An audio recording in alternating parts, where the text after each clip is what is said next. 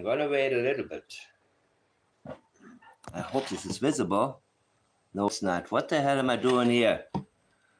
I hate stupid problems. You know what? I'm not going to pay for. I'm not going to get Streamline. I'm not going to do any of that. You know why? Don't have time for it.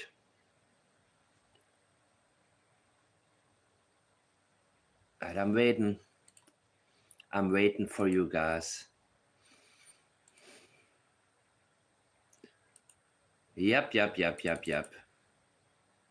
Listen, I'm so glad. I'm so glad that some of you are who you are. I'm so glad that so many of you are doing whatever it is that you are doing. And that's not something you can train. There are gifts that everybody has.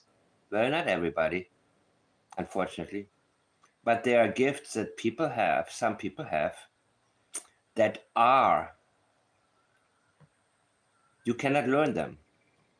And those are the most wonderful additions to any type of network, especially when I am the one building it, because I had a vision.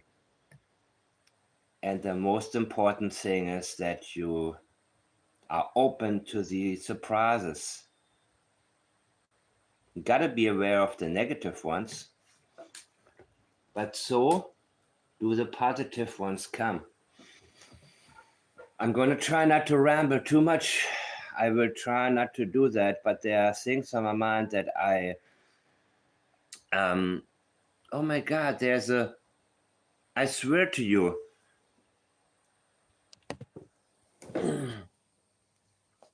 this thing just hopped into my room.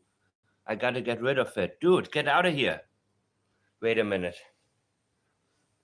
I love animals, but that doesn't mean I want them in here. Come on, man. You're intruding. Please.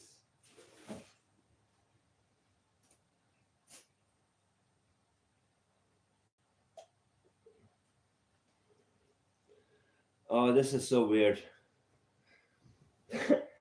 Talking about surprises. Come on, get out. I'm on your side, bro. I'm on your side. But you gotta go. Because you're not gonna be happy in here. Oh.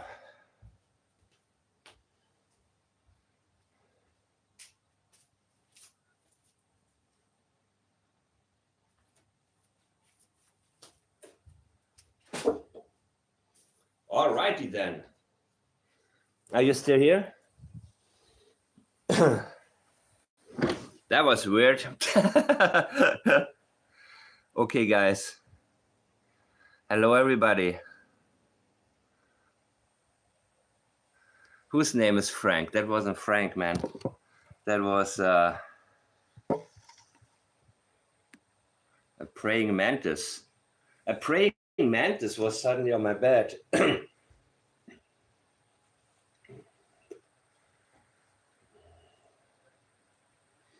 Where was I? Oh yeah, I'm on live.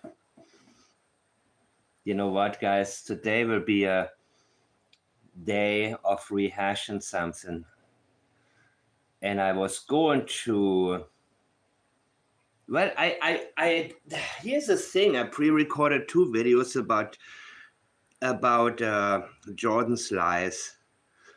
Jordan Geddes' breakdown, right? And they are short, like 2 minutes long each, right?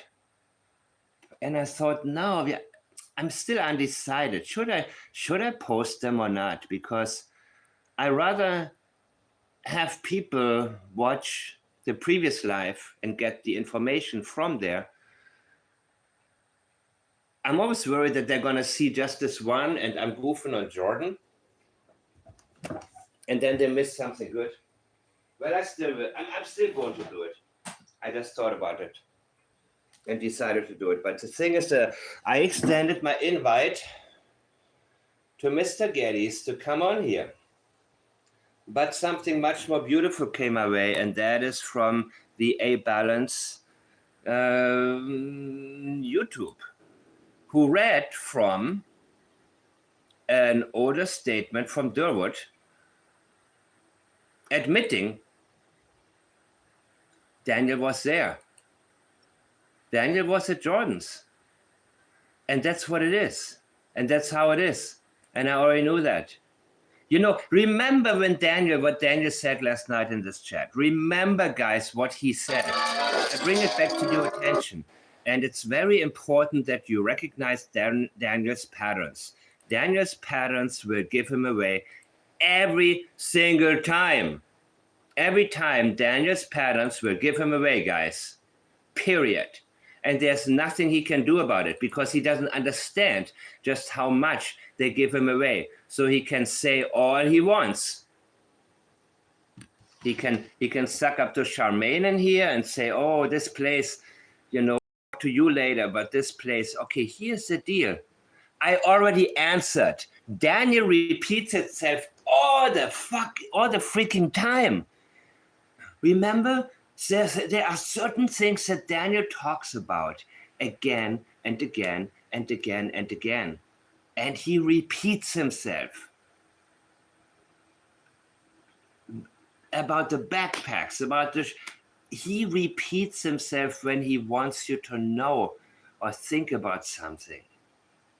And he won't stop repeating himself. So when he says, I already answered, this is out of pattern for him. If he wants to talk about it, it doesn't matter if he admitted it on my channel, 7 others, Facebook, Uncensored. It doesn't matter to him. He's not the type of guy who's going to say, okay, never mind. I don't want to bother you. I don't want to be with this. He will repeat the same crap again and again and again and again until the cows come home. And when the cows are home, he's going to tell the cows. And the cows are going to say, shut up, moo. Okay, I'm losing it now like Jordan Geddes style. But serious, Jordan Geddes, man, you haven't replied. I thought you were going to come and see me here because you're talking crap on Facebook. So why don't you come here? I have 3 questions for you, and they are good questions, dude.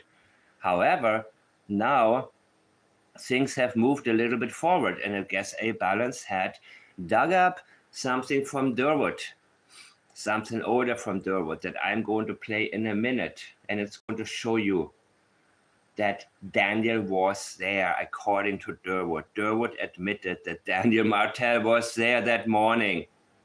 So why does Jordan not want to talk about it?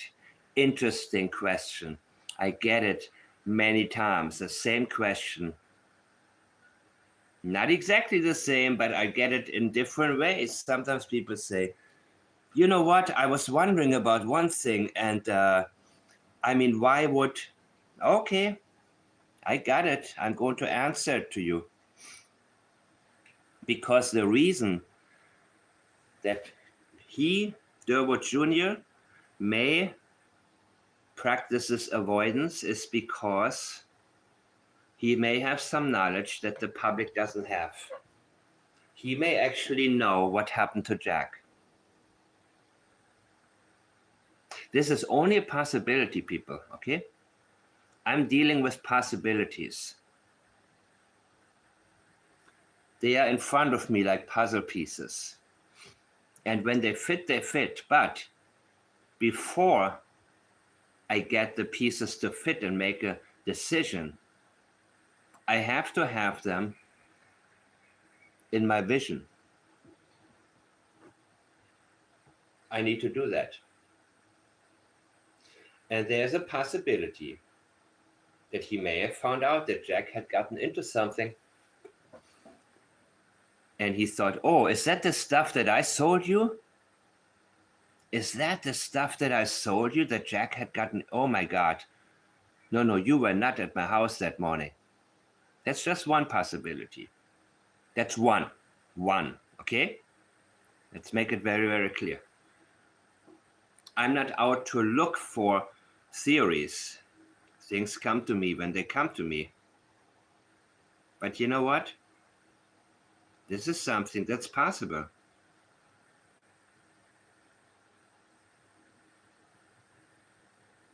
Mm, I'm getting some of your messages, guys. Jeez, man. I think I'm going to start like this right now, that I interrupt myself.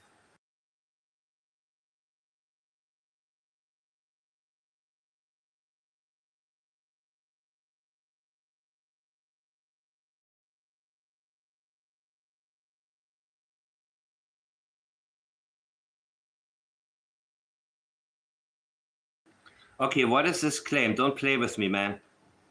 What is the claim that Jordan Geddes' house burned down? What the hell am I getting here? Let me listen to this, and then I'm gonna tell you later on.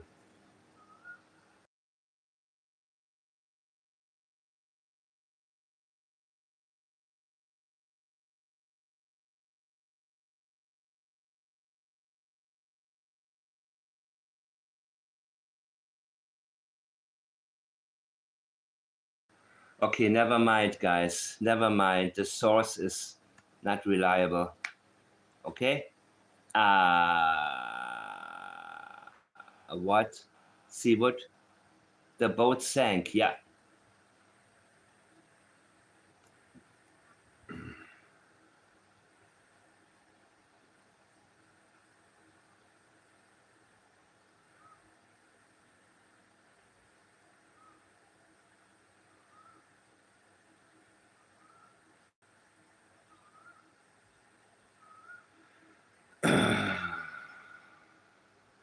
Listen, guys. I don't know what to say. I don't know what to say. Give me the source. Give me the source. Give me the source so I know I can ignore it if I know it's bullshit. If I know it's bullshit, please. Oh my God. Oh my goodness, goodness, goodness. I cannot be the filter for everything. I have no feelings for Malaya. That boat sank a while ago.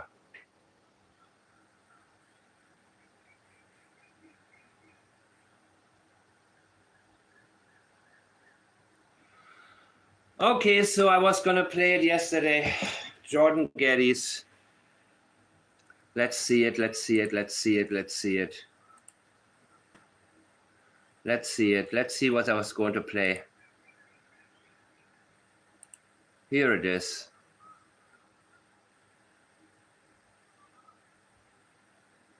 Where am I at?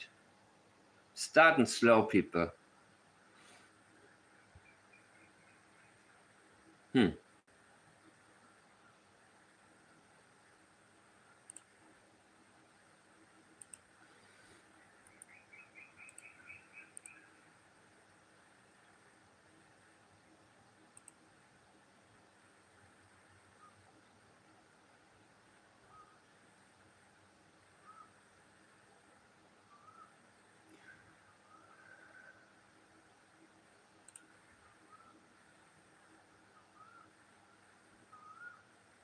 So, oh God, what am I doing here? I got that message yesterday, and it's about him losing it.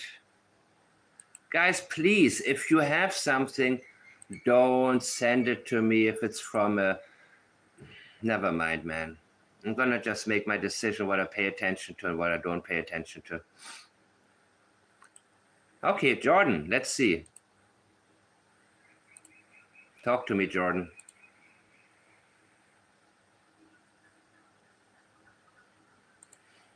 No, I take my time. Don't care about it.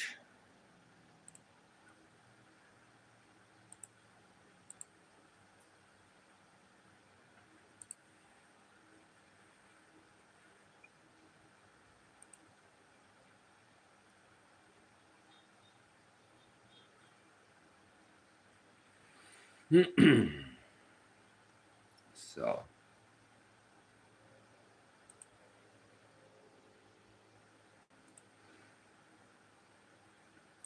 I was going to call this video, Who's Your Daddy, Jordan? This is not too informative, but here. And this is a really good comment, actually, from this person, Teresa Wing. I don't know who she is. I don't know if we ever talked or we ever... Looks like somebody from a big family. Okay. Should have posted the trigger warning, apparently. This is Jordan. And the funny comment that Teresa Wing makes is, I see you're an upstanding citizen. Your parents must be so proud. Oh, wait. Never mind. Yeah. She remembers who the daddy is. Who's your daddy, Jordan? Who's your daddy? I know your daddy's proud of you. You see, it's a good thing. This is a good comment because you would say the way Jordan talks, you would think, Jordan, your parents must be so proud. And then you remember who his dad is. Durwood O'Grady. Darren Gaddy is the guy who inserted himself and makes a mockery of 2 missing children. And guys, I'm telling you right now, if you message me, you need to realize what I'm looking for. I'm not looking for guesses from others.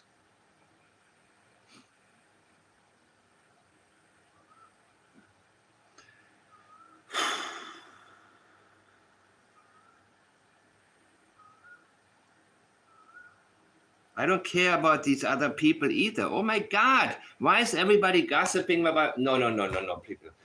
Leave garbage somewhere else. No, I'm not talking about you, I'm talking about if your head is filled with garbage and fabrications, please clear your head first.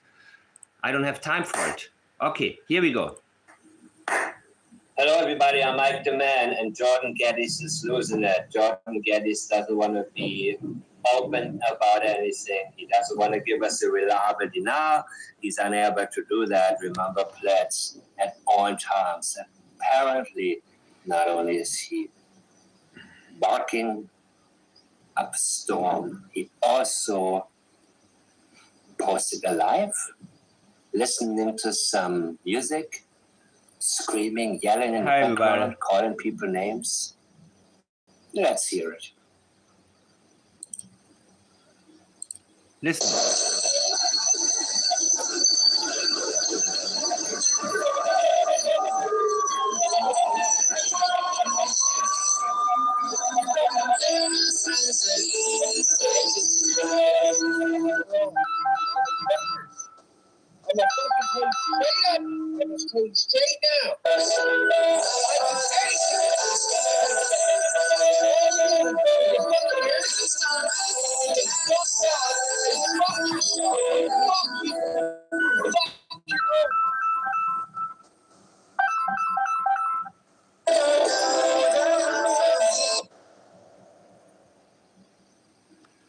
You see, that's what can happen when you have a father who's making a mockery out of 2 missing children in front of the whole world.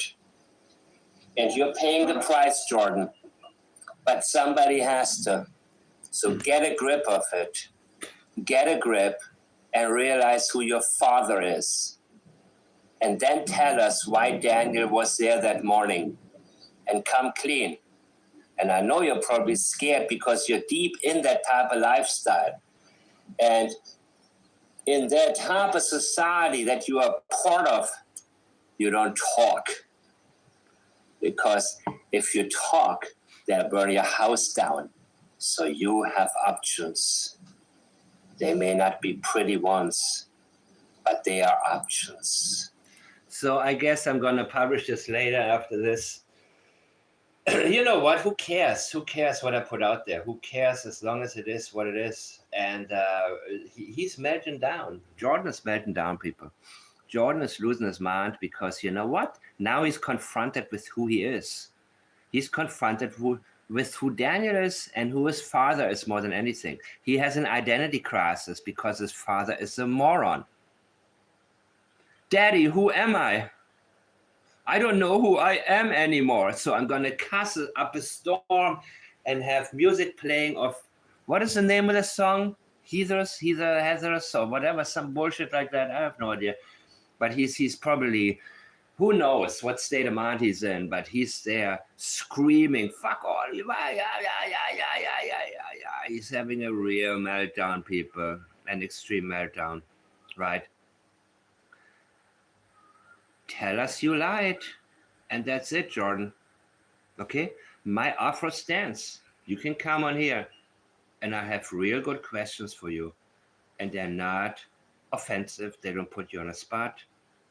They're not going to be like, I know you did something and you're lying. No. I have 3 really good questions for you, homeboy. I have really good questions. And I want to get them out to you. And you know what? It's kind of weird. Right now I have their lives going from people that, oh, well, listen, I want to make sure that I'm going to play the one from A Balance earlier. That is absolutely fantastic. I'm going to check it right now. And I have some other chats going that I want to... Okay, here we go. Listen, this is from Durwood on Dolly Vision. Listen to this one, okay?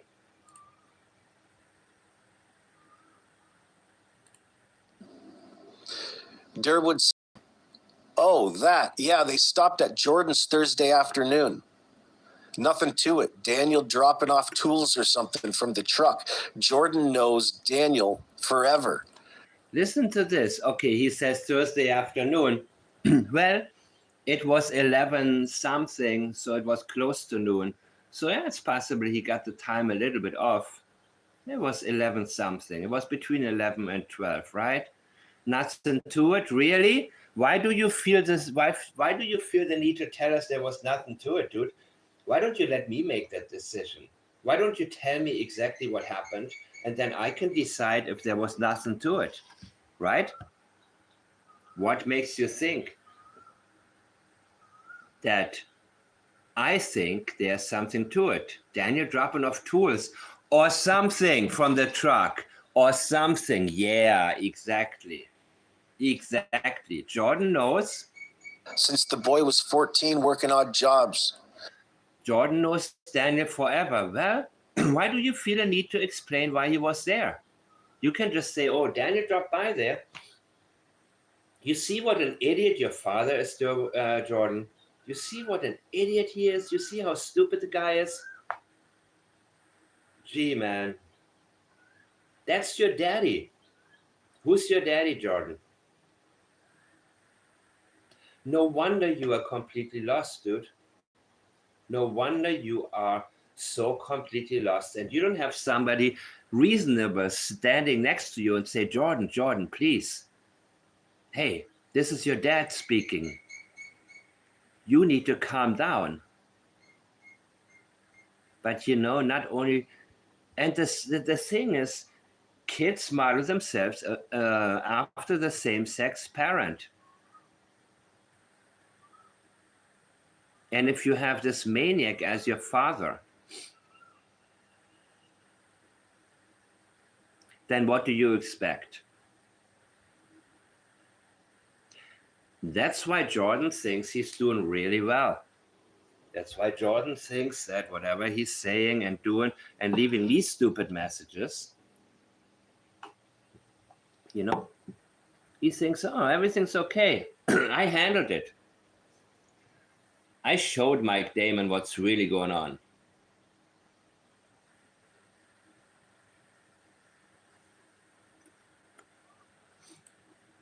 They was in Westville. Popped in quick. Meadow was there. Kids playing out in the front maybe. Normal family stuff. Why is that a big deal? Wait a minute. That was in Westville. Popped in quick. Yes, we know. On Foxbrook. Yes. Meadow was there. Oh, Meadow was there. What about Jack and Lilly? That's a nice avoidance also. Meadow was there. Kids playing out front maybe. Maybe they were playing on the sidewalk a little bit. Normal family stuff? No. If you tell me normal family stuff, no. First of all, it wasn't family stuff. It was Daniel having to pick up something. And the possibility is that whatever he picked up may have been contributing to an accident that Jack had later on. That's why Jordan, I believe, may be the one saying, oh my God, nobody can know you were there that morning. And I do believe that Durwood doesn't stick to script, and maybe he has a drinking, he has a lot of problems, but I think maybe he's drinking a lot. Wade said Daniel was making rugs. Oh, drop off, Wade. Yeah, Daniel dropping off tools or something. Well, maybe Daniel is the one who dropped something off. Who knows? Absolutely. Very good catch.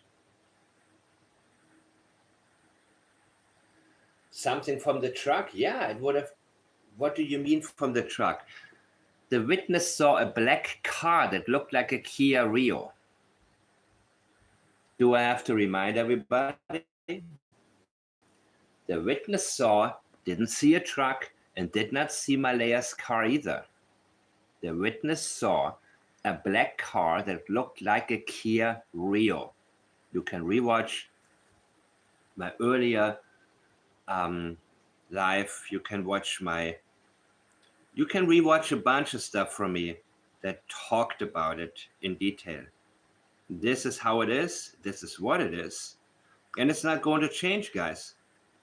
I already spoke about it. And so, what is this? Yeah, let me just also publish right now the Jordan Getty thing, man. Gee, here we go. Why is Jordan Geddes losing his mind? And who's your daddy, Jordan?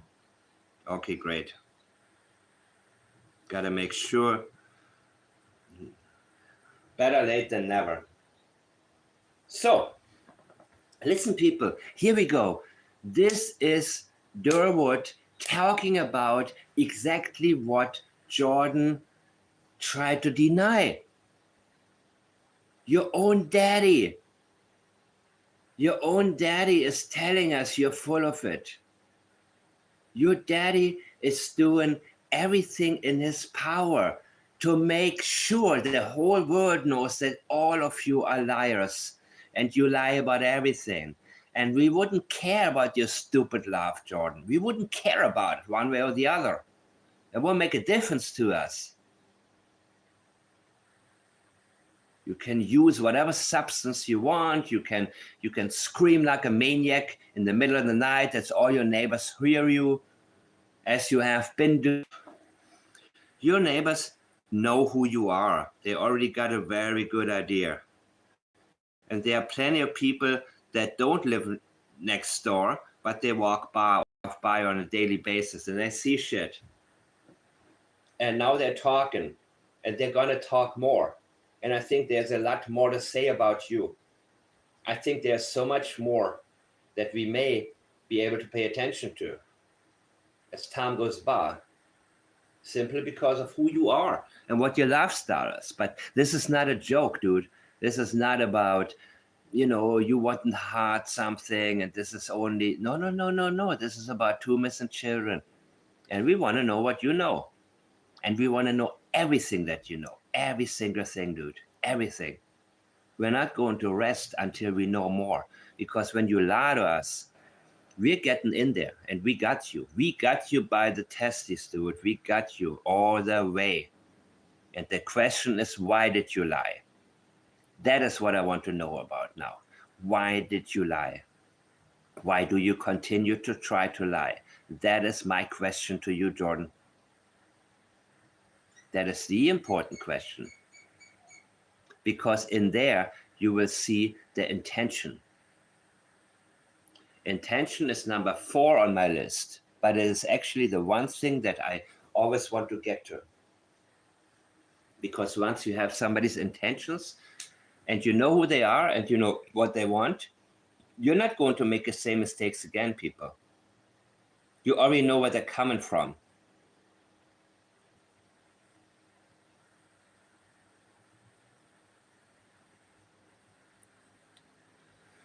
He has a new FB profile. Yeah, I haven't seen it. He blocked me after he sent me his message, guys. Hey, Railroaded, thank you for being back. Thank you for coming. After he sent me, I cannot see. I get a few screenshots here and there of what Jordan had been written. And that's why I just published these two-minute videos real quickly, because I wanted to get, hey, A-Balance, thank you for doing what you're doing, dude. Makes it very, very, it comes full circle, makes it very, very, wow. I don't even know what to say.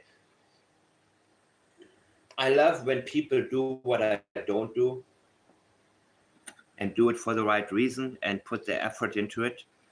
And A-Balance is doing that. Who finds things that I have not found. And of course, I hadn't paid attention to it in the beginning, but now it's time to do it. Now we get more information. I had different priorities. I wanted to know more about what happened that day. And you know what? I'm going to go into the timeline, and I mean the real timeline later on, because I think I know exactly what happened that night, guys, and what the language indicates. And I took my time to get there, but I think, and I have a more or less a blank piece here that I have to fill, that I started. 8 to 10 it happened, but then I'm going to start writing things down. And while I do, I'm going to explain exactly how I conclude everything. And I was told there's another piece on the A-Balance video where he, at 48 minutes, wait, let me see if there's more. I think this is it, right? From Durwood for now. There it is right there. Dolly says, Jordan called last week, swore he never met the kids. Never seen them in my life. RCMP showed up at his place, checked a tip about his kids in the yard. He melted down. Do you buy that? Durwood says, Jordan, he's a good kid. He's 33 now, works 14-hour days. He doesn't know Malaya or the little one's personal life. Keeps to himself. Like, oh, really? But they were there that morning. What do you mean he doesn't know Malaya or the little ones personal? Okay. Well, there we go. Here he is minimizing conditioning.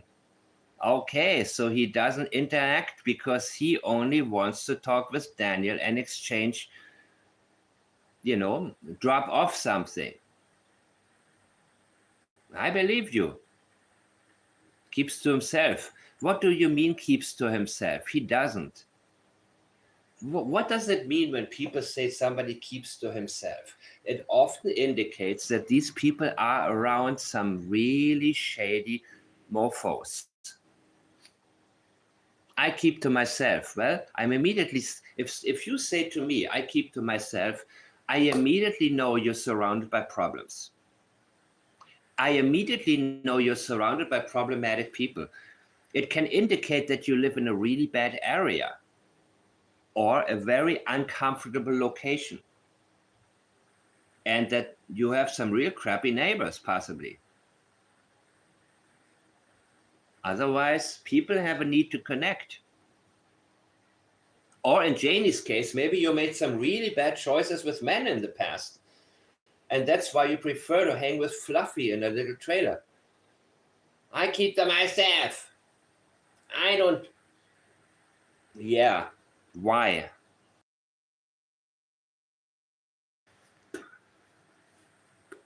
You're terrorizing your son, and I hold you accountable for what he did partially.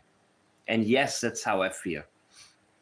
Yes, how I feel very much like that.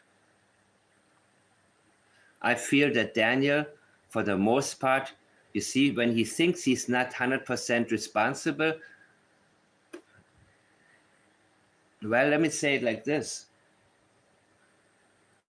I believe that his dislike towards Jack and Lilly was severe, but it was nothing compared to Janie's hatred of the two children. Janie truly hated Jack and Lilly, and she truly despised them. And Daniel didn't like him. But what other woman is going to live in this shithole with him, right? So he grin and bear it. He was like, Lily scream, it's okay, no problem, no problem. Until, of course, the real Daniel started coming to surface more and more. And Daniel, let's also remember one thing. I believe that Thursday you were using. So there are things about you on Thursday night that show very chaotic and uncoordinated behavior when it comes to covering up what you have done and removing Jack and Lily's bodies, in my opinions, because I believe you that you turned on the light at midnight. I believe so much of what you have been telling us, and so much of what you have been talking about that supposedly happened Friday morning actually did happen, but it didn't happen Friday morning. It happened Thursday night, and you were probably out of your mind. I think you were using. I think you were completely uncoordinated. I believe you were completely off balance, no pun intended in balance, but I believe you were completely panicked. And one thing, I want to make sure you guys understand that. I will use this as Daniel's timeline, and I will continue working on it. I will bring things in there. I will jump forward a little bit. After, can you read this? No, I got to make it high. I got to make it big, right? After midnight, lights in room. Remember, he gotten the, what am I doing here? Maybe subtitle, size. Okay, no. Heading. There we go. After midnight, the lights in the room. I believe that happened. You know why? You know why, guys? Because he returned. He returned because he didn't bring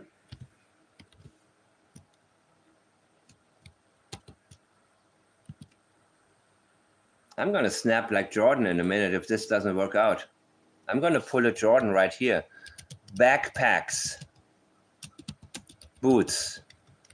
He went in the room because he realized I need to get the backpacks or something I want to get, but he forgot the coats. Remember, he claims, they were under the blankets, so I didn't see them. Am I right, Daniel Martel? Am I right? Am I right?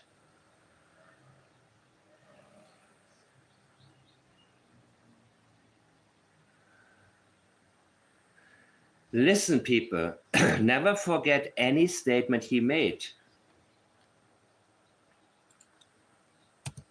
30 seconds to come down there.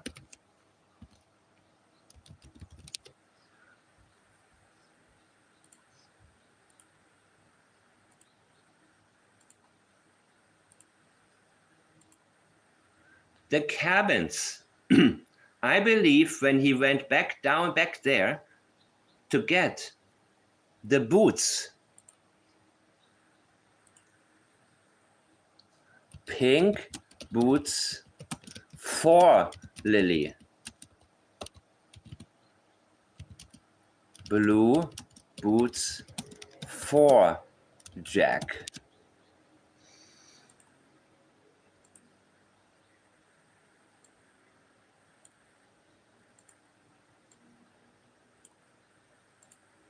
Here we go. This is Daniel's leakage, people. I believe at 8 to 10, it all happened. And remember what he said about Malaya. Malaya.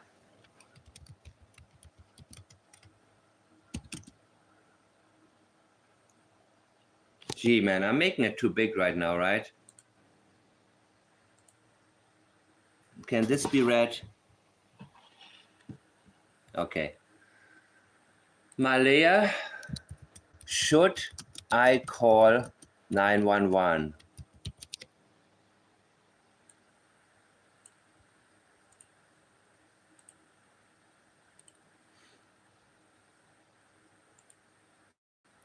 Malaya asked, should I call 911? I believe something happened to Jack, possibly. And remember, Malaya had a look of guilt and was surprised that Mom was home. Not that Mom was home on the property, that Mom came to the trailer. Mom was home.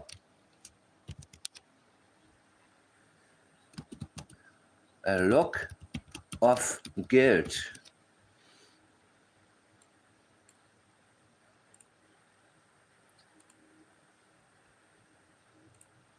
Remember all of this, right?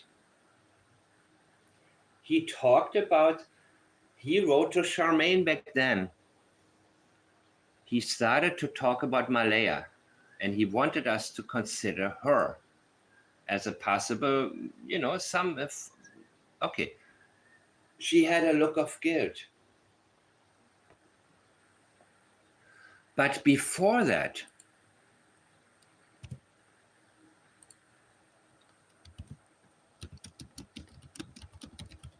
she was on her phone. And I believe you, Daniel. I believe that while you heard the children, she was on her phone playing and didn't give a crap, the same way she didn't care when Jack was out in the shed or somewhere like that, upside down in his car seat. I believe that. And now you're blaming Malaya because you feel like, well, had she intervened, it never would have come to all of that. He's blaming Malaya's indifference and her passive nature for what he had done, guys. And here's the important part, the cabins. I believe that he was in the process of removing the bodies. And at the time, Janie raked away evidence. Janie started to rake away evidence. So when he said, oh, crap. Okay, wait. Listen. Okay. And mind you, I think he's freaking high and he just did something horrible and he was in panic mode. That's why he kept driving back and forth. He drove to the bridge where his uncles have property. MacLeod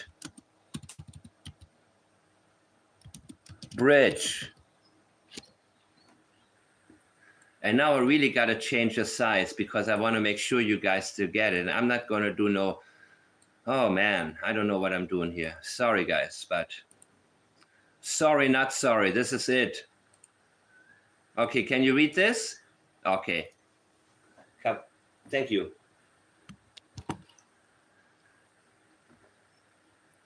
I'm going to never delete this because this is going to be up here now. On 8/10 it happened. Malaya was passive and on her phone, but I believe something may have happened to Jack and she said, should I call 911? And Daniel said,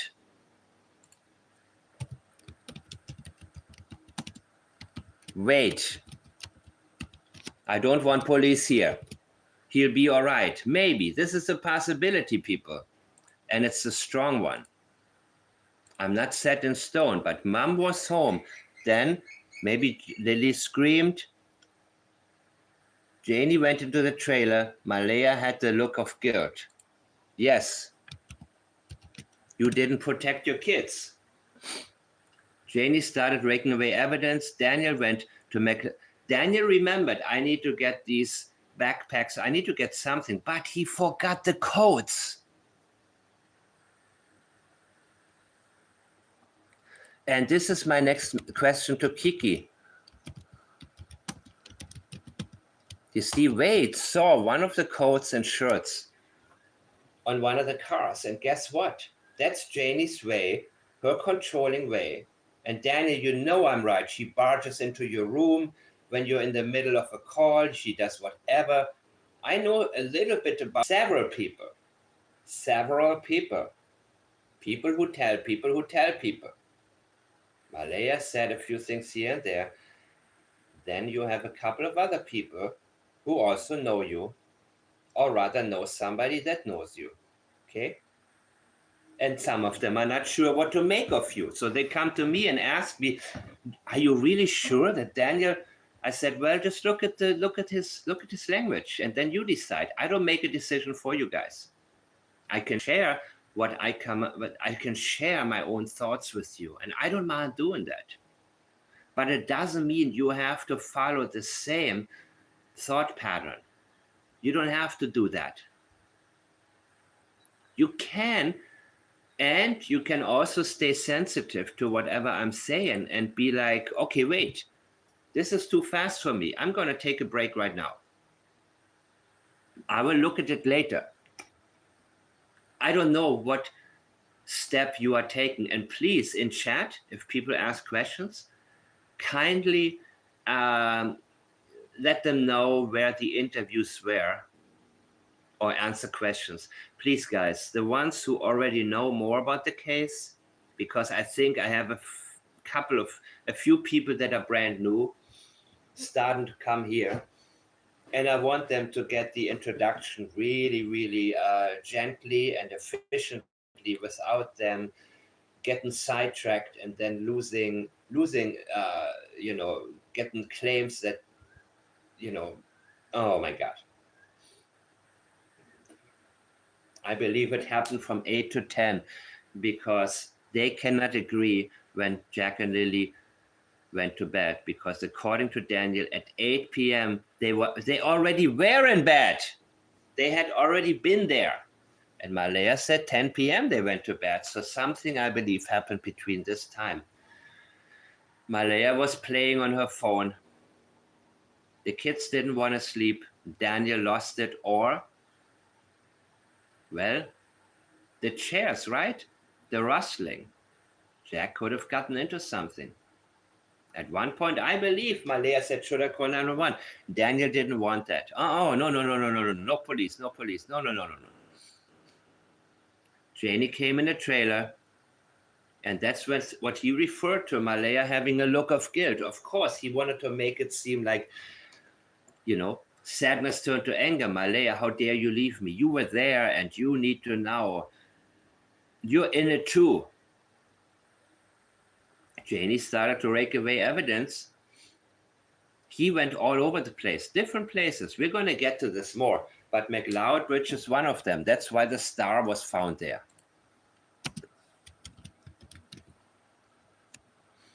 Okay? And then he remembered he forgot a bunch of stuff. If the kids walked away, well, let's get their backpacks. Remember, I went through the cabins to the kids,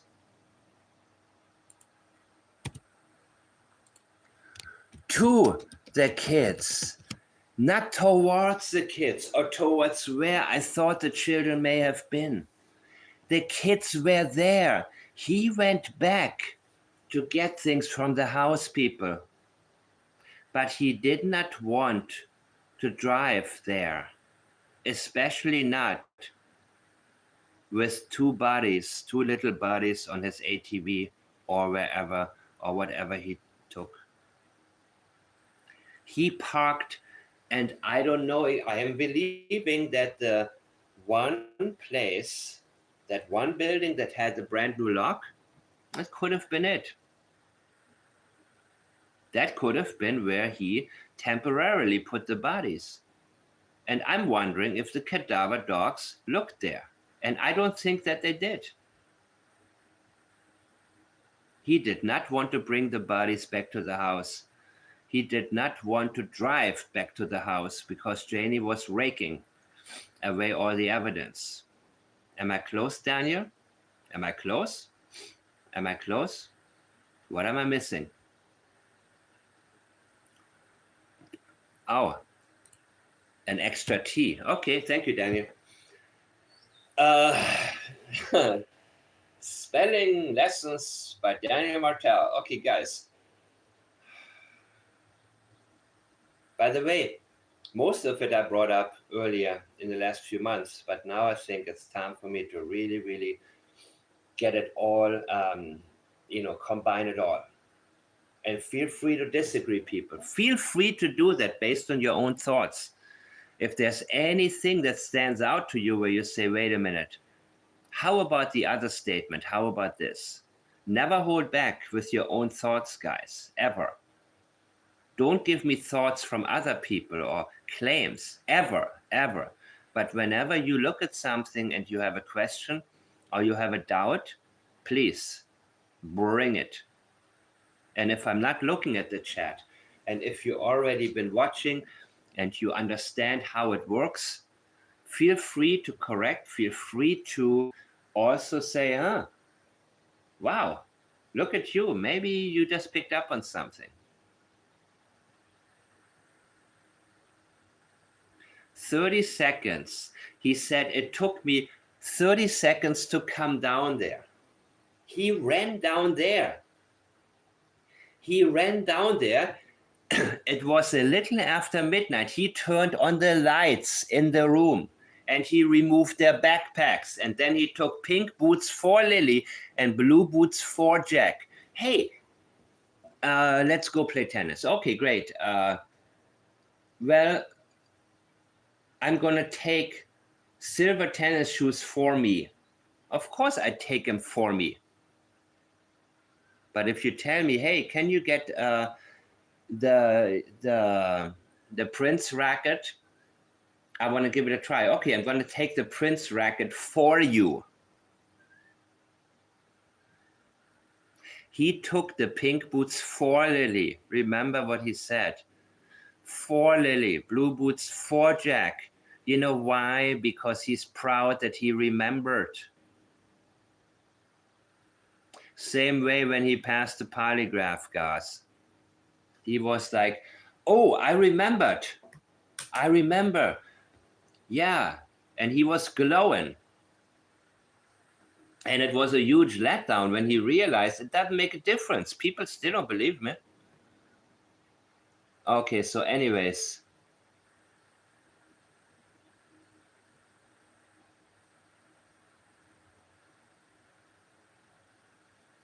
Now I'm going to read you. Mike, Don't Lie is a great lyric. Okay, so this is going to be saved. I will get back to this. There will be a lot more people. Look at me getting all organized and shit.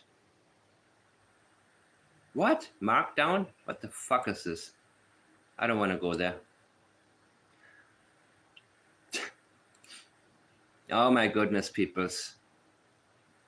Holy crap, man. And thank you, wonderful Krista, for doing the things that you know are right and useful and helpful and immediately without me asking anything. Okay. So, yeah, I don't mind. Okay, so, Daniel, you're allowed to cuss a little bit in my chat, okay? So actually, even though this is a no-no, you know, if he comes in here, wants to attack, why are you here? If you don't like it, Mike, that's for TV. I already answered. Dude, there are so many things he repeats again and again. Daniel repeats himself so many times, people. So when he says, I already answered it, well, there are a lot of things you repeat that you already answered. What does he repeat, A Balance? There are certain things he always repeats. Every single interview, he goes back to the, I don't know what happened. I don't know what to do. You know, he does a hand movement. 80% of it, he already said. Daniel is a repeater. Hey, just in case you didn't hear me the first time, let me say it 100 more times. Yeah, me. It's me, Daniel, dudes. Absolutely. He's a repeater. He doesn't mind repeating himself again and again. So when he says, really? You already answered? Really? You mean about Jordan? About visiting Jordan? No, you didn't. I actually saw what wasn't a reliable denial. I just read it. I just read what you wrote. And I'm not sure if it was from a private message or not. I can look at it.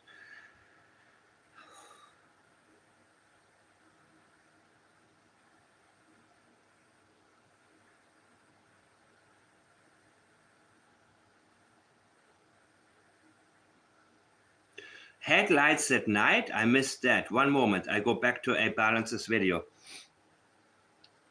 Julia, thank you for doing what you do. I hope you got the notification for this live. If not, I'm going to leave you a message right now.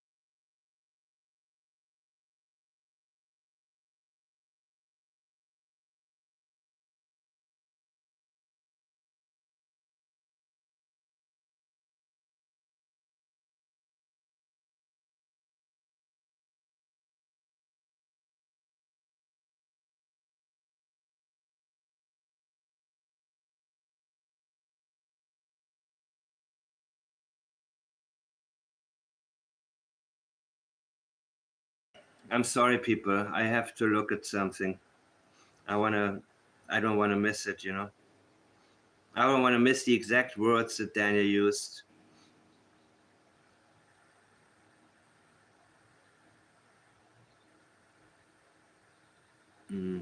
Heathens by 21 Pilots. That's the name of the song that Jordan played. Heathens.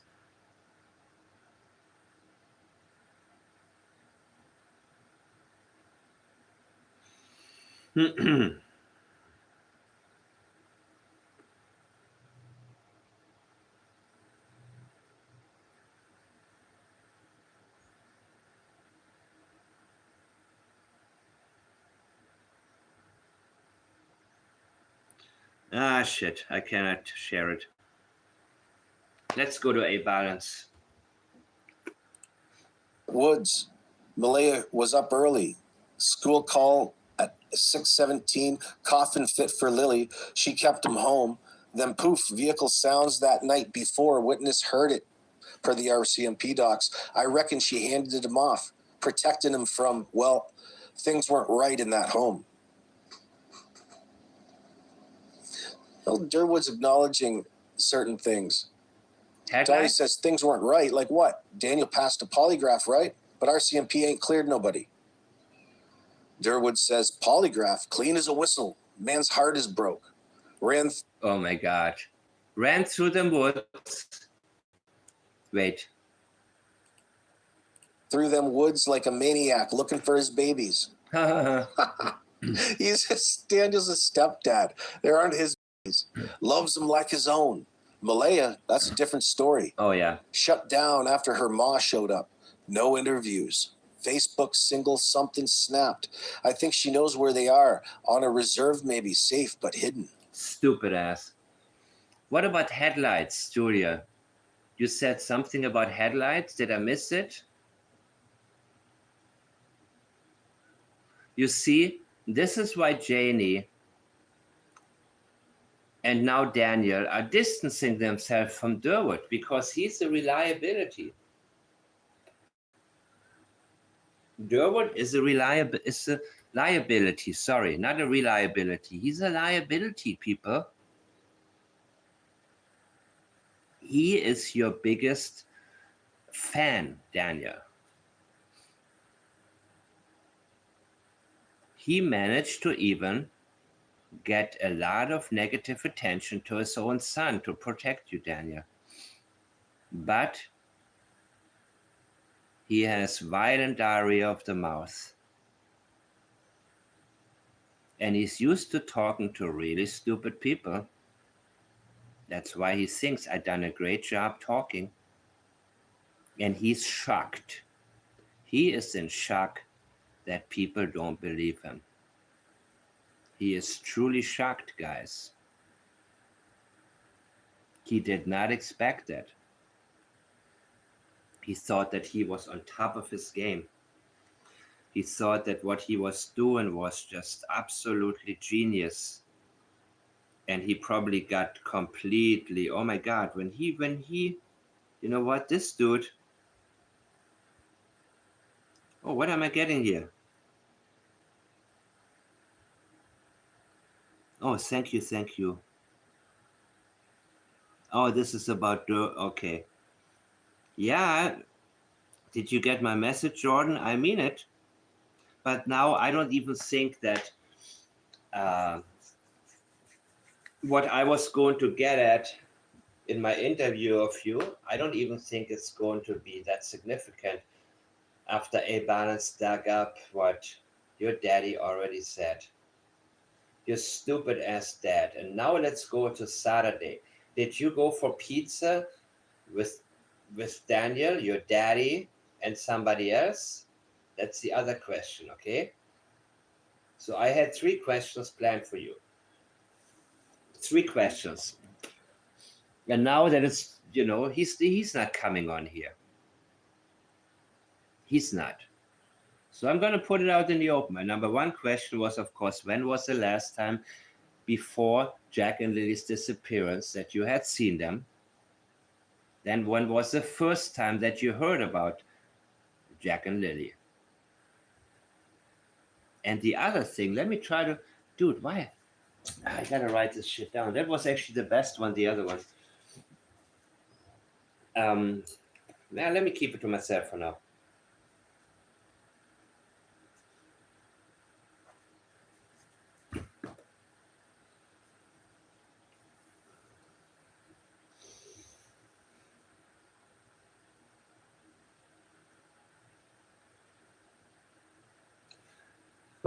Why are you lying? Jordan, why are you lying? Why? Dolly says, oh, the chat's exploding. What about Thursday? The day before, Malaya's Google Maps got holes. 39 minutes for a 20-minute drive to Dollarama. Stop at Jordan's? Your son? Yeah. Durwood says, oh, that. Yeah, they stopped. Oh, that. Yeah. So he wasn't going to bring it up. I didn't even know that, people. I didn't even know it. Okay, that makes sense. There was a 30 minutes. So they stopped for 20 minutes at Jordan's. Enough time to hand something over, exchange something. A 20-minute stop. It makes perfect sense.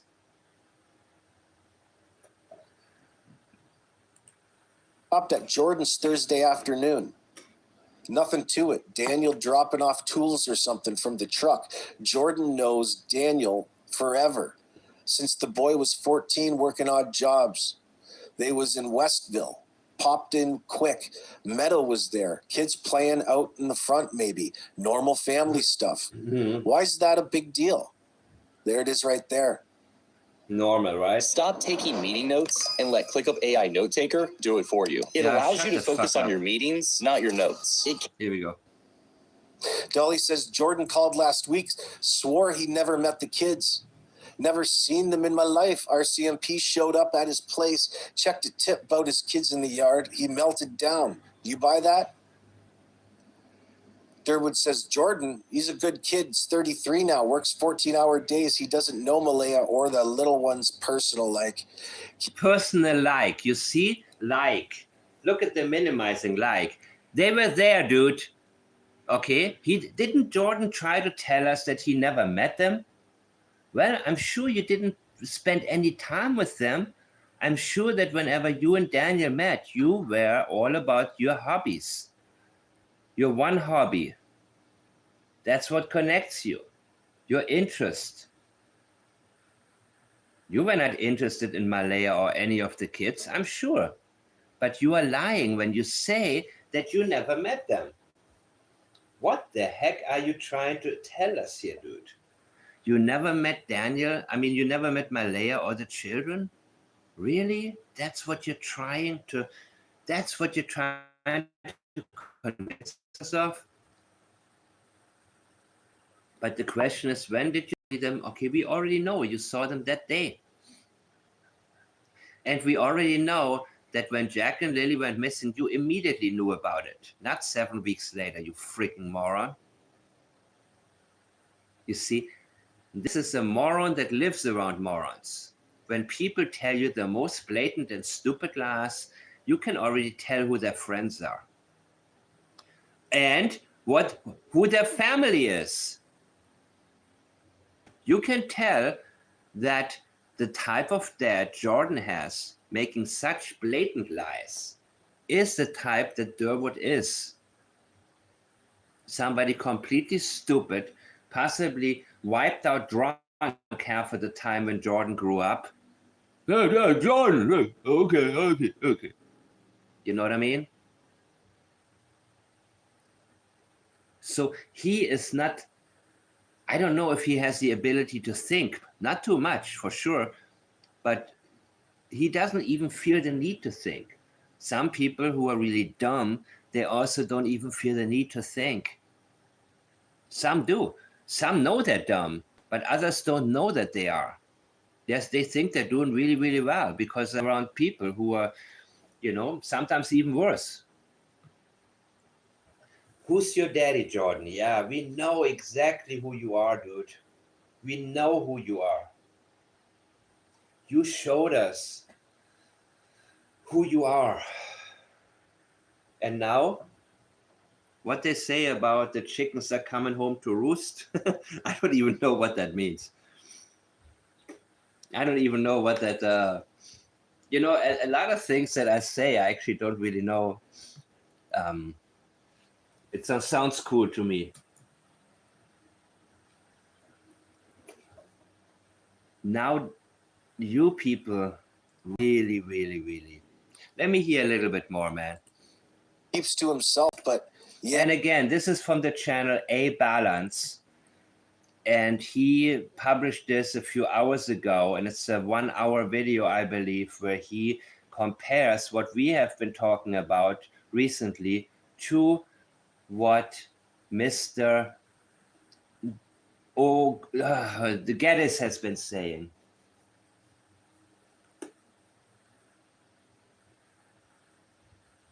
Dumb and Dumber, but it's going full circle, Dumb and Dumber, Seed. Dumb and dumber, and then he's being dumber and he's being dumber. It's like a constant, a challenge and wheel. It's like a hamster on a treadmill, and then another jumps on and they're going faster and they're spinning faster, and then dumber, they outdo each other, these people. And you know what? I think one day they will just break down and say, oh, fuck it, man. And then all they have is a confession. Because we don't want you, dipshit. We don't want you, Durwood. We want you to be forgotten and go back to the hole that you crawled under from. Crawled out under, whatever. We want you to go back into oblivion. We want you to go back to the place where you will be forgotten And no one ever feels the need to bring up your name again because you only sidetrack people away from what happened to Jack and Lily Sullivan. And yes, all of these people messaging me and trying to get me to be on their side. And I am only on one side. And that's the Jack and Lily side. When it came to Sebastian Rogers, I was only on one side. Sebastian Rogers, not Seth, definitely not Chris or Katie. I'm only on the side. I'm only interested in what happened to the person. Not in who organizes the search, not how you feel about it. I'm interested in facts only. And who I'm not interested in are the people who mislead away from the facts. And I hope people are starting to get it by now. It took some time. But when they try to tell me, well, why don't we work it out? Why don't you come on my live? Why don't we, we have so much in common. Fuck out of here. Fuck out of here. You so bashing me in public while trying to message me in private. What you want? I compromise? I don't compromise. As a matter of fact, the things that I know, I sure don't compromise about, but my goal is to know more. Every single day, no more. So I'm not going to go on some channel and talk about what I already know, which is incomplete. I can do that here, maybe at the end of the day, but it's not going to be one of those channels. It's going to be a good one or it's going to be nothing. But then again, people know where to find me. So what am I going to do? Brag about what I already found out and then compromise because the hosts say, well, couldn't it be that? Fuck out of here. And especially when, we have people in common who tell me things, who send me screenshots about what's being said about me in private by people who come to me and at me. And you'll be surprised who these people are. You'll be very surprised. So I am only about the facts, and that's what I'm fascinated with. I'm not fascinated with legal procedures and all of these things. That's not so important to me. At the end of the day, of course, I pay attention to, but the more we can find out, and I believe the timeline of Daniels, I don't know, A-Balance, is there more to come? Is there more that I need to pay attention to right now? By. Or Julia brought it to my attention, thankfully. And maybe if you send me another screenshot, I can go right to that. I would love to.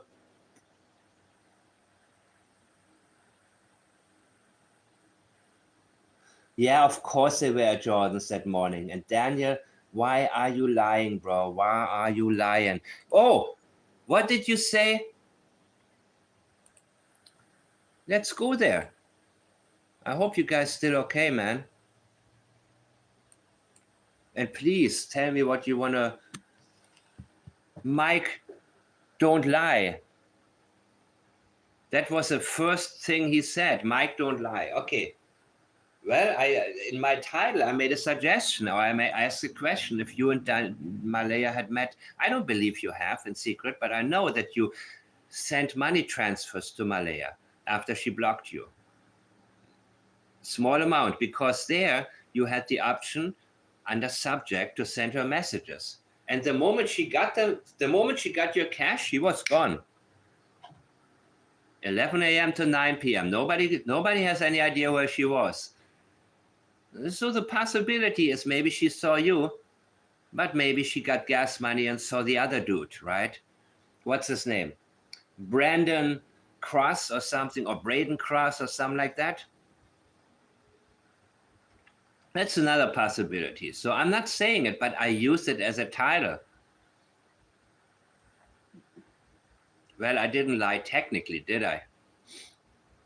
Even though I'm pretty sure it didn't happen. But it's worth the question, because then I can actually get into something that may lead us to understand Malaya better. Not that I want to, but I think I have to. I have a lot of certificates, like 13 or 14 in all of different subjects. Okay, what subjects do it? Okay, interrogation, but how about how to beat a polygraph? How about polygraph examinations? How about, have you read up on how to, I know you have. And of course, had you specified that, then my question would be, why do you need to know how to beat it if you hadn't done anything? You know what I'm saying? No, Kent made a very bad accusation towards me. He's not able to comment right now. He claimed that I told people to go onto other people's properties.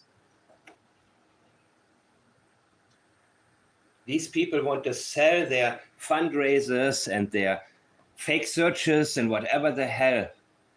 I wasn't going to bring it up, man, but I, not interested in them. And they come to me. And they're lying about me. Because they don't want people to listen to me. They want people to buy bracelets. They want people to go donate to some NGO. They want people to run through the forest and pretend they're doing something. Can you imagine being like, if I was there, I would have gone to the vigil. I would also be on the ground. I would go to the locations, and some of you are. I have several of you guys who are there, and we are in contact, and you are doing what I would be doing over there in that area, Lansdowne. I want to make this very, very clear. But I would never, never, ever be caught in a small group of like 5 or 6 sheep and some idiot, some fundraiser telling me, hey, so sir, what should I do today? How should I help find Jack and Lilly? And they say, okay, idiot, walk a mile this way, turn right, walk another mile, turn right again, another mile, turn right, another mile.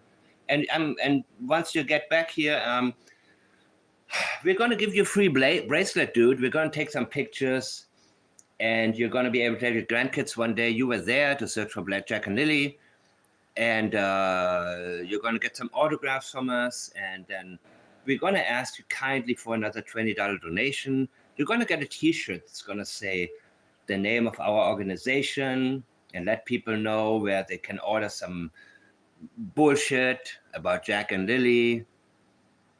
The fuck out of here. I would never, ever, ever be caught advertising something that doesn't lead, that wastes people's time and makes a mockery of 2 missing children. And that's what they are doing. And it's not just that search not being my thing. It's a mockery. There are people on the ground who do actual research right as we speak. Every single week. They spend their weekends going down there. And there are things I can talk about and things that I will be able to talk about in the future. Let's say it like this on a positive note. There are people who are taking actions based on what they believe. They don't just sit there and wait for somebody to tell them, hey, walk this way, dude.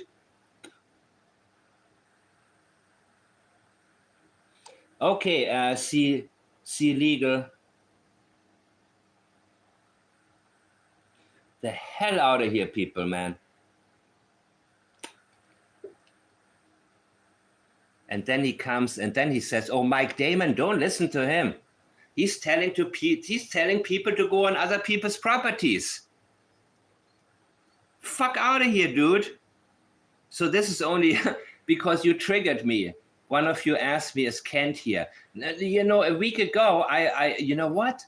When he made that accusation right here in my comment section, I was like, dude, I know you're gonna watch, but you know what? You're not gonna be able to. What the hell? Tell me, give me the timestamp. Where did I encourage people? I never did this, guys. I never never did. So where was I at? Hey, balances in chat. Thank you so much here, dude. Thank you for highlighting some of the important aspects. And this is from, what was I gonna do, man? Come on, guys, remind me. And some of the rumors that have been sent my way, do I need to remind you of the source? Do I need to remind you guys? No, I don't. No, I don't. Okay. I'm not even dignifying them anymore.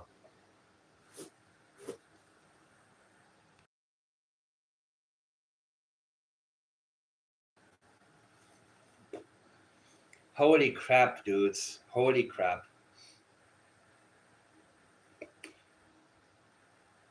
I forgot what I was gonna do. Respect is what this community lacks. Well, you know what, dude? If you think I disrespected you by publishing Taylor's posts, so let me say this. Taylor is about I passed 3 polygraphs. Let's find Jack and Lilly. What do you mean? Of course I passed them. I mean, I'm not worried about it. And if there is anything inconclusive, that's not my fault. That means something's wrong with the polygraph because I have no fucking idea what happened. I'm telling you the truth. You see, when you have the truth on your side, you are calm. You are collective. You are who you are. And you reveal what you know. You want to reveal more than you know. Because you know you don't have enough answers to help.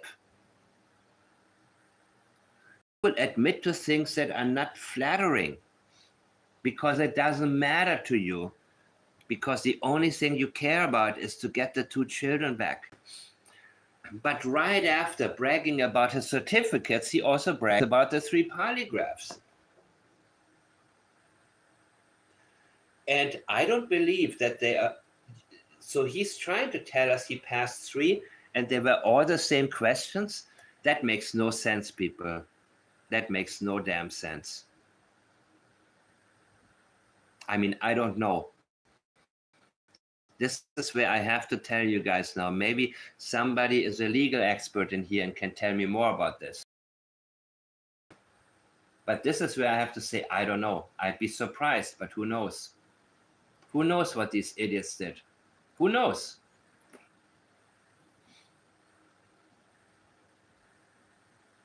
I've told you guys before what questions I would have asked.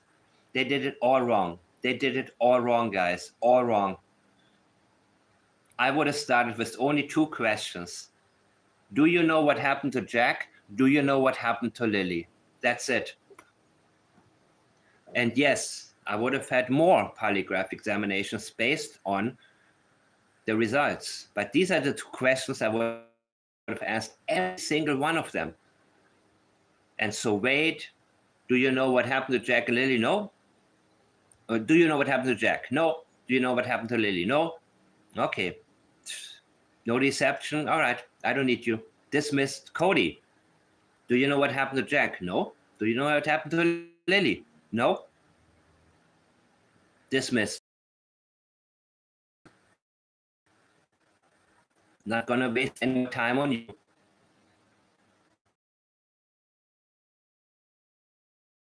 How is this guy? Jay, sit down. You want some juice? You want some? No coffee because you're great will.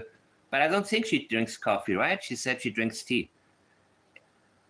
Hey, Janie, what you smoking? Oh, I got some real strong cigarettes that calm me down.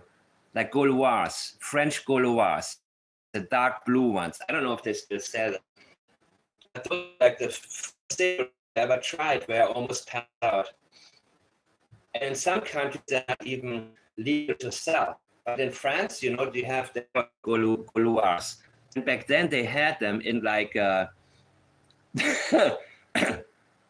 they had Gauloises, not just light, ultra light, medium. They had it in like 10 or 15 different strengths, right? based on strengths. They sold how much nicotine was in there or whatever, and and the darker the color, the stronger. It went from light blue to very dark blue, right? I don't know how I remember this shit right now. I guess if I was Janie and I wanted to pass a polygraph, maybe I would smoke the strongest one, because I tried it one time, and it really, like, you know, in the United States, those are not legal. They're not legal to sell, the strongest ones. In France, I guess there's no problem. But, you know, they always have the legal issues and always. But I remember I was like, I don't know how old I was, man, when I was very young. You know, too young to admit to having. A friend of mine gave me, hey, dude, check this out. I came back from Paris, and here, you gotta try this one. Anyways, and Camel non-filters was nothing compared to that. It was real harsh. So Janie, do you know what happened to Jack? Do you know what happened to Lilly? Remember, people, remember, one of the best polygraphers, FBI polygrapher, his name was Jack Giammarco, and he went on the show Dr. Phil many times. And Dr. Phil, half of the time full of shit, half of the time okay, just in case. You know, I'm not, you know, make sure always to realize that sometimes good people go to bad places in order for them to be, you know, because that's what most people watch. Most people watch what is sometimes good and most of the time not good. It's good enough at times to keep people thinking it's a good source for, and sometimes he gets really good interviews, but sometimes they're horrible. But again, if you understand Platts, if you get used to analyzing what comes your way, there's no danger in that. You have your own mind. You know what to dismiss. You know what to pay attention to. And, you know, you should never go wholeheartedly into something and say, I trust this guy. He's not going to lie to me. What he says about Burke Ramsey, I believe him. I know you're not going to do that. I know you're not going to, you know, be a slave to a source. But Jack Giammarco always said, I'm going to ask only 2 questions, and I'm going to have a very long pre-interview, and we're going to talk about a lot of things. I'll ask certain personal questions about preferences, anything. And when I know I got enough, I will ask the questions. And I believe that his tactic was so good. Because you know why? He went away from the rules that were set. Statement analysis was first invented by an Israeli guy.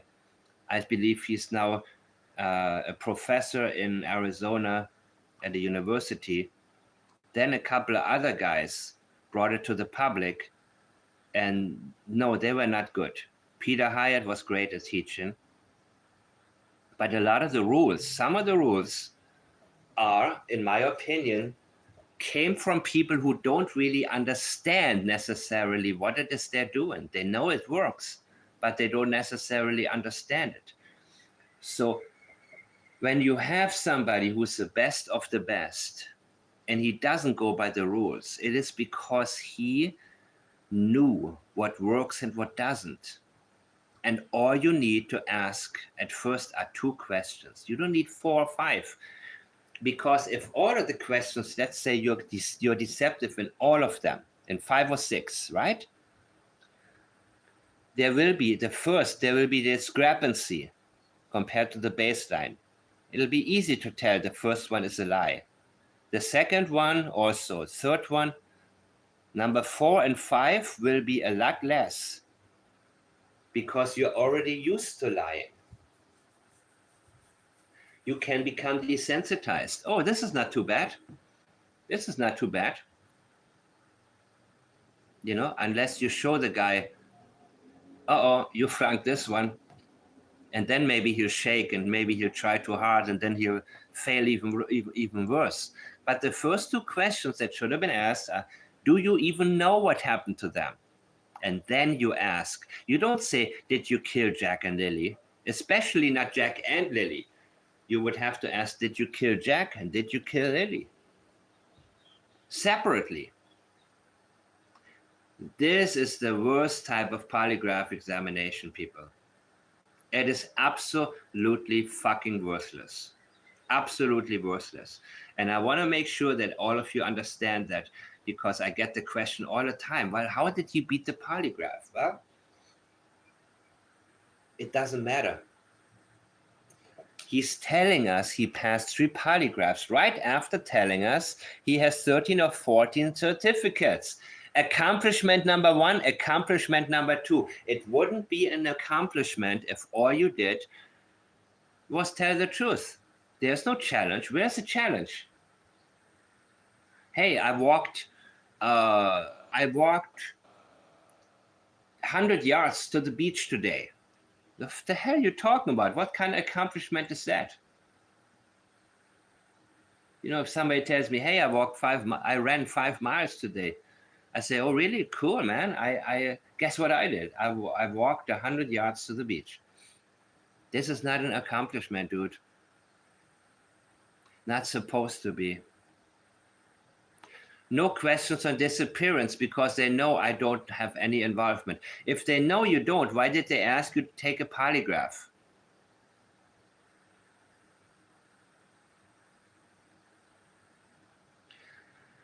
And now he's on attack. He didn't want to answer about Jordan, so he says, respect is what this community lacks. And now I'm sick of this dude. Now I'm going to have to listen to somebody else, and I'm going to follow through with A Balance. I'm going to talk more about, I want to listen to his video and see what else comes my way. Holy crap. Let's go back to my timeline, actually. And I can always go back to Janie's Got a Rake. I want you to pay attention to this. And then I'm going to play some of these examples. Hey, Sharon, thank you so much for saying what you're saying. I appreciate it very, very much. Listen, guys. This, I'm now going to start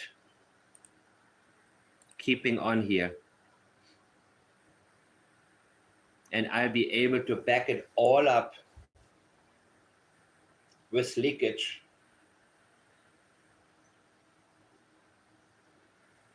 I'm going to get more coffee.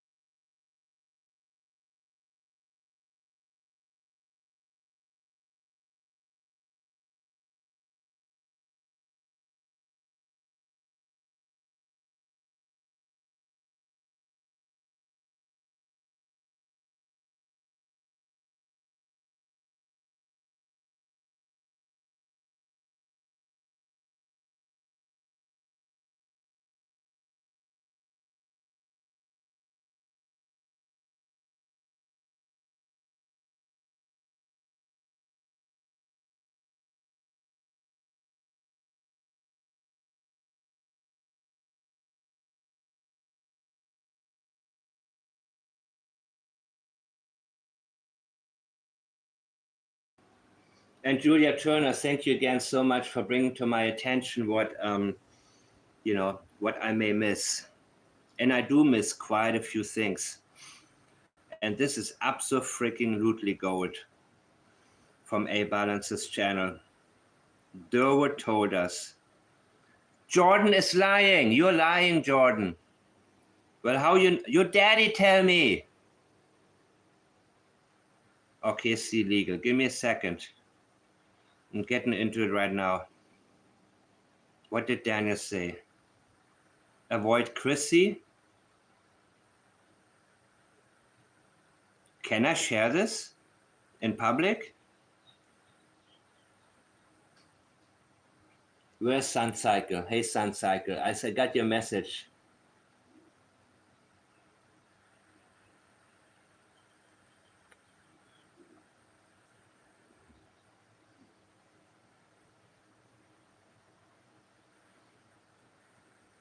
Wait.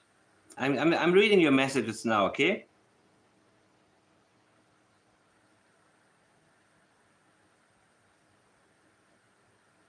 Oh, shit. Give me a second, C Legal. I'm going to get this up here. I want to screenshot all this stuff, and I'm going to post it here. This is pretty freaking good, man. Man. These people, man, who are these people? Where do they find them? Are you kidding me? What? What is this? Out of here. Okay, this is photo time.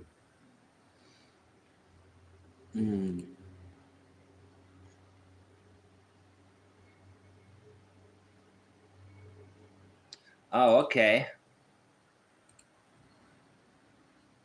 See what? Thank you.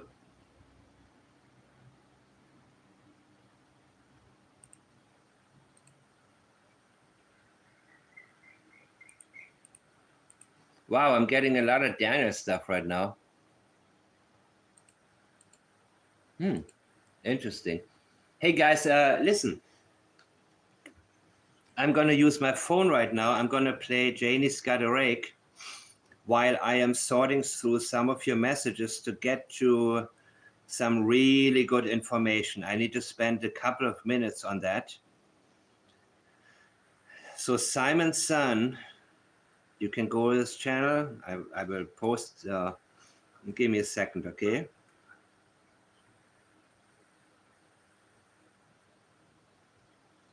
The version is Danny and the Dogs remix featuring Mike the Man. That's the one. Okay, I'll be back in a few minutes, people. I got like 30 different screenshots here. No kidding.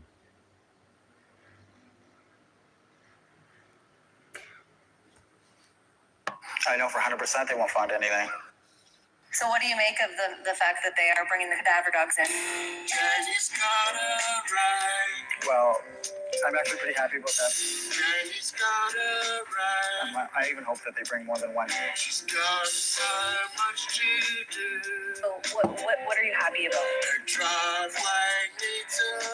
I would just like to see maybe the social media speculation theories and accusations maybe. They're not going to stop, but slow down. At this point, they're getting ridiculous. Daddy was arrested. They found him on the bottom track. In front of helicopters running. Now that Janie's got a ring, Fluffy's never gonna be the same. Janie's got it. Fake. Now what's he gonna do? Was he building a fence or clearing for a pool? Did the kids go to sleep at 10 or at 8? Little Danny boy can't escape his fate. Danny's more concerned about what you're thinking. The kids are an afterthought. Let that sink in. Rolling the net pops up like a whack-a-mole. You want to buy a story with a giant hole? Apparently Thursday had no detail. Here comes Mike on a mission to derail. All of the BS Danny is speaking. International sea of guilt is leaking. Thinks he's so smart smart, but he never took the course. Forensic linguistics will knock him off his horse. Shout out to Tim for the 4K drone shot. Now it is clear that his house is in earshot. Mystery car running trips through the night. Observed by Wong, he could even see the headline. Victim blaming is degrading the children. He's more concerned about the world's perception. Girl after girl, he receives rejection. At least he's got his mum when he needs some affection. Jenny's got a right. So are you thinking that the dogs will go in there and won't find anything? Jenny's got a right. I know for 100% they won't find anything. She's got so much to do. I didn't do anything. The driveway needs a I pull. know Malaya didn't do anything. I know my mother didn't do What anything. did her daddy do? So the 3 people on the property. What did he put Jack and Lily through? Let me ask the polygraph exam. They said when Daddy was arrested, they found him on the Papon Trail. We didn't kill any of the kids. We didn't kill any of the kids. In front of helicopters running, now that Janie's got a right. Fluffy's never gonna be the same. We didn't kill any of the kids. Danny's on the roll, now he can't stop speaking. Plugging up the holes, but his ship is sinking. Thursday was just an ordinary day. I just spent 20 minutes trying to explain that nothing doesn't happen and there are no details. Stupid dog handlers, they ain't gonna sniff trails. 100% they will not find nothing. That's a double negative, you dumb butt muffin. I was awake and asleep at the exact same time. Hang on, is Malaya's story lining up with mine? No cars were towed, but it's not at the impound. It wasn't in my name and the car makes no sound. This is a case of abuse and negligence. Jack and Lily are the victims of its consequence. Victim blaming is the load of the family. You never hear anyone take responsibility. There were 3 adults on the block that night. People don't just vanish. Get that right? Like JonBenet Ramsey, this should be an indictment. And Janie is to blame for your incitement. You put up a wrench, but what the hell for? Like a bear can turn a handle, but not slide a door. Your incessant rambling is a gift to detectives. So many contradictions, your tale is defective. Janie's got a right. Filled notebooks with just trying to help them find leads or Janie's got a right. give them any kind of small detail, answer as many questions as we can, or, you know, I'm doing everything I can. So why do you think this step is necessary? What did her daddy do? Well, just rules outline and brings the book a little bit closer to being They close. said when Daddy was arrested, they found him on the Papon Trail. I'm not going to say I'm doing well, but doing kind of work there, I guess. Helicopters running, now that Janie's got a right. Fluffy's never gonna Be the same. Tell me about the whole, like what you were just mentioning earlier about social media. Yeah, social media's been quite a circus, we'll call it. Okay. I can't control them, and they're free to judge. And there is such a stark contrast right now between where his mind is at and where the minds of the people are who want to know what happened to Jack and Lily. And that is the only thing that we want to find out right now. Thank you. And here we are. So this is just a little bit. Daniel, did you beat Jack and Lily? Kim, no, shut up. Okay. How does taking a criminal interrogation case help? Blah, blah, blah, blah. Who is Chrissy? Okay, I know who Chrissy is. Doesn't mean I trust her.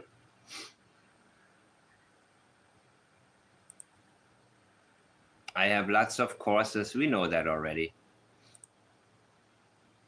CPS did have a conversation with me and Malaya. Okay, they came to evaluate Lily and Jack because teachers had issues with their behavior. No. CPS gave Malaya support phone numbers. No. Well, maybe yes, they did. Maybe Malaya said, I cannot handle them anymore. Maybe she did. Maybe she said what she could to protect Daniel. Of course. A high possibility, right? Very high. Malaya's side is trying to paint me as evil because I have no involvement in the disappearance. That makes sense, Daniel. Wow. Okay, so they are the ones who did it, right? And they paint you as evil because you did not get involved in the disappearance with them. But then you say that they are not involved either. Got it, dude. So, what am I looking at here? Is this in the correct order to the person who sent it to me? Or do I have it backwards? Give me a second. You can message me in private and say if it's the right order. So I guess this is just in, right?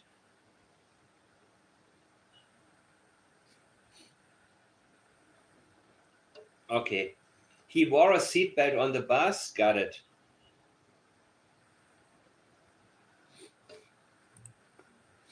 Malaya has the car seats. I don't know what I'm looking at here.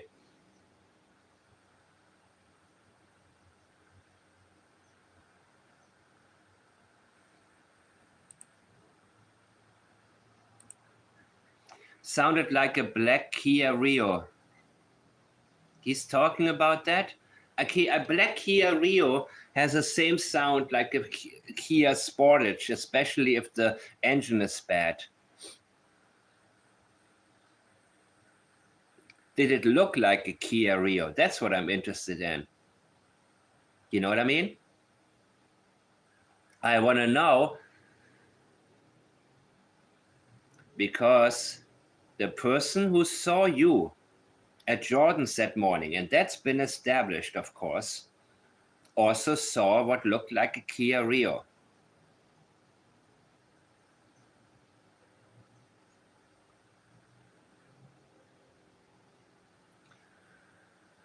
Now they are stuck. You know why they are stuck?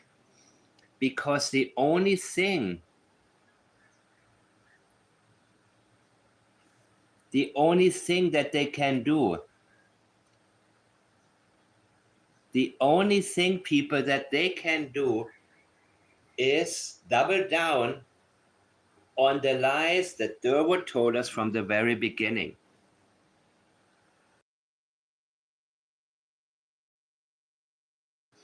And every time Durwood tells the truth, he steps into crap. He steps into dog crap. He admits his son was lying. Durwood does a lot better lying than telling the truth.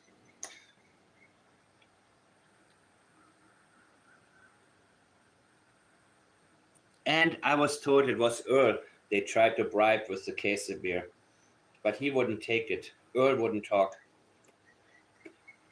I don't think you would have to invest in a whole case to get Durwood to talk. You know what I mean? But it's you know, that was my guess as well. No, I don't want to get another warning. You see what I mean? Durwood, you don't have to spend money on a whole case, man. You give him a quart of rubbing alcohol, mix it with Kool-Aid, and he'll chuck it down. Maybe. I don't know. I'm just kidding, guys. Here, bro, drink up. Case of beer, you crazy? You know how much it costs? Here, this cleaning alcohol is $2 for a liter. And Kool-Aid is like 20 cents for a couple of packs, right? I don't know how much. I hate Kool-Aid anyways. I mean, now I cannot even drink stuff like that. Seriously. Like all the stuff as a kid that I looked at where I thought, oh, this is yummy.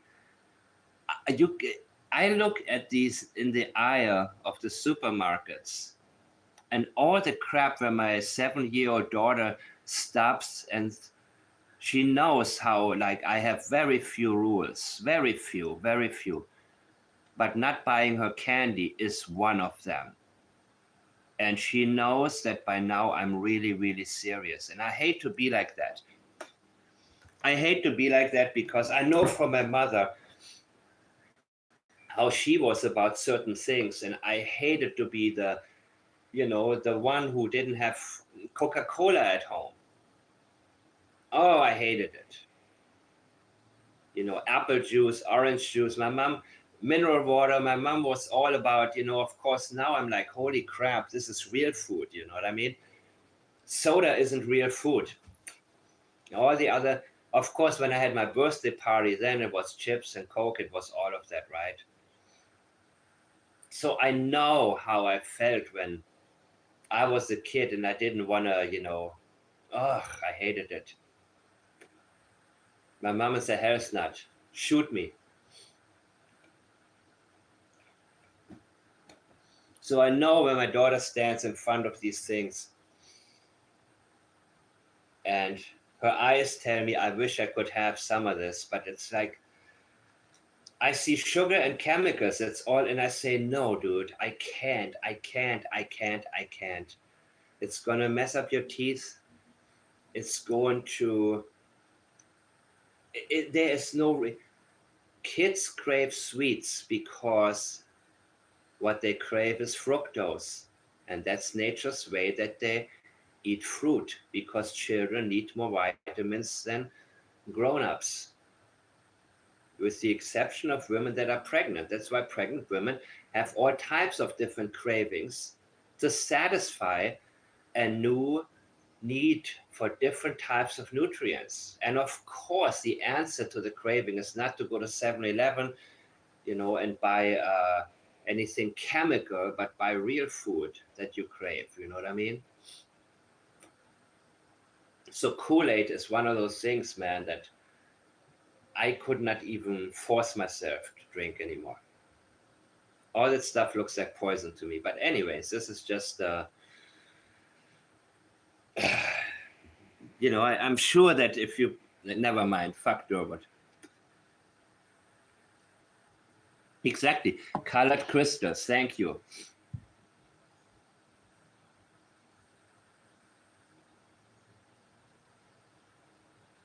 Hawaiian punch, yeah. I used to drink Dr. Pepper a lot. Yeah, sugar ruined, absolutely. And suddenly, no, I don't remember. What is this, beep?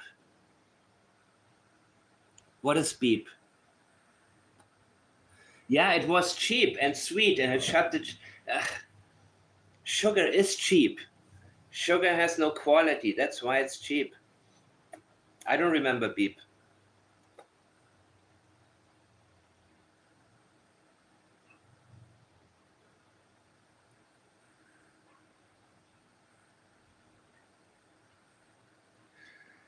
Yeah, in that regard, my mom was very smart. Yeah, in that regard. Not in every regard. Thank you, Seeliger. Now I realize it. The sweetest, thickest orange drink ever. Well, was it orange or was it orange flavored? By the way, if you trust your cravings, nature doesn't lie, but artificial flavors are used to take advantage of your cravings and give you something you don't really crave. You don't crave potato chips. You crave the artificial flavor. If it's paprika flavored or onion flavored, then buy some onions, buy some paprika. You know what I mean? Buy the real deal. Eat fresh, eat natural, follow your cravings. You know what? I'm going to write this down because it's so simple. Eat fresh, eat natural, then follow your cravings. Life is simple. And nature, I trust in nature. I really do. I really, really do. So, let me get my new message. What did Daniel say here?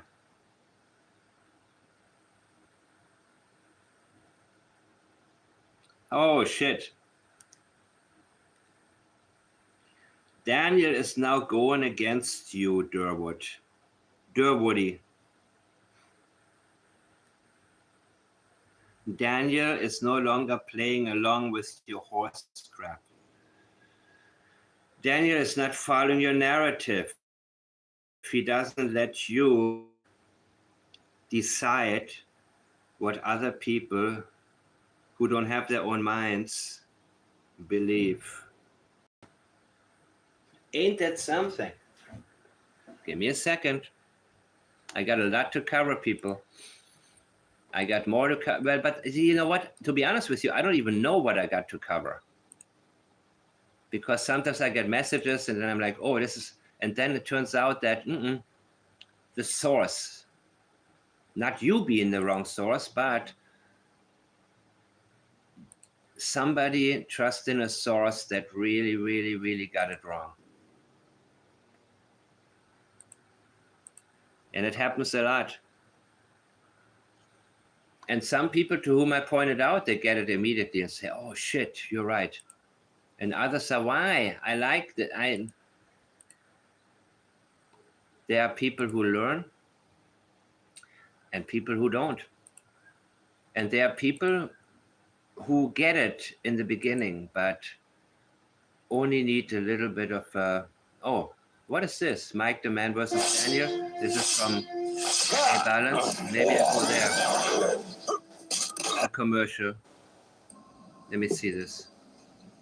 I didn't Mike see Damon that. has brought up a great point on last night's live stream titled, Are Daniel and Malaya Meeting in Secret? Yeah. Timestamp 1 hour, 18 minutes, and 33 seconds. Okay.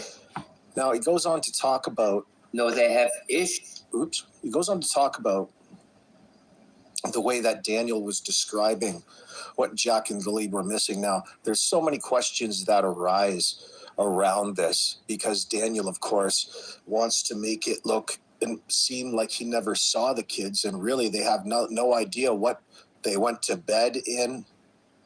Mm-hmm. He hasn't really seen them for the past 2 days, essentially, because he's done a lot to distance himself away from it. And that's on purpose. See, how... Yeah, sauerkraut and pickles and stuff like that you crave when you're pregnant, right? And milk products. When you're pregnant, you have a different... You see, I believe, personally, the carnivore diet, if it's grass-fed beef, may actually not be bad for a grown man. But it's different for children and women, especially women when they are pregnant. They have different requirements. And, nature takes care of these things. I mean, nature gives you the right cravings. But, I mean, hey, I'm not a doctor. I only, I need to give this disclaimer, right, when I talk about this. I only talk about, so, okay, I'm going to play this. And you guys, I like it when you talk and chat about what you're interested in. And don't worry about it. There's no topic that you need to adhere to. If I had to name my daughters after my cravings, they would be called Olive and Anchovy. I like anchovies, man. I like anchovy pizza too. People always say, oh, I hate anchovies. And I tell them, well, they wouldn't have anchovy pizza if nobody craved it. So I know it's fashionable to say, I hate anchovy pizza. Ew, anchovies, how can they? I freaking like it, man. I'm too old to lie. I'm too old to try to be popular and say, ew, anchovies. No way. What kind of people would do something like that? This is disgusting. I like it.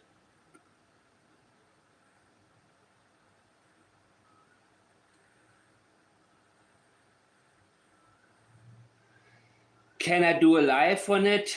See legal, maybe in my members section. I don't know. I mean, I have to, of course. Hey, Gretchen. Yeah, Caesar salad. And then I found out that the salad dressing one teaspoon has like 300 calories or something like that. Seriously. So you see all these people eating at McDonald's and say, or anywhere say, well, I'm just having a salad. But guess what? The salad dressing makes your, while you force yourself to eat like a rabbit, the salad dressing is a killer. I found that out. I threw out all my salad dressing. I threw out my ketchup. I like mustard and I like mayonnaise. I would love to have homemade fresh mustard and mayonnaise. But you know what? When I go out to eat, I'm not like that. I am not somebody that goes out and says, I need kosher, I need vegan, I need this. Excuse me, waitress, can you tell me if... No, I don't like that. My life is very uncomplicated, and I want to keep it as uncomplicated as possible. And I always understand, having worked in food service 35 years ago for a short period of time, I feel for anybody who has to adhere to whatever people's wishes are, especially when most of these so-called wishes are just grandstanding. People want to look special. Excuse me, I have a question for you. So I do have valid questions on my mind. And I only use certain type of oil. I prefer coconut oil. I use lard, real butter, not butter blend, because some of the butter blend is only like 5% butter, actually. Okay? In my opinion, I'm not a doctor. I'm just telling you what works for me, in my opinion. This is something I'm thinking about on a daily basis, guys. And this is not just about statement analysis about Jack and Lilly. This is about Platt's analysis. And Platt's analysis is about life. And I said to you guys before, if you want to practice something, you can ask your physician the next time, does this medication have any side effects that I should be worried about? Use the exact wording, okay? Don't say, does it have any side effects? Because then he'll tell you, well, it does. It's right here on the bottle. Why you ask me this, idiot? Does this medicine have any side effects that I should be worried about or concerned about or should pay attention to? You can maybe find some real interesting stuff to analyze.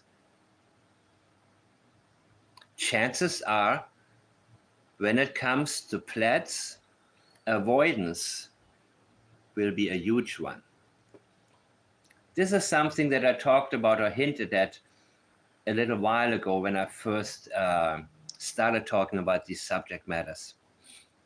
You know what I mean? But where was I? Okay, my cravings. Yeah, nature is right. So when I go, what I buy in my fridge, whatever I have available has to be fresh and natural. And you see, I love vinegar. Like I like to, but now I saw in my bottle also 95% real vinegar. I'm like, what the hell is the other 5%? So next time I'm going to look for 100% vinegar, if they have it. Or I just use lemon, whatever. But any salad dressings, people, oh my gosh, dude, oh my gosh. You see, there is a way to gain weight in a healthy way, But there's also a very unhealthy way to gain weight, man. And salad dressing is a freaking killer, in my opinion, So I threw away anything from a bottle, even soy sauce, and I look at the ingredients. I'm like, no. I'm sure there is a high quality homemade mayonnaise or mustard or soy sauce. I'm sure there is something, but not the stuff that I grab when I go to the supermarket, And And so I like to buy fresh and natural only and have only available, whatever is natural. And so then I follow my cravings. And I believe in my cravings. But when I go out, of course, when I go out with friends of mine to eat, I don't care, man. I have bread, whatever, but at home, the options that I give myself, they have to be decent ones. You know what I'm saying? Let me read your comments. Hey, house music.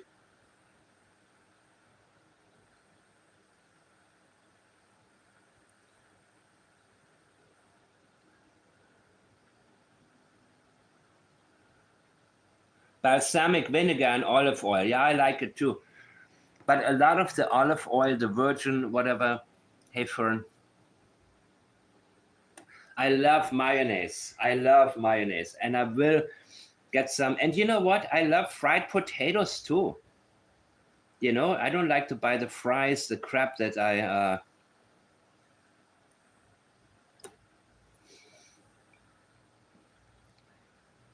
like fried potatoes with mayonnaise. I used to love that. I still probably do. But if I don't have, you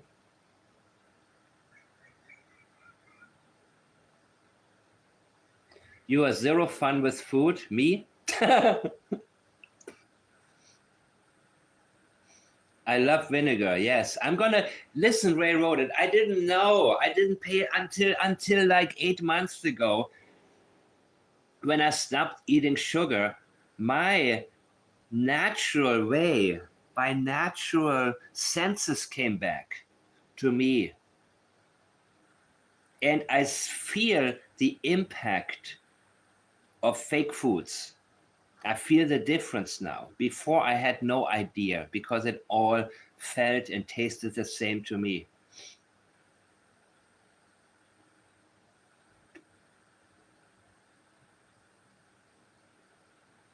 You know what? And there's this thing. People live to eat and they talk about food all day. They think about food all day. I'm sure it is, Sandra. I'm sure it is. Oh, what should we eat? Where should we eat? Oh, should I buy this? Should I? You know how fucking easy shopping is for me? Lemon, tomatoes, beef, more beef, different types of beef, grass-fed beef, beef, milk, coffee, okay. Tea. I always buy a ton of tea bags just in case I have them here. Milk and coffee, okay. Coffee, not good necessarily. I actually feel very good when I'm out of coffee and so I sleep an extra 5 hours. I'm like, holy crap, I don't need this. I needed this. But that's when, as a kid already, when I had an exam, I would drink coffee when I was 15, 16, because I couldn't get up in the morning because I was up till midnight. You know what I mean? And so I developed a very unhealthy sleep pattern.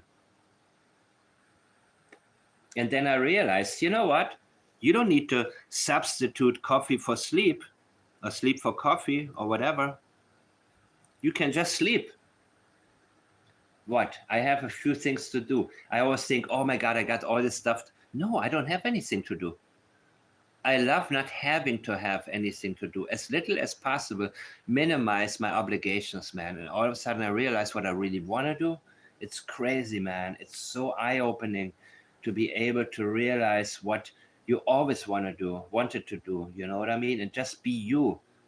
Most of us have forgotten how to be ourselves in our teenage years, and then we realize we just grew into a society where everybody bullshits everybody, and we don't have to do that. It starts with a few people where you see each other for who you are and like each other for who you are, and you realize, oh my God, man, I grew up around a bunch of nincompoops. Coffee, I drink coffee all the time, man. I have coffee right now, and I drink it out of a glass. I don't have any cups. My cups are broke. I like coffee out of a glass. That's how they serve it in Costa Rica, and ever since I've been doing it like that. I like it. Yeah, it is. And you know what's good about coffee? It doesn't get you drunk, and you don't have to excuse yourself to step out so you can inhale something. You know what I mean? You know, Tommy Lee from Mötley Crüe years ago, he talked about, on Howard Stern, he said, yeah, that lifestyle. So he quit all the stuff. And Howard Stern was like, how boring, man. It's rock and roll. And he said, no, I did too much. Now I drink coffee all day and all night. I just chuck it down like crazy. And it keeps me from wanting to drink and abuse substances. And I said, this sounds cool. Maybe I'll be on a permanent coffee high and just sleep here and there in between. And this is where I'm at right now. So it's far from good, man. I don't think you need a vice. I don't know. I mean, I seem to always have at least some vice in my life, which is why when I think about this dude and Jordan, yeah, who am I to judge? But you know what? No. Some vices are just a little bit too, well, I don't know.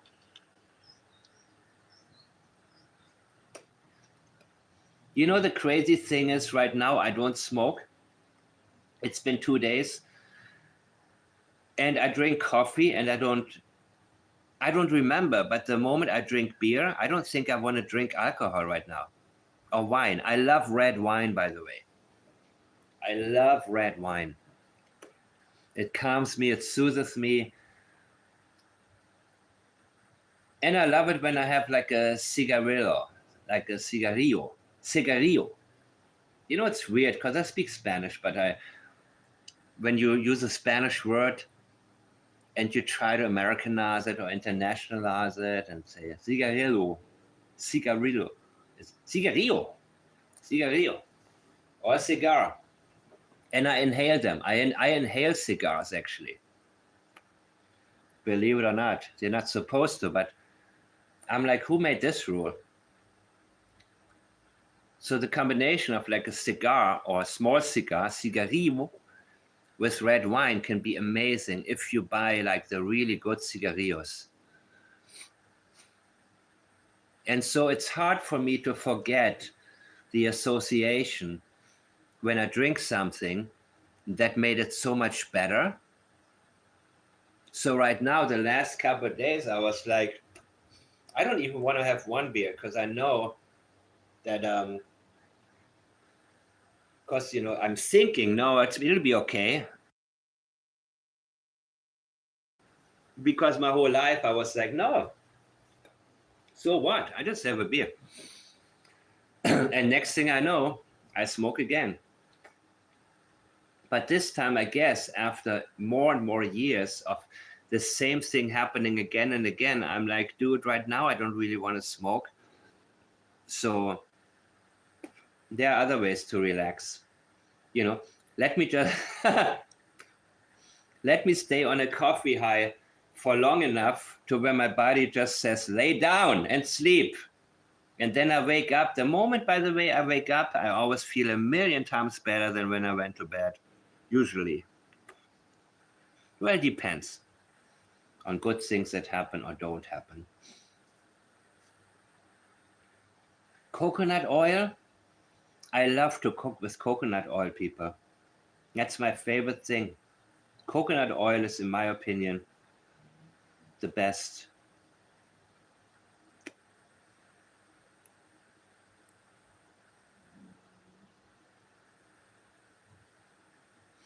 Bulletproof coffee? Google, here I come. Wait a minute. What is bulletproof coffee?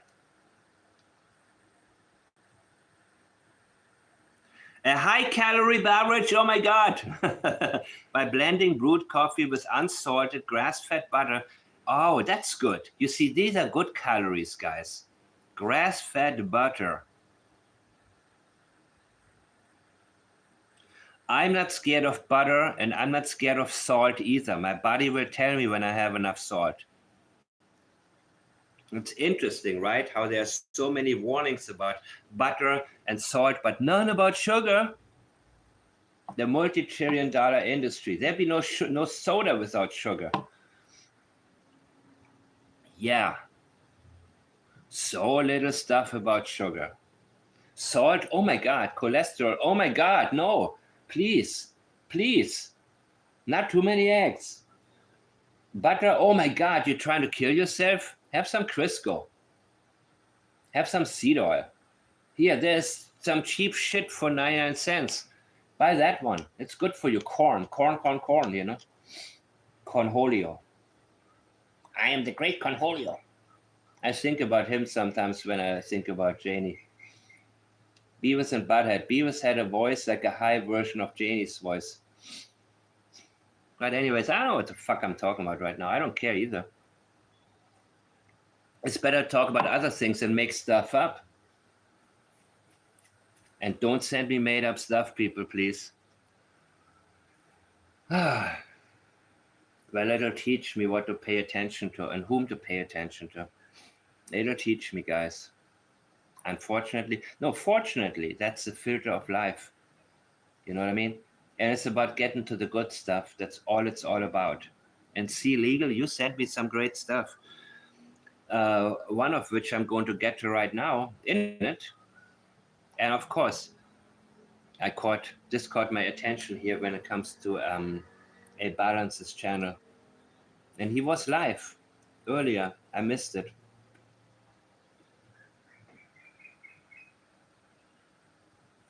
Yeah, nachos I used to like. Nachos and salsa.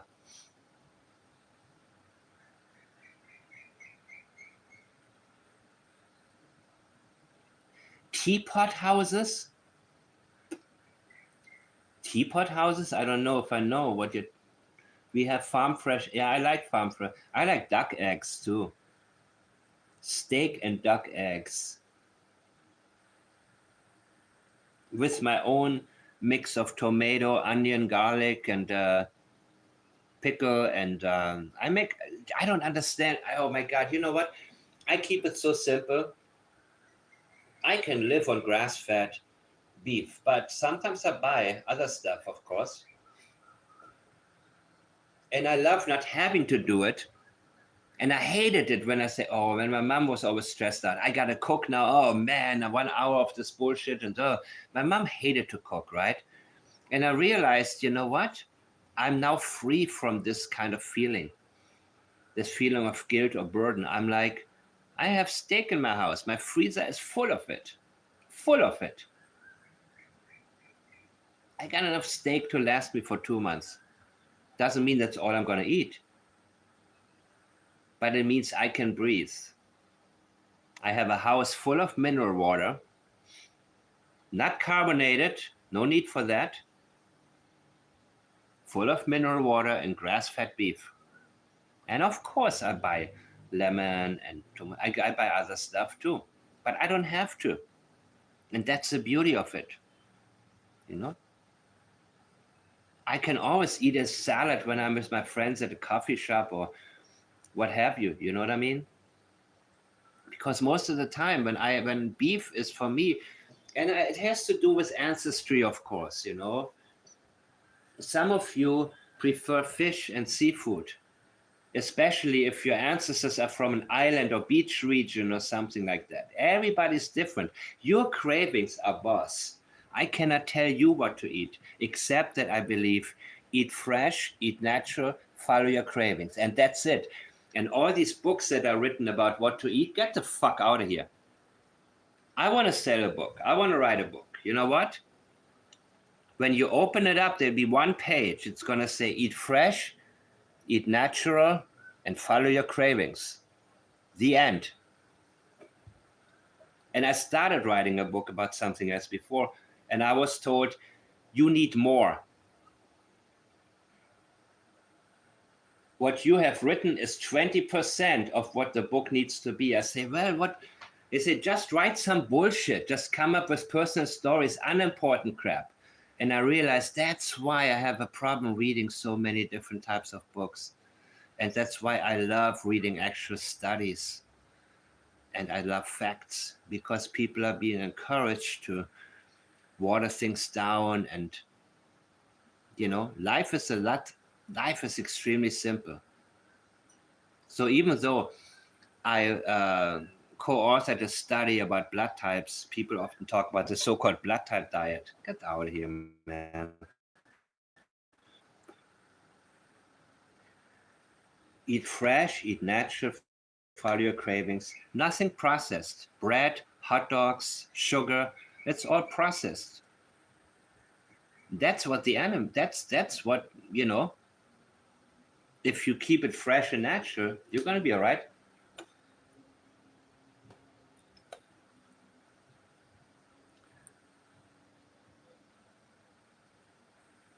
Yeah, when in the Czech Republic, I was there was like up in the mountains where there was like a faucet right in the mountains in one location on the west part of Czech Republic. I forgot the name of the forest, man. And you just open it and there's this water, this natural mineral water, and it's so full of nutrients. It gives you an energy rush like crazy. And it made me realize just how, regular water, I don't drink regular water. I don't care if it's bottled water, if it's got no mineral. Our distant ancestors, they drank from the rivers that's filled with minerals, or the geysers, the anything coming from the ground. And that's why I was told certain salt is high in minerals and other salt is not. The minerals from the earth. And if you have really this type of water that is so filled with so many things that our bodies need, it's such a difference. It's such a difference, man. And believe me, I wouldn't have the energy to talk if I still consumed what I did a year ago, where I would have like Coca-Cola everywhere and potato chips and whatever else kind of crap I used to indulge in. Where was I? Was it that you know what the kids were wearing in the first place, Daniel? The way that he describes how the boots were missing, and the way that he describes it from the perspective in which he wants you to believe he's sharing would really... You gave yourself away, Daniel. Pink boots for Lilly, blue boots for Jack. He took it for them. He was up by the cabins and he said, I need to go back to the house. I need to take the backpacks, take pink boots for Lilly and blue boots for Jack. But he forgot the coats. He didn't think about that. He didn't want to go back there with the two bodies, and the place where the lock was found, the new lock, maybe that's where he kept the bodies for a little bit while he ran back to the house. Because he said, you know what, if I'm going to come back early in the morning when the sun is already up, and then I have to get rid of the backpacks and the boots, because people are going to say, what the hell? What do you mean they walked out into the yard? How far would they have gotten without any boots? Excuse me? Are they barefoot in their socks, walking out of the house? And you're telling me they are too far for you to find them? Jack wouldn't be able to walk 10 yards through the forest because these branches would stick to his feet or gravel or whatever there is. He wouldn't be able. People would know, So he had to remember, and he was proud of it to remember. Pink boots. I want to visualize it again, guys. I want to make 100% sure this is going to stay up there. I'm going to add a lot to it. After midnight, the lights. Yes, you came back after midnight, a little after midnight, and you did turn on the lights, Daniel, to get the backpacks. And you said plural. And there was also something about the pull-up that I'm not sure yet what to think about, but I'm going to use that sensitivity here. Pull-up. Something about the pull-up is important. There's something important about it. And you know what? What's wrong here? Why can I not save this shit, man? Oh, I don't want to lose it.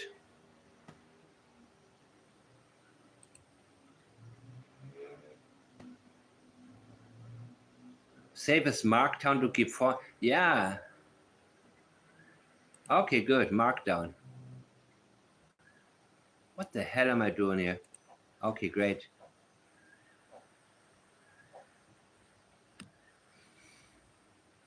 This is my blueprint of what took place. This is exactly what I believe happened, guys.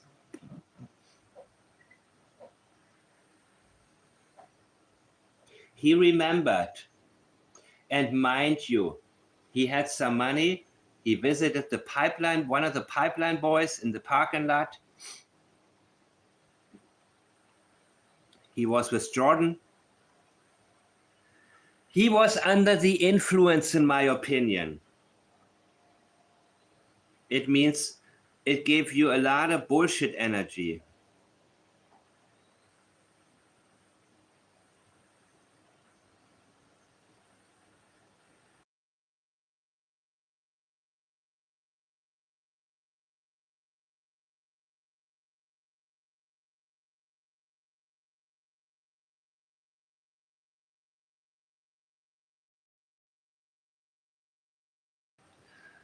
Booyakasha, like Ali G would say.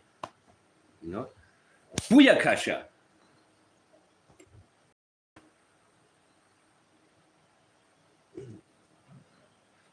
Right on, Sharon. Are there two Sharons? Oh, I don't eat breakfast, by the way. I don't. I usually eat at night, but it's mainly beef and something. Yeah, I usually eat at night, guys. During the day, I feel like being hungry a little bit makes me work better, gives more energy. I don't know. At night, when I'm done with the day, that's when I eat. And I like this type of feeling too. But I cannot eat in the morning. I will go right back to sleep, man. And I never crave. My dad also, he never eats breakfast. Gotcha. Sharon. I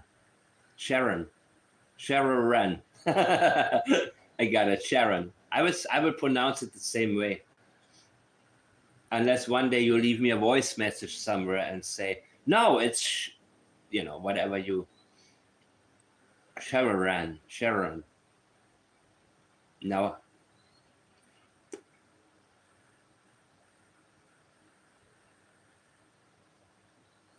Yeah, I mean, he had the stuff probably on him and took a few hits here and there, And then he was up until the next night, 9:09 p.m., supposedly. But I do believe that he was up for, 36, 48 hours. I believe that. I do believe that, guys. That's what the problem was, that a lot of truck drivers used to consume this type of a substance, because they would say, oh man, I lost a few hours here and I need to make up for it. And then, how can I stay up for 20 hours straight driving? And then another guy would say, here, take a little bit of this. And before they know it, they got a new hobby. You know what I mean? Yep. Unreal, man. But you know what? Reality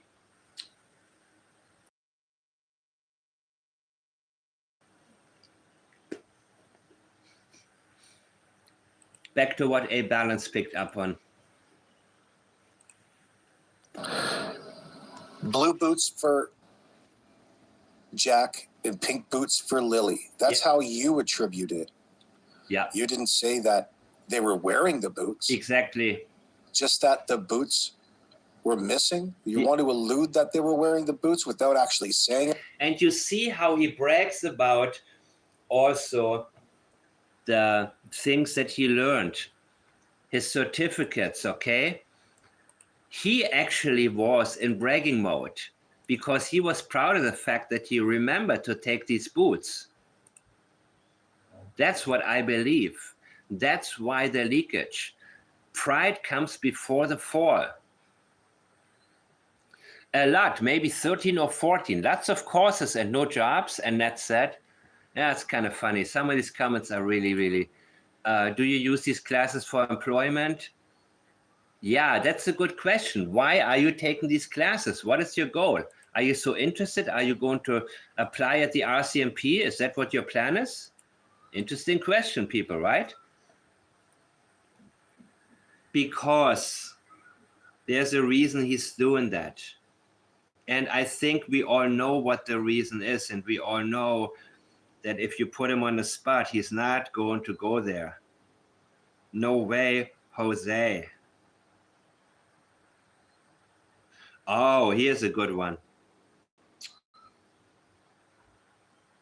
Give me a second. Beautiful. Beautiful. I just want you to know you're my baby girl.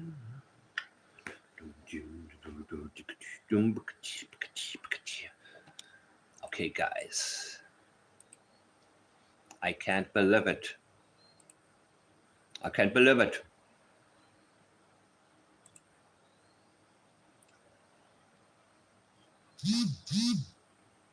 All right. So, another beauty.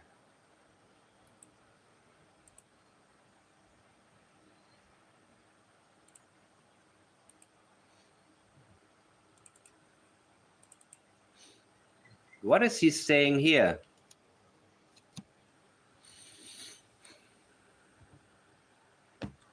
It's been over 200 days. Oh, counting. By the way, I'm not counting. I'm not counting the days, people.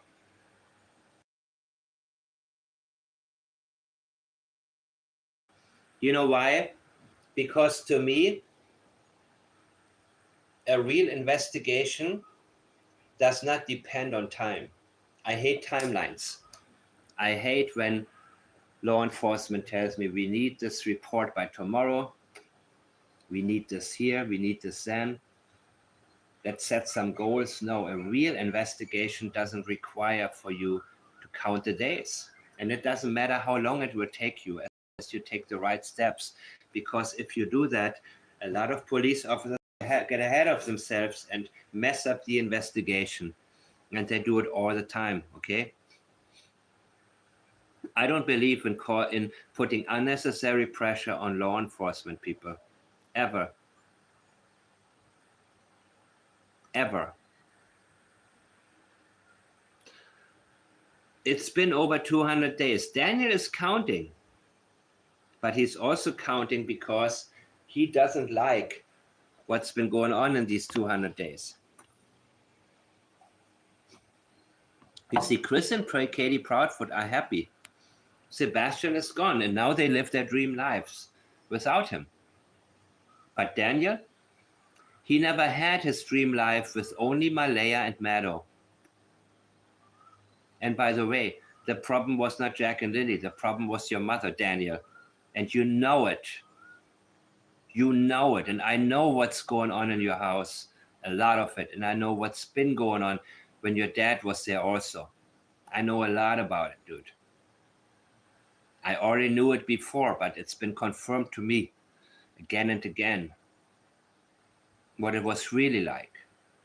And no, that's why it's hard for me to attack you. I don't even need to think about, how to say things nicely, because I realized that a victim people can go from victim to victimizer. if they never have a chance to put things into perspective.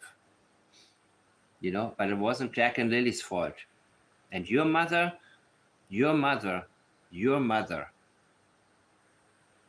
I believe, Daniel, had your mother been different, you wouldn't have done what you have done. That's not to take responsibility away from you.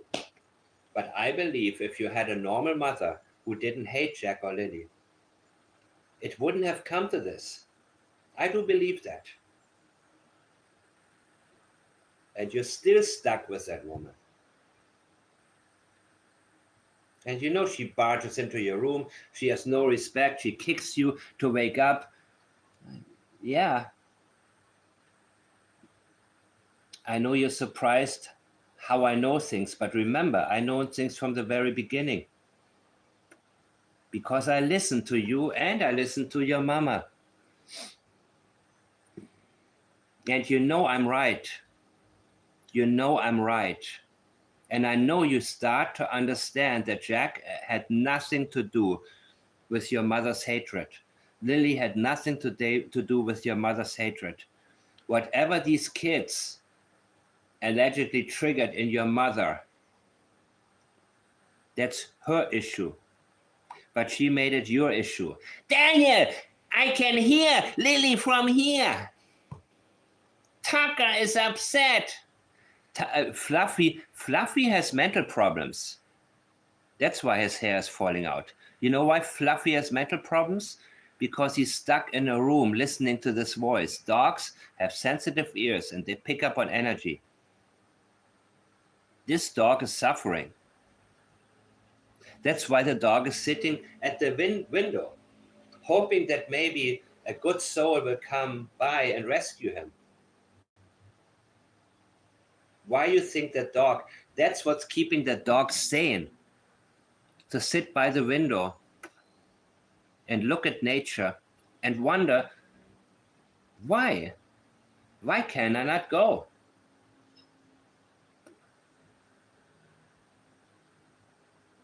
Hey, Jonna. Why? How does this make sense? Fluffy needs therapy, man. But you know what? Nature is the best therapy. It's an unnatural life this poor doggy is living. Very unnatural life. So this is not love.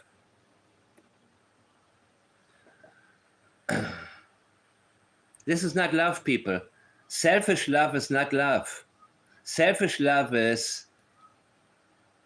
You know what selfish love is? So-called love? What can this person do for me?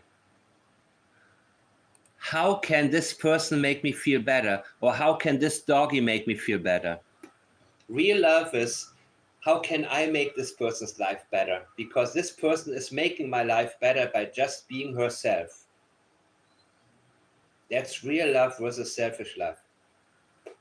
Janie doesn't give a crap about...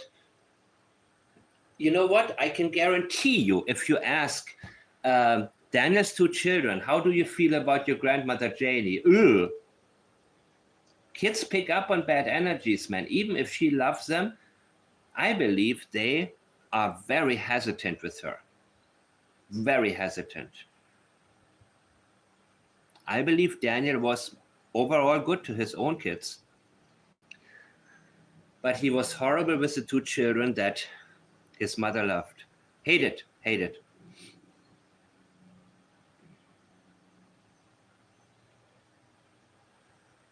That's not love.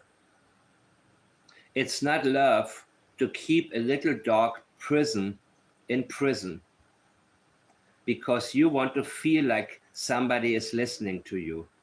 Real love would mean Fluffy is at the window. I'm going to take him out for a run. And if he runs away, I don't know. He'll be back when he's hungry. And if not, then maybe he'll find a better home. I don't know. Real love is never selfish, people. It's not. This has nothing to do with love.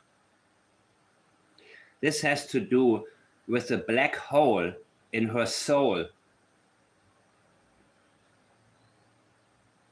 And the energy Wade was talking about, the bad energy. Wade, I believe, as well as his daughter, are very intuitive people. Clean soul, if you wish. People who don't have a high tolerance for lies and deception.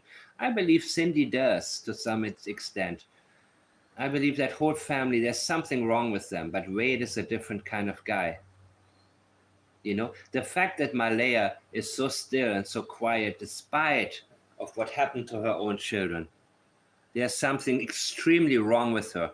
And that goes back to, I mean, this is something really significant, guys. This is not within the norm. This is out of the norm, guys. Completely out of the norm.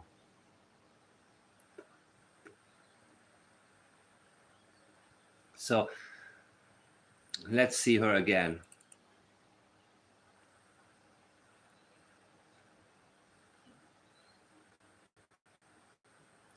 A little bit sad. No tears, no tears, no tears. No tears, okay? Check. I don't see a single tear. She's in thoughts, but she is not in tears.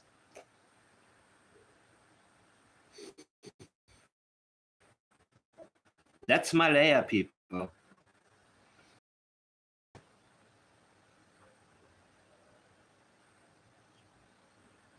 No.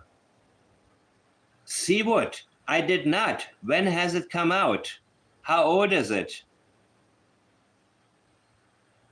Can you please send it to me? Are you kidding me?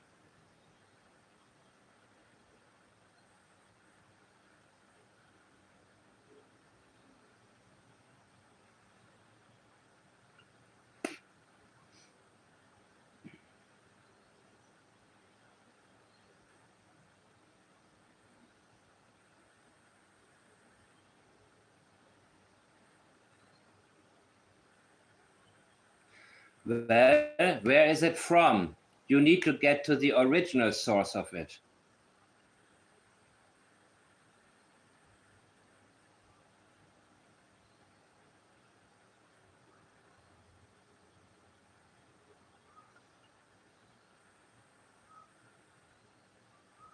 Where did that person get it from? What is the origin? I want to know the origin. Yeah, I'll get back to this later. I want to get the origin. I want to know where it all started.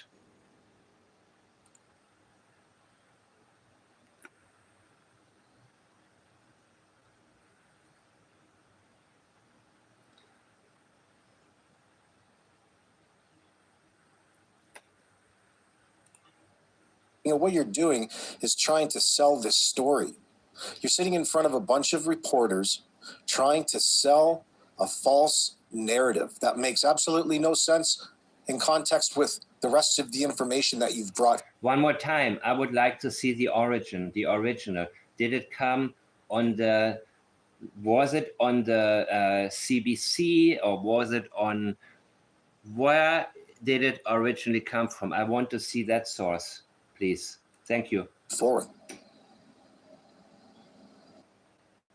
What happens if my dad starts Tai Chi tomorrow? How old is your father? Shut the hell up. Let's have a listen.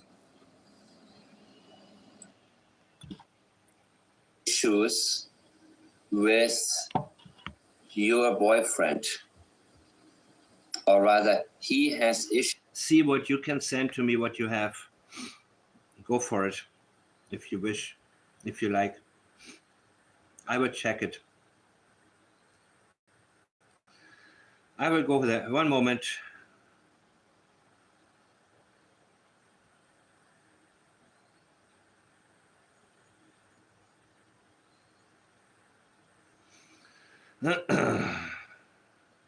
If anybody has a Malaya full interview, send it to me, please.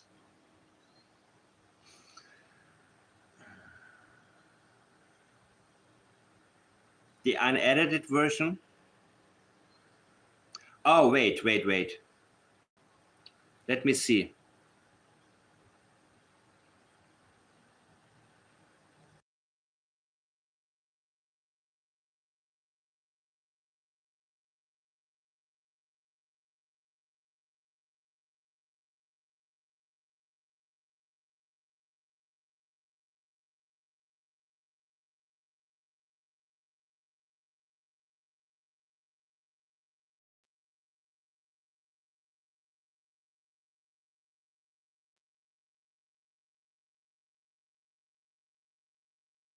I only see one with a lot of commenting, and I don't want any of that. I want the unedited version, meaning I want only the footage, and it must have come from, I don't want a bunch of bullshit attached, you know what I'm saying?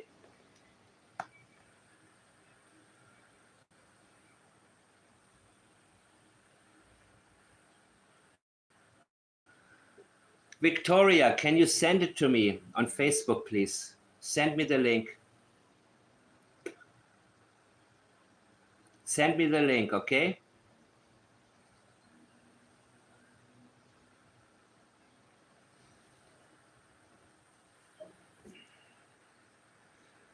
It's same name, Mike the Man on Facebook. I'm on Facebook.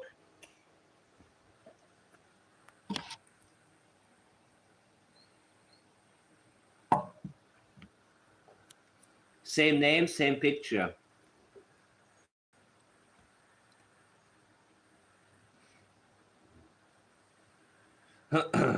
I'm looking for it.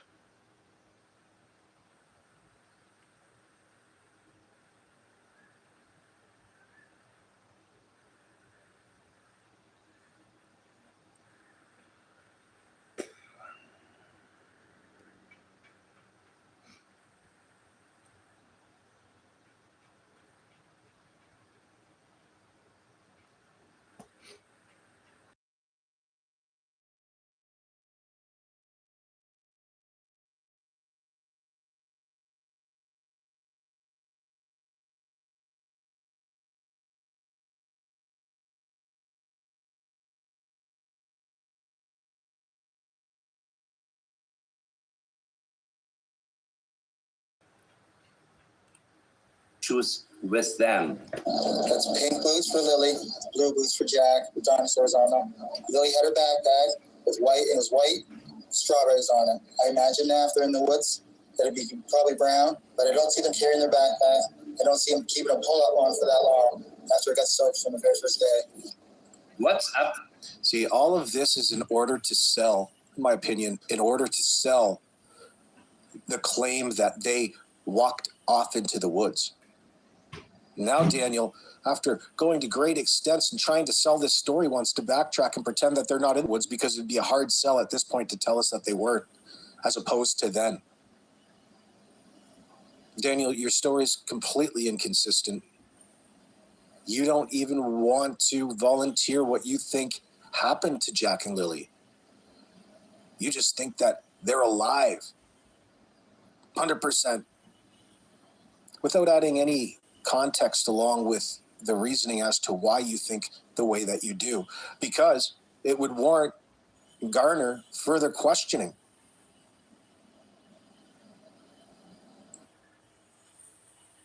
With the pull-up. You see? This is still from Sweetie Pilo's Twitter account where 6 months ago I learned about the case first. And, since she's not the only one who doesn't know, a lot of people miss these important parts, guys. Because we're talking about this organization, then we talk about the lawyer, blah, blah, blah, blah, blah, blah, blah. And we forget the... give me a break. Give me a second, people, okay? I gotta do some cleaning here. I want to have the original version. I don't want it with a bunch of commenting. I don't want that, period. And now...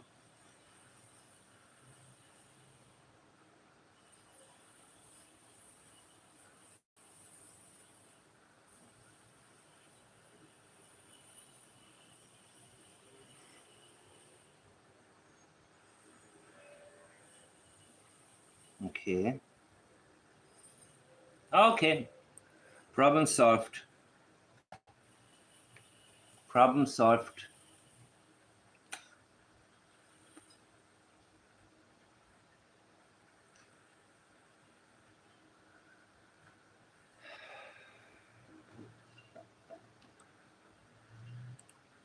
Important parts. These people are not important. Okay, I'm not here to promote.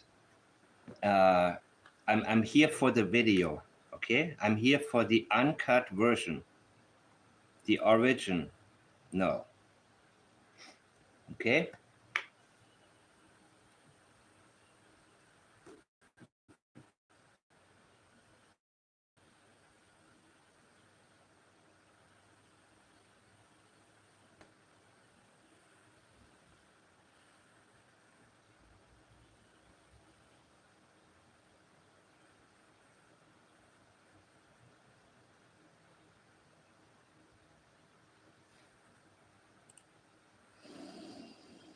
I point them out because I'm telling you, no matter what the source.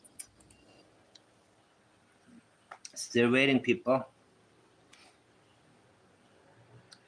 Let me see what I got.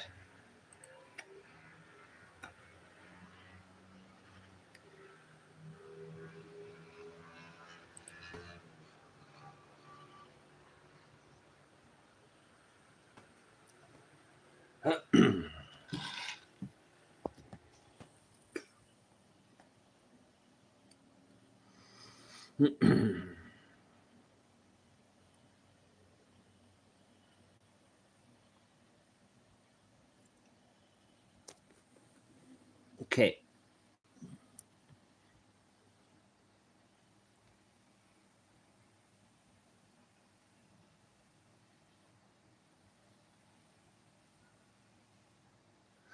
And please, guys, no more mentioning other channels. I'm done with this now. I'm done with lowlifes being promoted here on my channel. Enough. If you find the original video, send it to me, okay?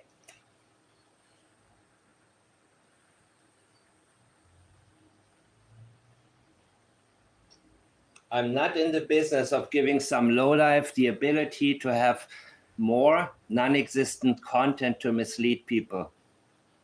So if you have the original, send it to me. Otherwise, I'm not interested. And that's it. Okay? If that's what you want to watch, you watch it. But don't come here to promote it. Peace. Period. I want to know, where did it come from?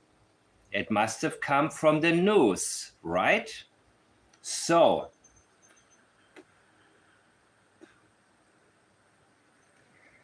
the origin must be a news-related source because that is the interview that they conducted, right? Who leaked it? You're not going to tell me that some employee from the news station sought out some nobody and gave that nobody an exclusive piece of footage, right? So I want a news-related source.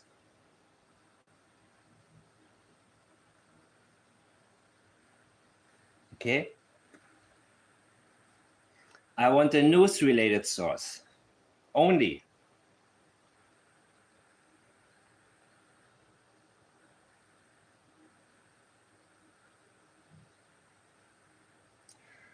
Anyways,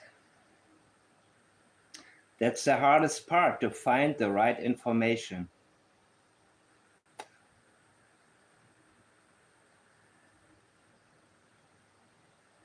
So again, guys, if you want to listen to whatever you want to listen to, go for it. If you guys have it, I would love to hear it. See it, feel it, know it, and then go from there. So let me go now to some of these statements from Daniel that came earlier, where he is responding, I guess, on Charmaine's channel. Is that what it is? Malaya has the car seats. Recognize my daughter. Okay, got it. I don't know what this is.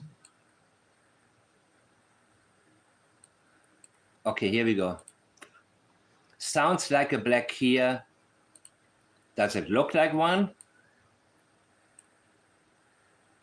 Wait.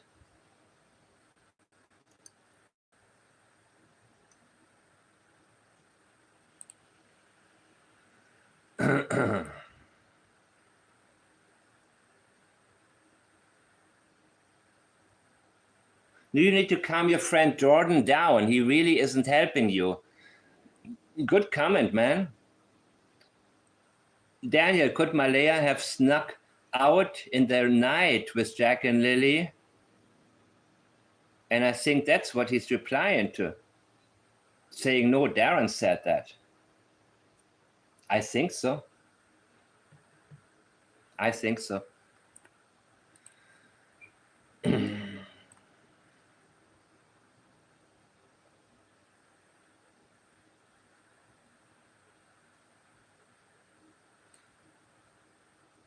But this is interesting. Are they trying to say Jack lived in a closet? Nobody said that Jack lived in a closet. We were told that you locked him up in a closet. So it's an interesting way when somebody is, it's also a form of gaslighting people.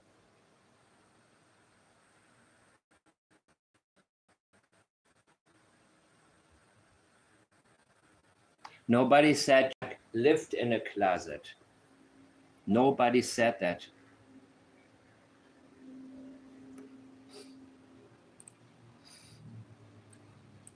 Are they really trying to say Jack lived in a closet? Nobody said it, Daniel. You see, you're gaslighting a statement that was about you punishing Jack by locking him, having him strapped in a seat, car seat, and pushing him into a closet. And yeah, not really caring if the seat was upside down or what have you.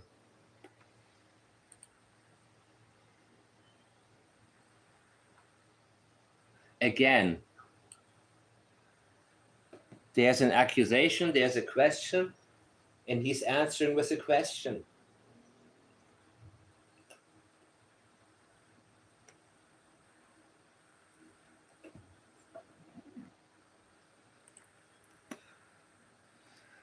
I'm worried. I believe you.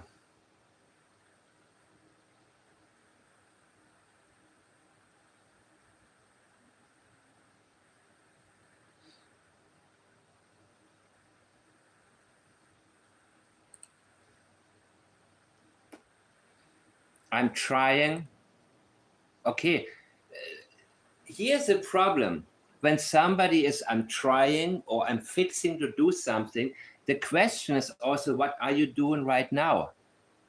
You see, the mother of Emmanuel Harrow, Rebecca Harrow, she kept saying she was fixing, getting ready to change him. But she failed to tell us what she was doing at the time when she alleges somebody said hola and hit her.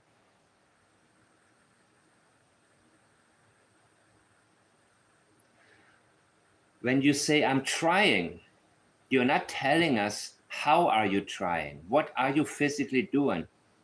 What are you working on? Even though it isn't what you want to do, or it is not you being able to do yet what you are planning and what your goal is about.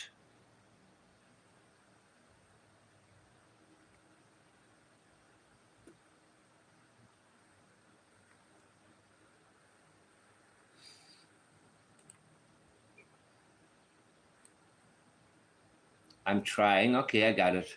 I understand you're trying, dude.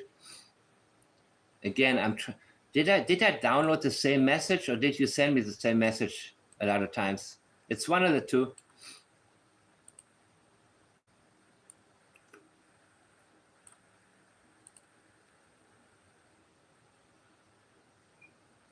I don't see it.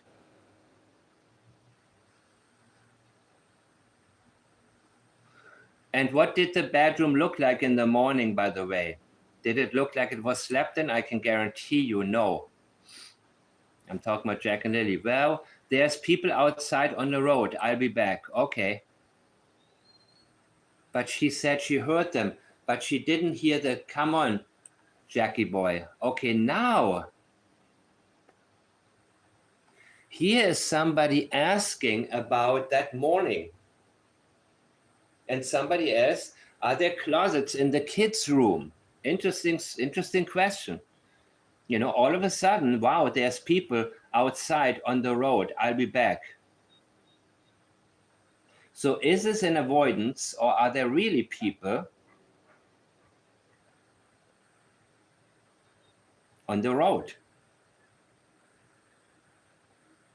The wow part sounds to me like a dramatization. Wow, the fake surprise. Wow, there's people outside. But maybe there were people. But if people came by, it wasn't something that was unwanted. I believe in this particular moment, he welcomed a distraction. What do you mean there's people outside on the road? They're on the road or in the driveway? Yeah, people drive by all the time and they stop, right? As long as they're on the road, they have a right to do it. They want to look at the place from a distance.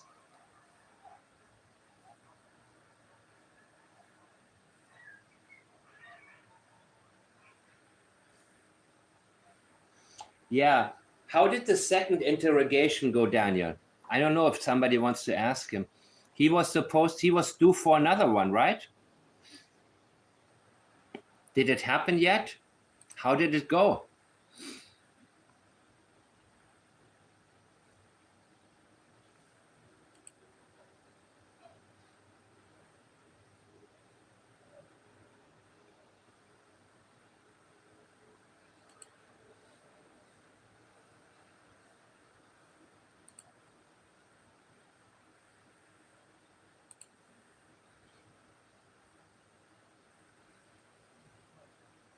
Who's there, Daniel? Good question, Seward. Because he talks about people keep coming by on the road.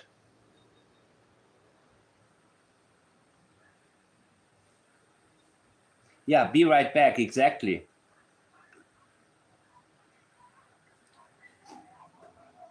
Why the need to explain to us?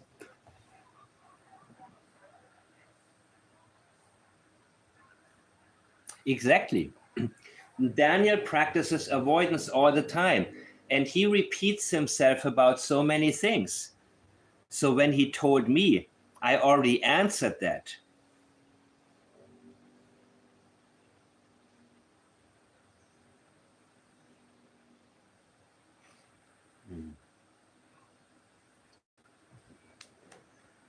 Wait, I have something really important to write. Give me a second, people. Give me a second, guys, okay?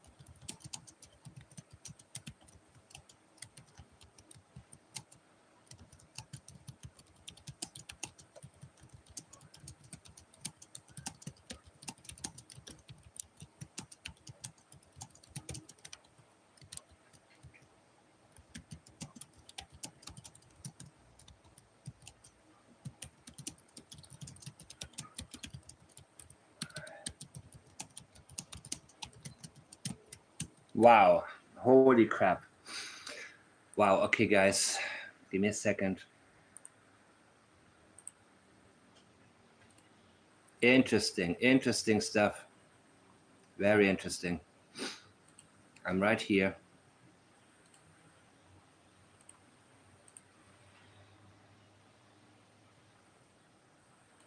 Who's there, Daniel? Okay, good question. All right, I'm back. Darren says you called at Jordan's to drop off tools. Then, oh, good. Somebody brings it up. Very good. The person probably saw ABA Balance's presentation and brought it up. Very good. No Daniel, right? Nope, that was the end of Daniel. He said, somebody is there on the road. Really, on the road? Wow, somebody. Let's go back to that, man. Because let's learn about his avoidances. Gee whiz. What the heck? Wow, there's people outside on the road. I'll be back. In my chat, when the questions came in that he didn't like about Jordan, and you see this time, I said, you know what? I'm respectful, I'm polite, I'm everything. I don't have any, I don't have that hostility that would interfere with the real interrogation. A real interrogation isn't about yelling and threatening and putting somebody on the spot. It's about asking the right question. But at that moment, I said, I'm done with your avoidances. Okay? When you came to me and you immediately said to me, here we go. I already answered. Well, answer it again. And it's a yes or no question. Was Jordan there that morning? Yes or no? So I stayed with it. I want to know. Answer me. Answer me again. What do you mean you already answered? You didn't answer me, and I didn't see your answer. I finally saw an answer yesterday, but it was not a reliable denial. All of a sudden, he's talking about my community. It lacks respect and stuff like that. All of a sudden, he changed his mode because he did not want to answer. He did not want to do this. See what I mean? He didn't want to go there. That's a good one, C Legal. What is the most useful thing that you have learned by studying investigation? Very good. And you know what, people? I'm looking forward to what you have in terms of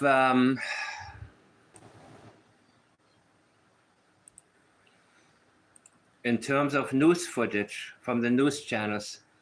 Very interested in it. Very interested. What am I looking at? Oh, yeah. Give me a second.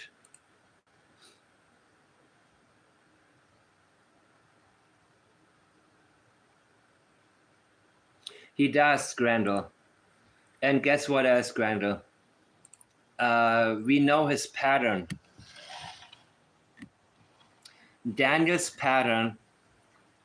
If he is interested in telling you something, it doesn't matter if he talked about it for 2 months. It doesn't matter if you told us 100 times.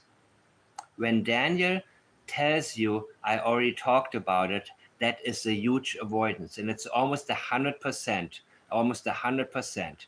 This is a very sensitive subject for a very strong reason. He was there, people. And there's no doubt. But now, the question is not, Daniel, were you there? The question is, why did you lie about being there? What are you avoiding? Is it simply that you were participating in an activity where people shouldn't know that there was a deal going on? Or was there an exchange that can be related to an accident that happened?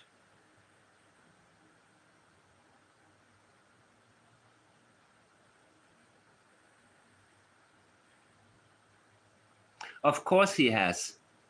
Did you hear on AB's channel, Anita, what Durwood said? He qualified it. He doesn't really know them what it means. He's not close to them. Of course he knows Malaya and the kids.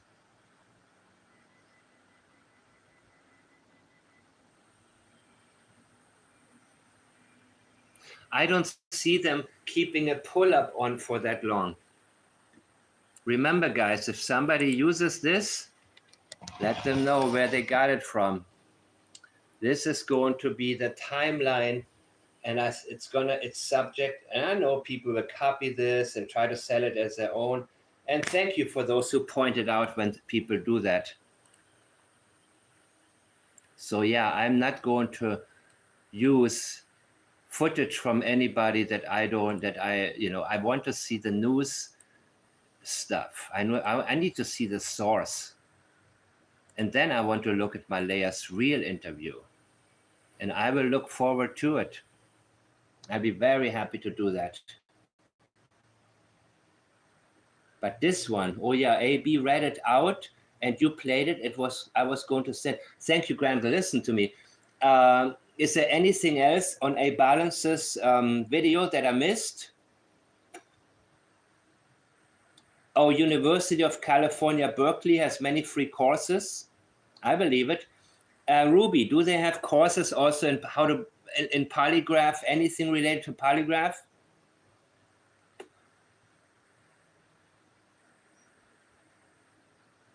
Anything related to polygraph examinations?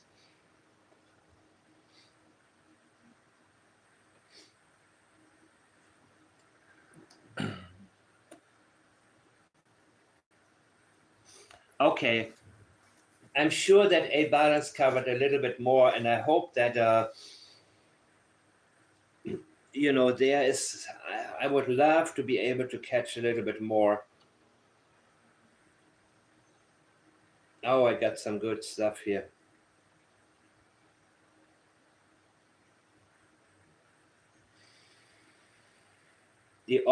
What happened with ostriches in Canada? No, I missed that one.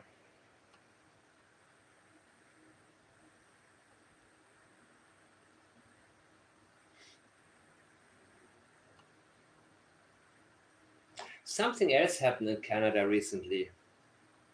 Shit, man. Now I don't... I was going to bring it up. Something happened in...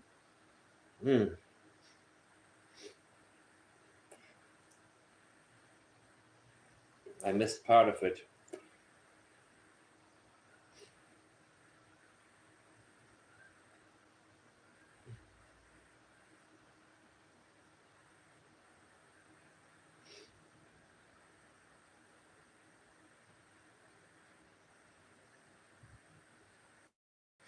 Okay, what did I miss, people? Jordan is Malaya's cousin? What? Oh, yeah.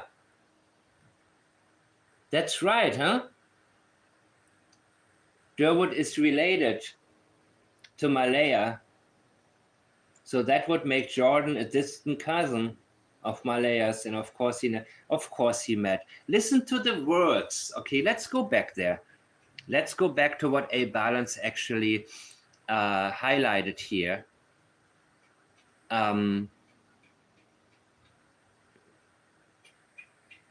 Okay, I posted my Jordan Geddes thing. Listen to the words. Listen to the exact. Back to the channel. It's your go-to crypto buddy here. Today I've got something really exciting to share. Trading. Unarchived fan clips on the She Took Them and Ran from YouTube. Full reconstructed transcript verbatim where available, paraphrased in for flow from clips, summaries, profanity censored as in originals. Okay. All right, here's Jimmy, Dolly. All right, folks, lines are open. Durwood, you there? Durwood Geddes, live on Dolly Vision. What's shaking, brother? Okay, I guess that's the beginning of it. Good. I caught the right one by accident. Okay. Durwood says, hey there, Jimmy. Yeah, it's me, Durwood O'Grady, Darren Geddes, whatever y'all call me. Good to be on. Listen, I've got some things to say about these poor kids, Lilly and... These poor kids. These poor kids. Do you mean these missing children who could be with somebody safe? Why these poor kids? I thought they are safe somewhere. I thought you have knowledge that they are taken care of by somebody who wants to protect them. I thought they're now in a very good environment. Interesting, right? Very interesting. An ostrich? What was the ostrich? Oh, bird flu. Okay.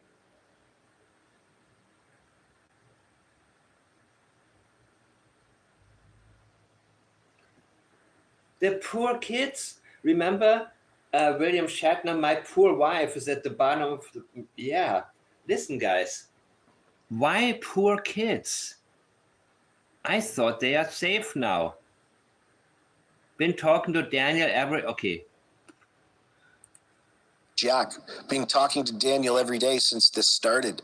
Man's tore up, Jimmy. Tore up bad. Yeah, and that's why Jordan didn't know until 7 weeks later, right? Why are these people lying?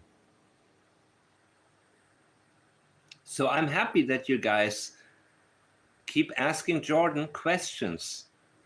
If you are on Facebook, if you are in that group, do not go there if that's not your thing by any means. Please do not do that. Do not say, I need to go there and check out what I'm missing. You're not missing anything. You're missing somebody losing his mind because he is now put on the spot. He is used to being able to lie, talk his way out of it. But everything he says, people say, dude, guess what? You lied. And it's on tape. It'll never go away. And your daddy lied. And all of a sudden, he no longer has the possibility to bullshit people and to do any damage control. The only thing he can say now is, I lied, my father lied, and here's why. And I will do my best to be less of a liar in the future. You see, he doesn't want to tell you why he lied. But what he cannot do is keep the game going.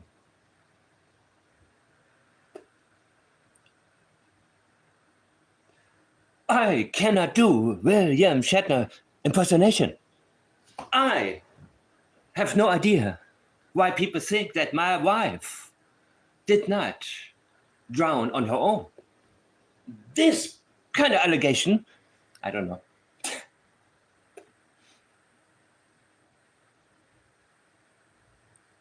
I don't know, people. If you send me the news report after the live is over, I promise I will make a video and I will just upload it. I will pre-record it, upload it. I'm not going to do another live, like an extra live, you know, aside from the usual time, which I try to keep here. But you see how contradicting these people are. That's why from the very beginning, man, there is no way I'm going to waste time on this kind of person.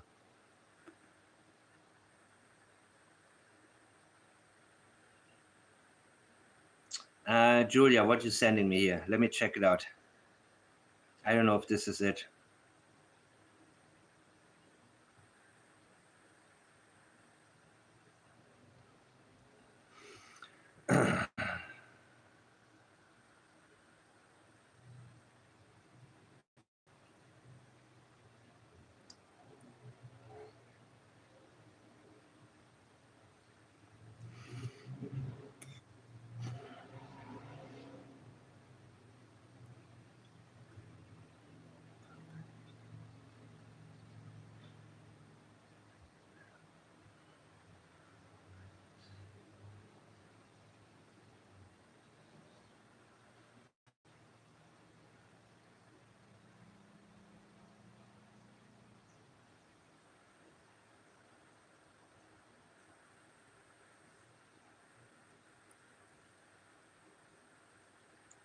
Wonderful people. I'm getting like some really good information right now. So I just want to make sure.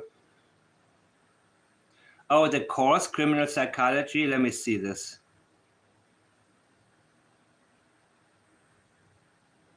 Okay, I will go through this. Thank you, Grandel.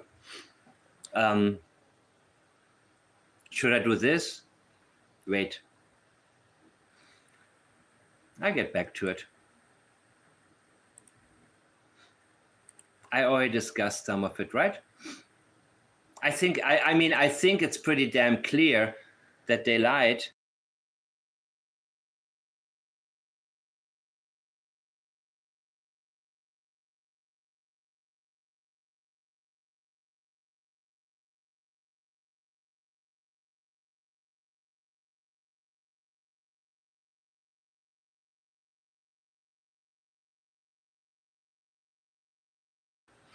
Oh wait, I was muted.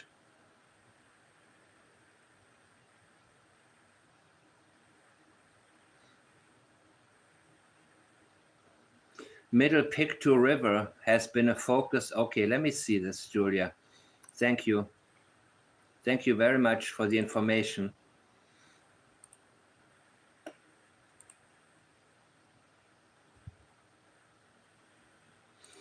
Here we go.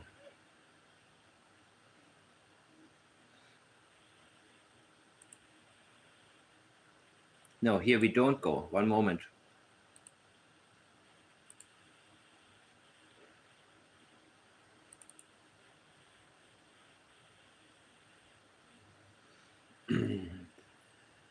Criminal psychology courses.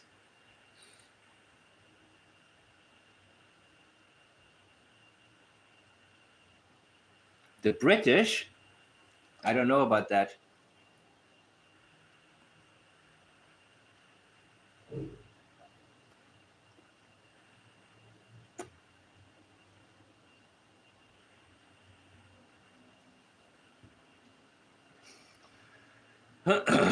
One moment.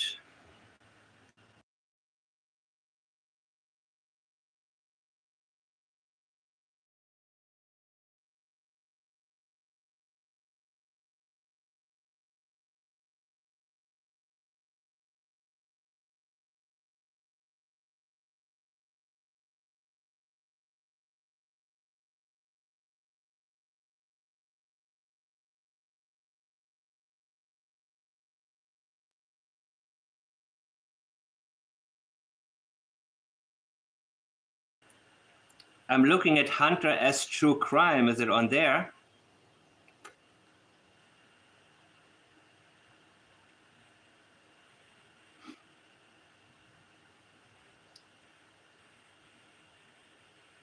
It has to be somewhere.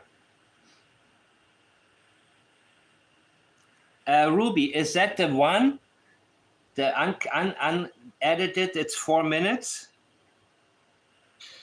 But we've been pushing for an amp.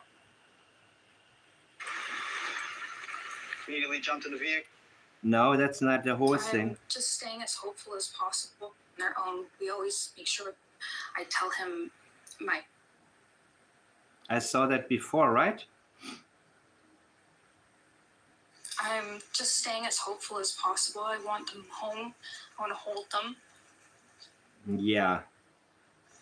And I want them home. What happened was we woke up. I heard them playing in the next room beside us. And I was. See what you can send me what you have.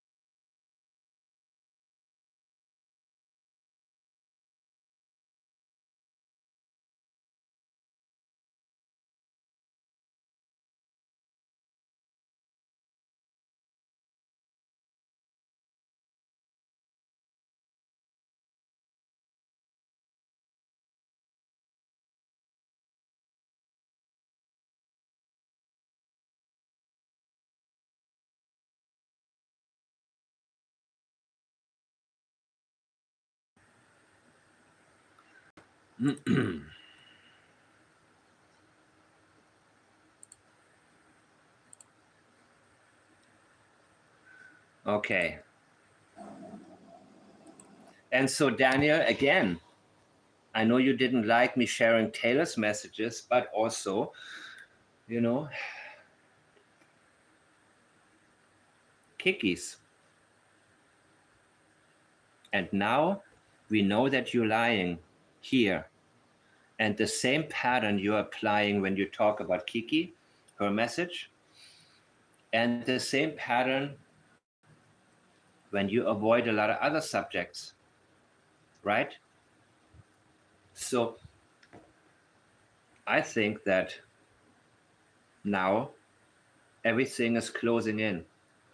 Even people who don't always catch things are starting to realize, you know what, dude?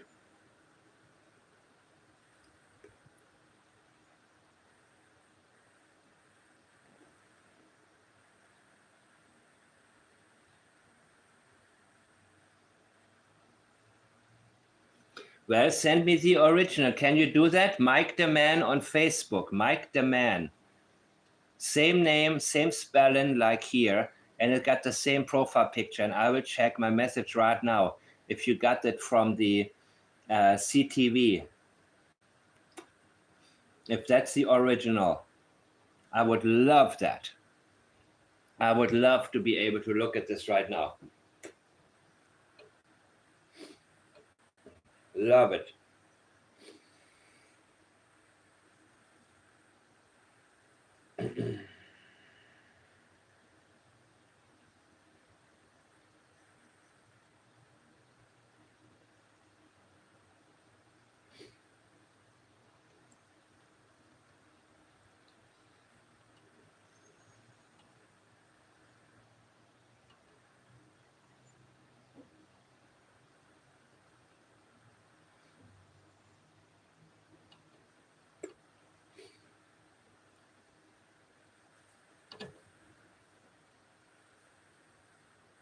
Yeah, she knew they were gone.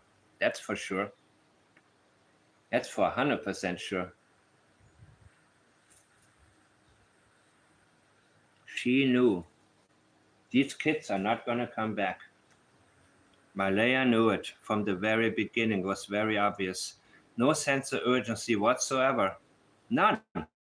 Zero. Zero.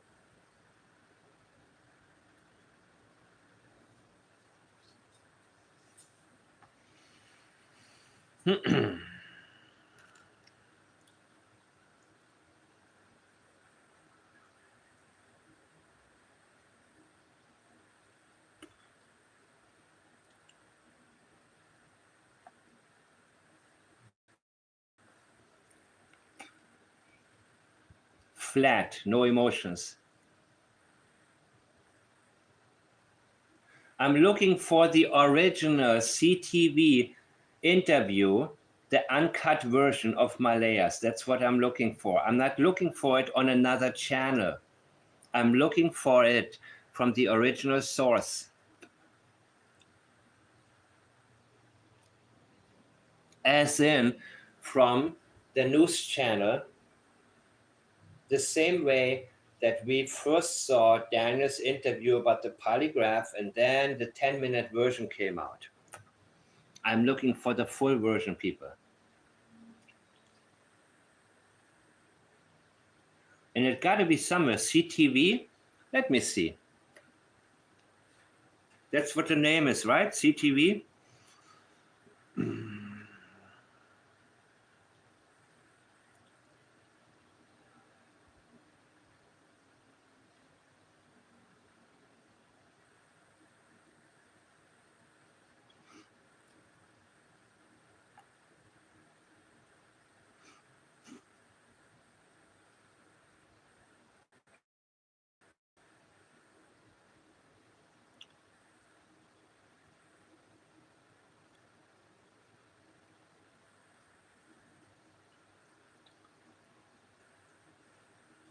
It's probably on some news article, maybe.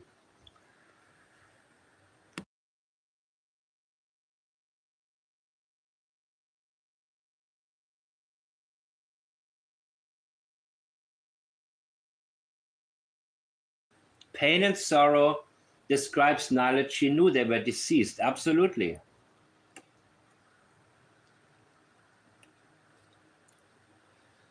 Pain and sorrow. No emotions, none. What happened was,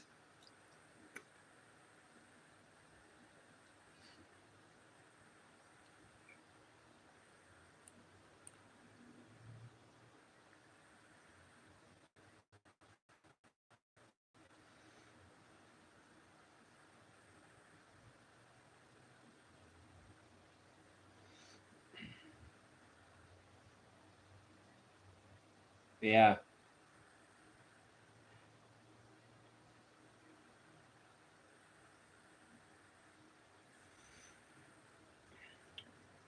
I agree, just made April.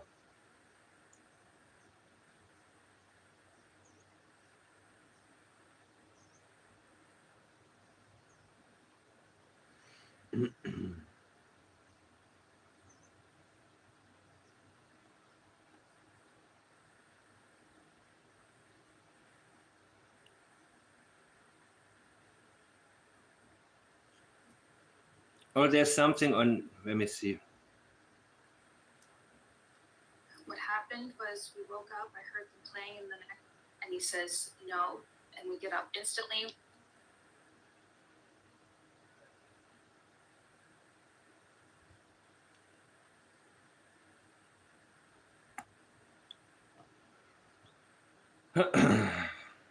I don't have to do it today, guys.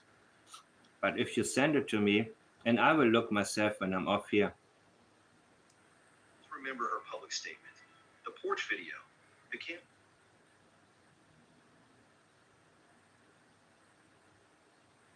Hmm.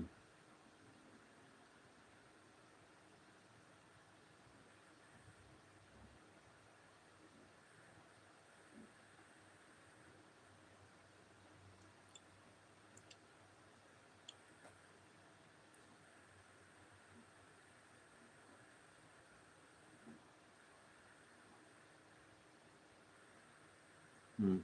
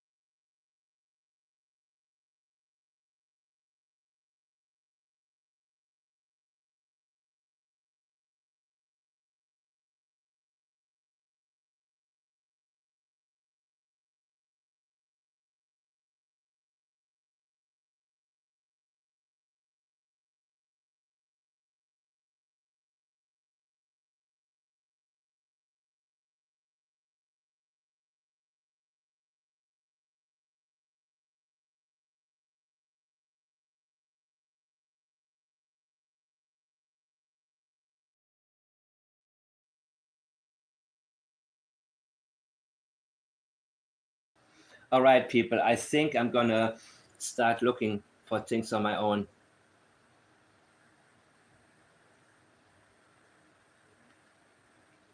Well, I can go back to her original interview. I can go to Hunter S. True Crime, who doesn't make shit up, who actually takes the effort to compile certain things. and do, you know,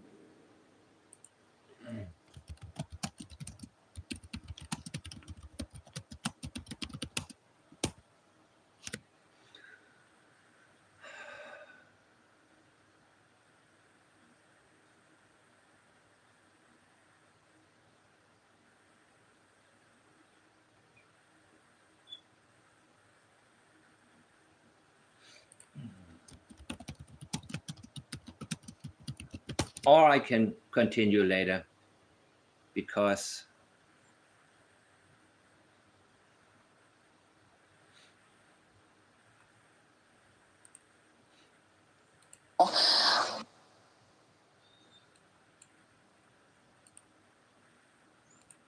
I'm just staying as hopeful as possible. I want them home. I want to hold them. And I want them home. you know what? There is a form of duping delight going on here. And this area of the face gets very much impacted by it. And a prime example was Cheryl. Remember Cheryl. And by the way, when I heard Cheryl speak for the first time, I thought, man, her and Malaya are so damn similar. The same ditzy voice and the same, let's see one more time. I want to see her. You see? This is hardcore duping delight. Hardcore. She knows. Look at her. She knows.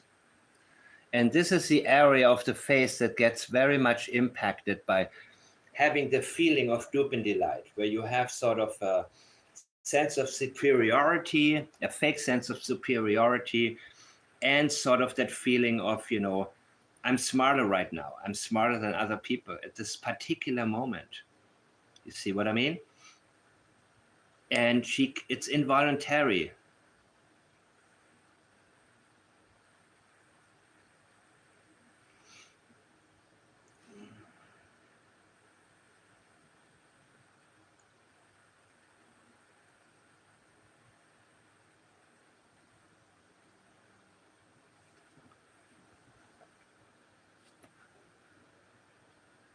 Okay.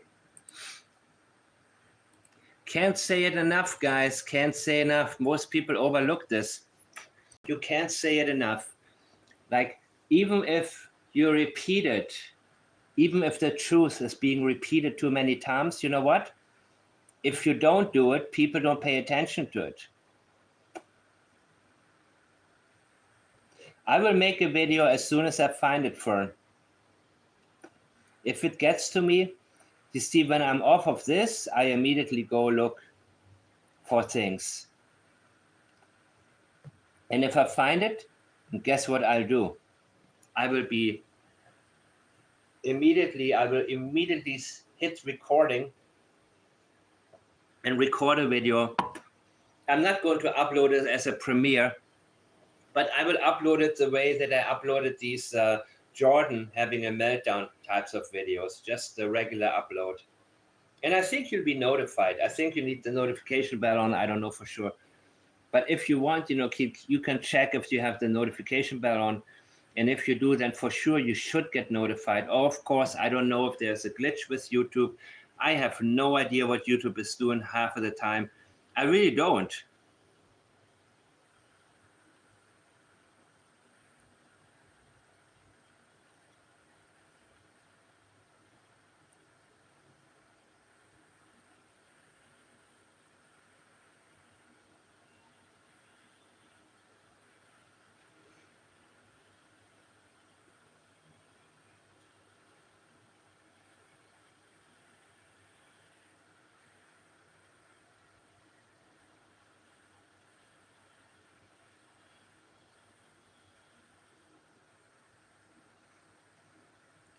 All right.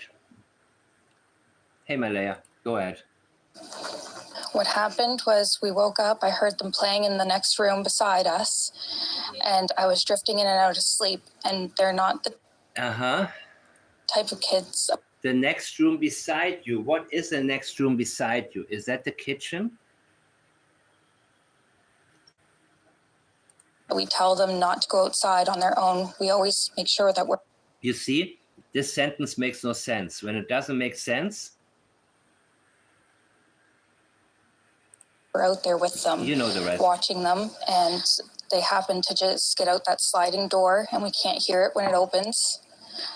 And they were outside playing, but we weren't aware of it at the time. And the next thing we knew, it was quiet, and we get up, and I tell him, my partner, Daniel, I tell him, "Do you hear the kids?" And he says, "No." And we get up instantly. We're looking outside. We're looking everywhere, yelling for them. And I instantly just call 911.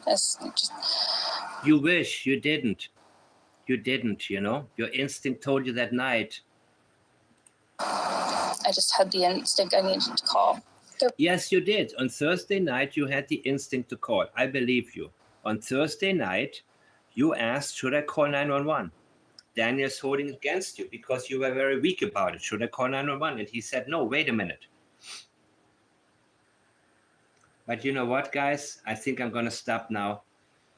And I'm going to listen. I'm going to see if I can. I will talk to some of you in private as soon as I get a notification. As soon as one of you sends me the origin of that video, I will get right to it. Okay? I want to see.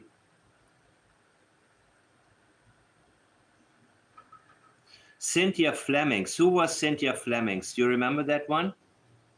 Cynthia Flemings ruled a suicide.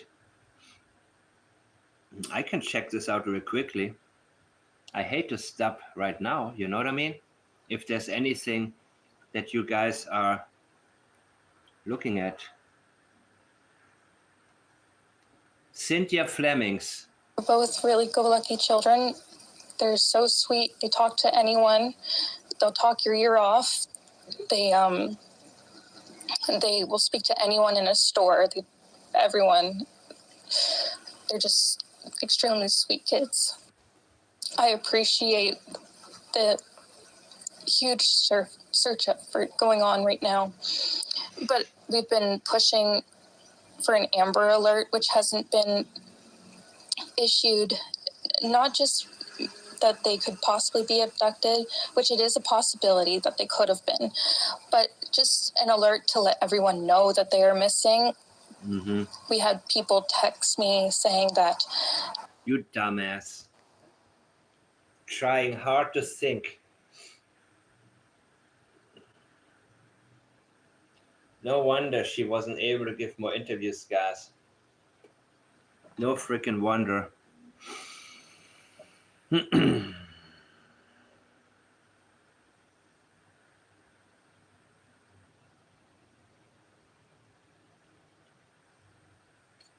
Oh, I'm getting some messages.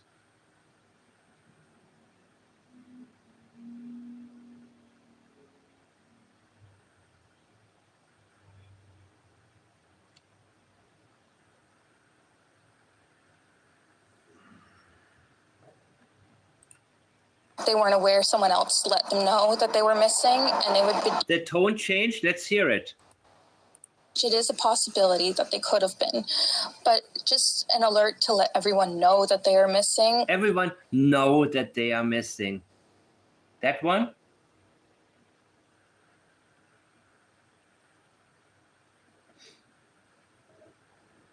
But she doesn't commit to it linguistically. You know what I'm saying?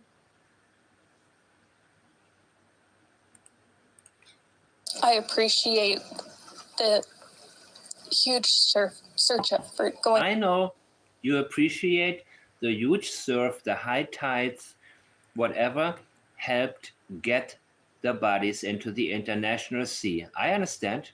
On right now, but we've been pushing for an Amber Alert, which hasn't been issued. Not just that they could possibly be abducted, which it is a possibility that they could have been, but... You see? She's telling us they were not abducted. She's telling us that she knows they were not abducted. Did you hear this part? Not just that they could possibly be abducted. She's telling us there is no way they were abducted, and she knows it 100%. And now, get this. Which it is a possibility that they... Now, which it is a possibility. No, it's not. You already told us it isn't. And yes, the sound, she changes. She changes her tone. You know why? Because she's moving in between script and experiential memory, contradicting the script. And then there are parts of the script she doesn't have down too well. And in a moment like this, when you're in front of the camera, all of a sudden, it becomes very, very difficult to actually speak your script. That's why a lot of actors, especially theater actors, they stand in front of the mirror. They don't just learn the lines. They want to see themselves speak the lines, because what they are talking is not from experiential memory, except from learning, trying to relate to the character and the emotions they believe that the character has. So I like the Jim Carrey approach when he says, you know, I feel what the person feels when he looks at somebody to imitate. Back then it was that that last movie where I think, what's his name? Henry Fonda and Jane Fonda together were in a movie.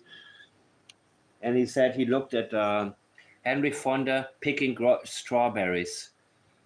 And it was an interview he gave on City Lights. It was a Canadian show where they talked about the Hollywood movies and brought people in there, you know, famous people came, Joe Schumacher, all these people came on there. And he said, I'm not trying to make the same face like Henry Fonda.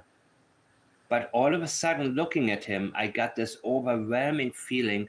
Henry Fonda is terrified of dying, terrified.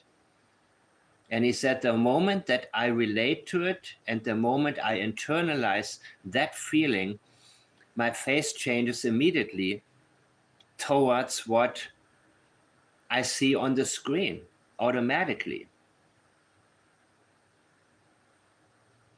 Yes, I'm getting sidetracked. But I think that these are important things to learn, because we need to also realize in plaids, there are ways to learn a script and present it well, but it's very, very different if you break and character actors' concentration in theater, meaning that all of a sudden you change a script, right? You can take a veteran actor and say, okay, so just do your Hamlet bullshit or whatever. And but just so you know, in the second act or whatever, we changed some lines. It's called experimental theater. You know, some people will be able to hang, they'll be able to flow, but most will not. And that's kind of how it is when you have a script that you studied with Daniel and Janie, and you have it ready, but all of a sudden, you're not an experienced actress. You didn't practice it properly. You didn't perform it in front of a mirror. You're not confident. You're not well rested. You're not prepared. It's very different when you're in front of the camera, guys. Extremely different. There's a big difference between being able to memorize and performing. And that's when the anxiety kicks in. And that's when all of a sudden the things that you have learned, word for word and line for line, all of a sudden it becomes difficult. All of a sudden it's not that easy anymore. So you can have people with a wonderful memory able to memorize photographically whatever it is.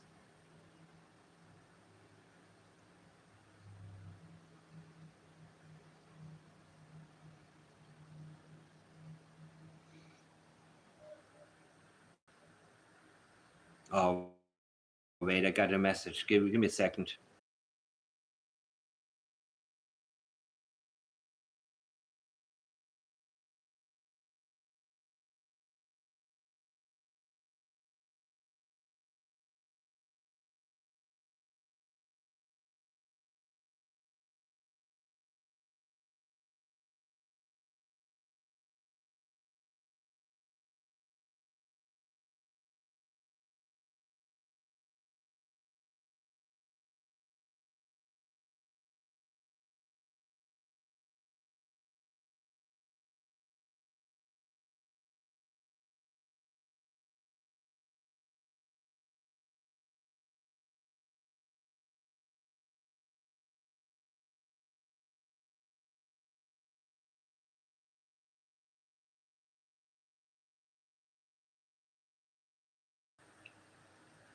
And oh yeah, now it's feedback time, meaning I'm getting the good information from some of you.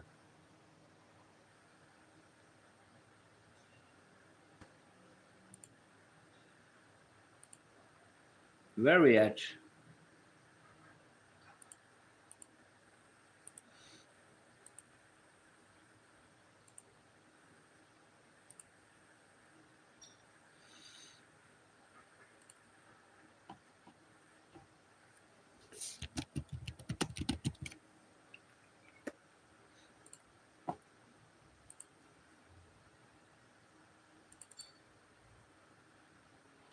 And yes, you're so right.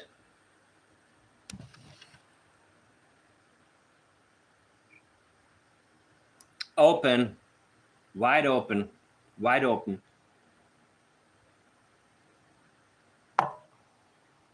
Wide open. I don't know what day that was, but it was early because I still see the pink thing in the window. Very early picture, right?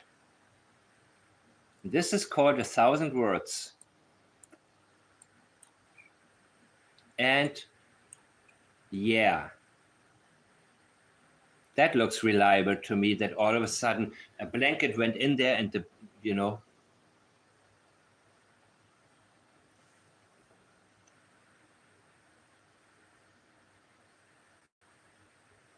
or the poem, you mean? I missed some of this, guys. Sorry.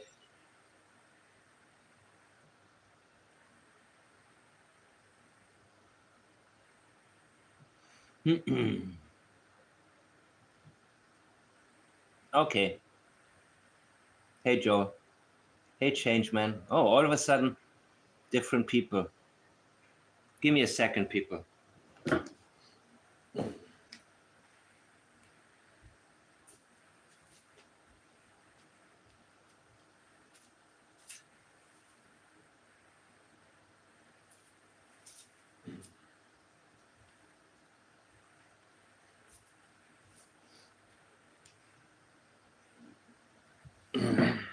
Be right back.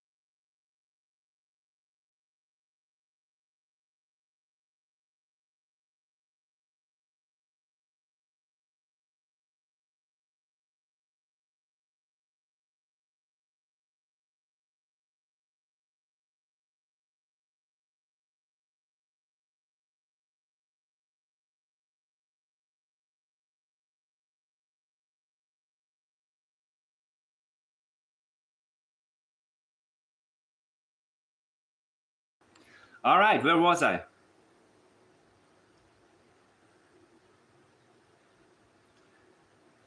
Okay, I'm back. Here we go. Here we go.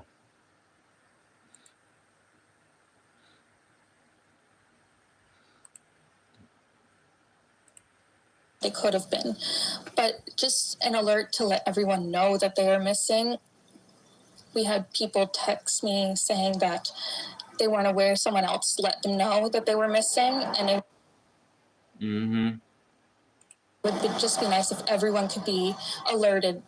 We thought maybe that we found tracks, but 6 months later and nothing. 6 months later and here we are. Never would have thought.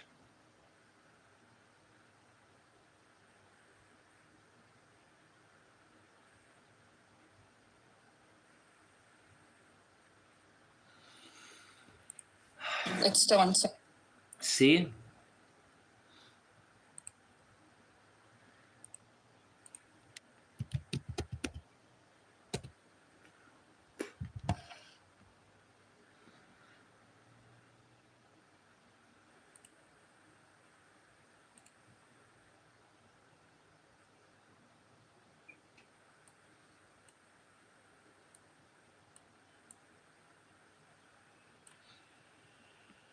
Who said Middle River of Pictou? Where was that? I just got a video. Middle River of Pictou, guys. This is a very important... Oh, Julia, yes, I agree with you. That was a huge focus because they found a star, and I believe something really important happened there. Let me read your messages now.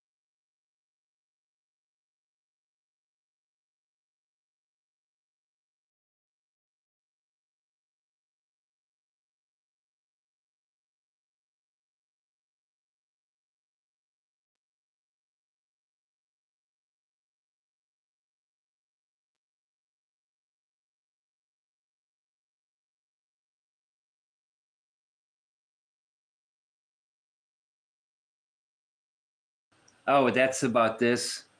Oh, no thanks. Okay, the Middle River, that's good. No, they didn't wind up in the Middle River of Pictou. Daniel made a stop there, and then he went back down.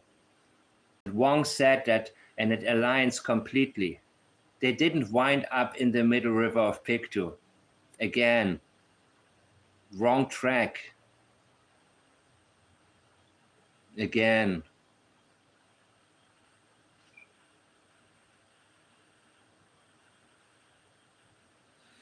Let me see if I see some familiar names here.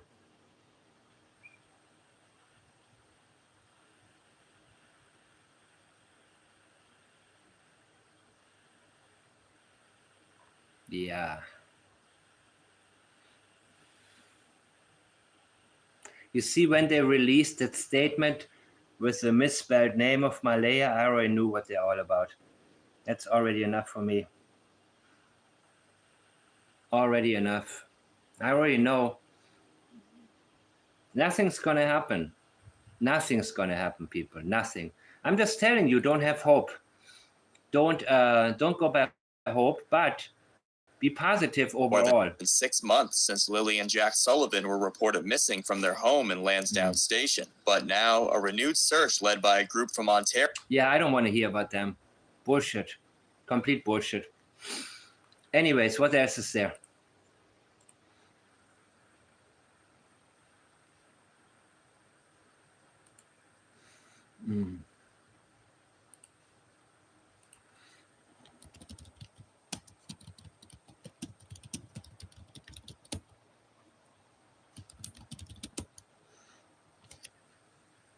They're not in the river, people. But again, I'm done arguing with bullshit. You know? He had to clean up exactly seawood. He went to the river to clean something. That's why he went there. He knew the area because his uncles own this, and this land. Harvey, and Wayne, Mackenzies. He knew the area. That's why. Here were plastic bags and soap, and the dogs hit an area down here.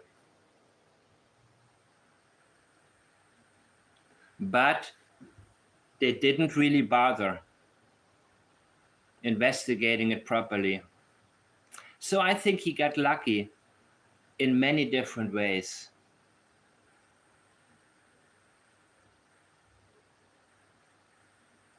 Oh, keep the pull-up on for that long?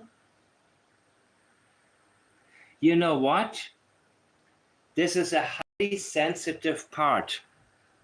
And look what I just did.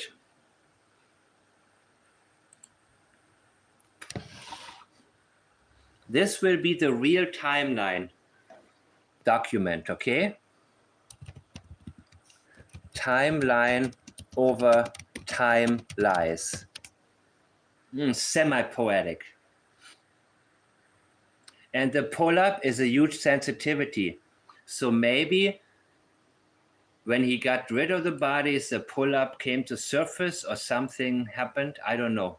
But the pull-up is just as sensitive as the pink boots and the blue boots and the backpacks. Highly sensitive, people. Extremely sensitive area. What does it mean? I can have my guesses, of course, and I can look at possibilities for that long. Yes, exactly. I can add it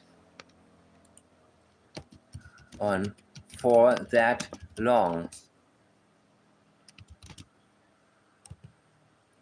For how long? You mean a long ride to the ocean? I don't know. What do you think? Let's hear the rest.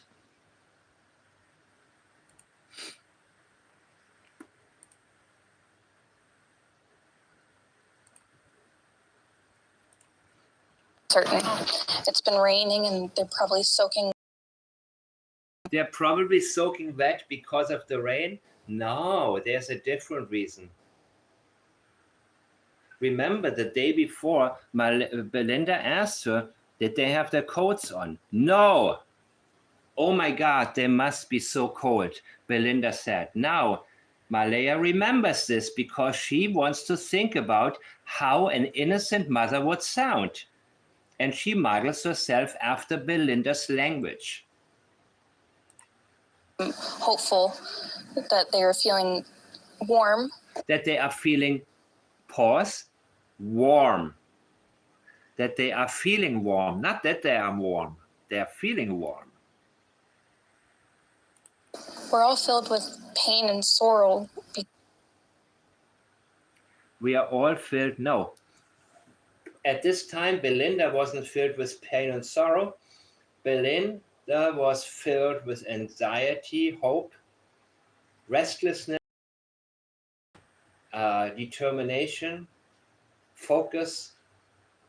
Nothing else on her mind except finding Jack and Lilly. There was no time to sit back and think about writing a eulogy and saying, oh, pain and sorrow is after you give up, after you surrender, after you accept something. And as a mother, you don't accept a child's death until there is so much indication that you really can no longer get past it. Janie said, I put my boots on and went out looking for the kids. Like, why did she have to purposely mention that she put her boots on? Who does that? For her to get out of the house and be bothered, and she didn't want to. She is disinterested, but she also remembers that Daniel came back for the boots. The boots are on their minds. And you know what? These types of people, they think, wow, I remembered the boots and the backpack. No one's gonna suspect anything. Trust me, Daniel Martel in the beginning when he gave the interviews, he thought nobody will ever suspect anything. And it took him a long time to understand why people are suspecting something. It was him against the world. He wanted it to be her and him against the world. But it didn't come to pass. So, what took place? Well, sadness turned to anger. The fuck you mean anger? Anger towards, are we talking about Jack and Lilly here? What are you angry? Whom are you angry? Are you angry they walked? What are you trying to tell us? No, his mind is only on her. Nothing else. Pain and sorrow, that's what you feel when you know a child is no longer with you. Or after many years, many indications, many witnesses saying, I saw, there is a case of this old, 30-year-old case of an Italian actress that jumped off the bridge, supposedly in Louisiana somewhere. She was a granddaughter of Tyrone Power. And it's a weird story. Albano and Romina Power were the parents. And she's half Italian, half American. He's Italian-American. And she jumped. The mother still doesn't accept it after 30 years. A witness saw her jumping off a bridge, crying and jumping off a bridge. The father accepted it 20 years later, 25 years later or so. Let me look at it.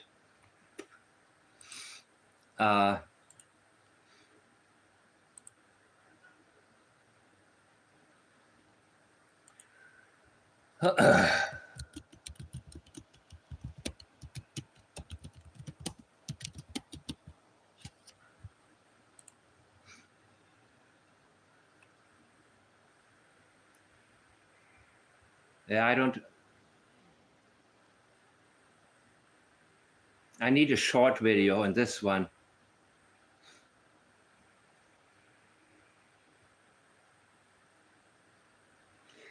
Elenia Carisi.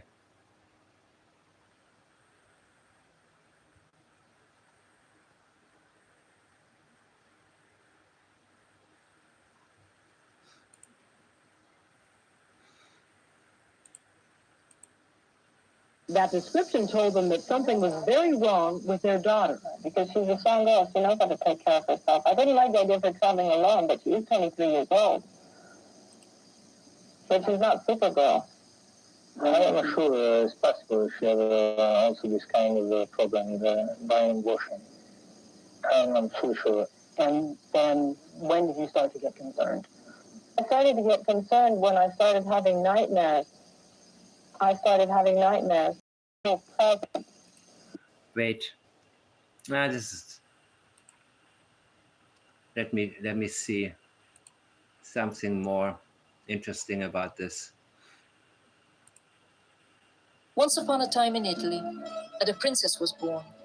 Her parents, King Albano and Queen Romina, named their daughter Ilenia, dreaming of one day passing on their throne of showbiz rulers to her. Hey, Charmaine. Little did they know that the princess belonged not to them, nor to their realm, nor even to this world, and that soon she would leave them. This is the story of what happened to Elenia Carisi. Is it a magic? Okay, not important. I'll go back here because now more people are coming in who want information about Jack and Lilly, so I understand. I wanted to use it as an example that even after 30 years, the mother of this girl doesn't accept a suicide. She doesn't accept the witnesses the witness who saw the girl jumping off of a bridge after 30 years. And let's go to Wikipedia. Her name was Ilenia Carisi, and of course I believe that she is no longer with us.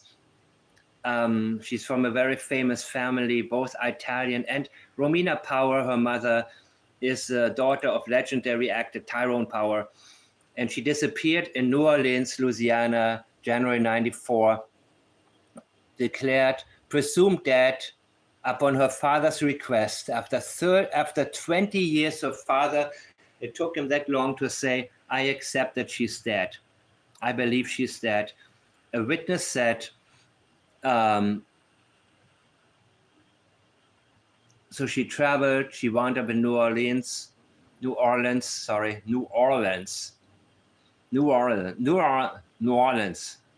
do you say it? New Orleans. Did I get it right?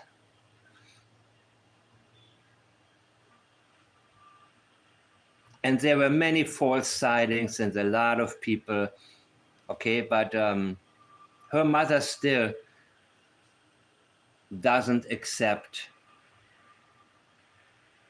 the fate. Her mother never said, I have pain and sorrow. Her mother still says, I'm gonna find my daughter. I can't wait to find her. You know what I mean? Pain and sorrow are the words that you use when you accept your losses.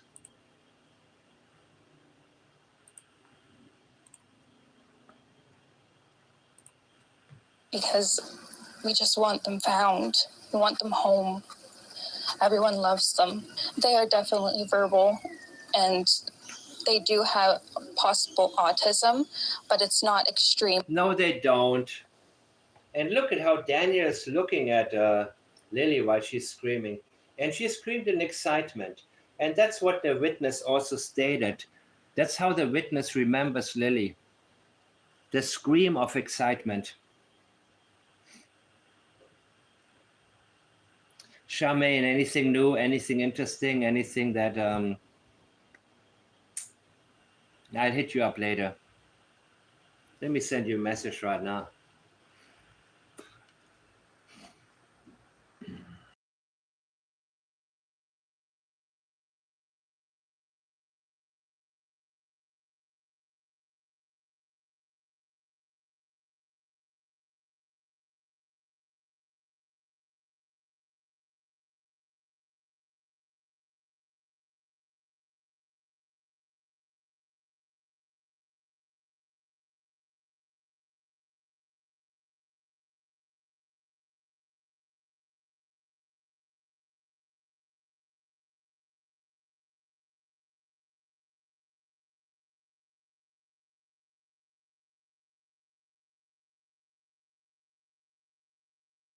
So here's Daniel looking very focused on Lilly. And I believe that he's thinking about his mommy, who doesn't like this type of scream. Autism, it's just... He's focused. Look how he looks at Lilly. Look how focused he is. They have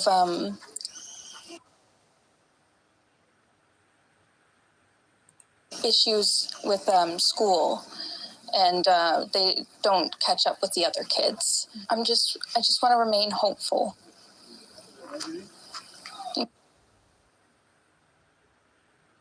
They didn't have autism and they didn't have issues. Yeah, I believe that when you see somebody being deceased,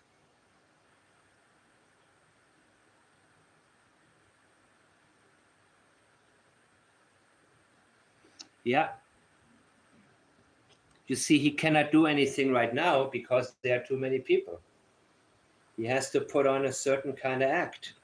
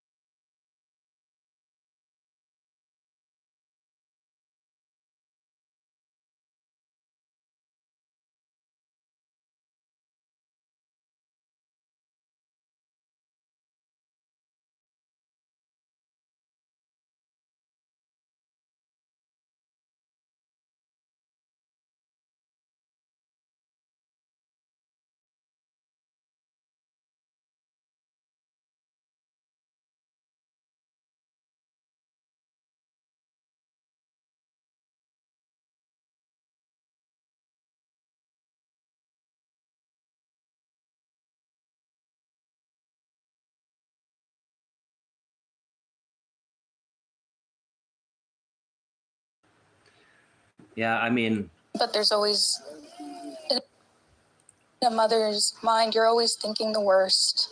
Last night was one of the you're not always thinking the worst. In a mother's mind, you always have hope. In a mother's mind, you're getting busy. You don't have time for pain and sorrow. Pain and sorrow is a final emotion. It's a way of saying goodbye. It's a way of accepting something that isn't going to change. Now you're supposed to be full of energy, adrenaline, and whatever it takes to find any types of answers to get your children. worst nights because I didn't have them in their beds.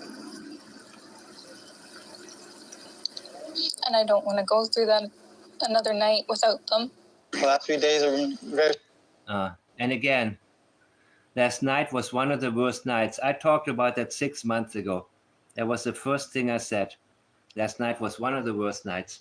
Which was the worst night? You mean last night was the first night? Your kids were not in their beds? And it was only one of the worst? No, it was the worst night. It was the night before. That's when I knew it was Thursday. And I don't want to go through that another night without them. The last few days are very stressful. I mean, ever since the Friday morning. Yeah. When we noticed that the children were gone. Immediately jumped in the vehicle, surveyed all the areas, many dirt roads, many culverts as I could. What time was that? When did you do all that? Because at 10:26, the cops were already there and you showed your face. When did you do all of these things? I know you did it on Thursday night. And waited for the police to get there. As soon as I noticed them right there, I immediately jumped right in the vehicle. And go through them, correct it to that ever again. Yeah, never again. Because Jack and Lilly are gone. She will never, ever go through this again. Now it's just her and Meadow. Surveyed all the area, every dirt road, every culvert they could find. Immediately after the kids were gone, right. But when, according to them, did they notice that the kids were gone? That's my question. You see what I mean? That's the crazy part, right? What did you do? Let's list it all. Okay. The last days, okay. So Friday morning. You see, the last days have been very stressful. He says the last days have been very stressful. And then he says, I mean. He's correcting himself. He's thinking about the day before, especially the night before, and also the days before when, financial issues, Patty didn't want to help maybe, only help a little bit. Whatever wound up escalating and him doing what he did that led to Jack and Lilly not being around anymore. You know what I mean? I mean, ever since Friday morning. When did he give this interview, by the way? Was it on the 4th or the 3rd? I'm not exactly sure. But he's making sure to lead his audience to think that before Friday morning, everything was okay. He's catching himself. Oh, I mean. When somebody says, I mean, you're trying to interpret what you just said in a different way. You see what he's doing?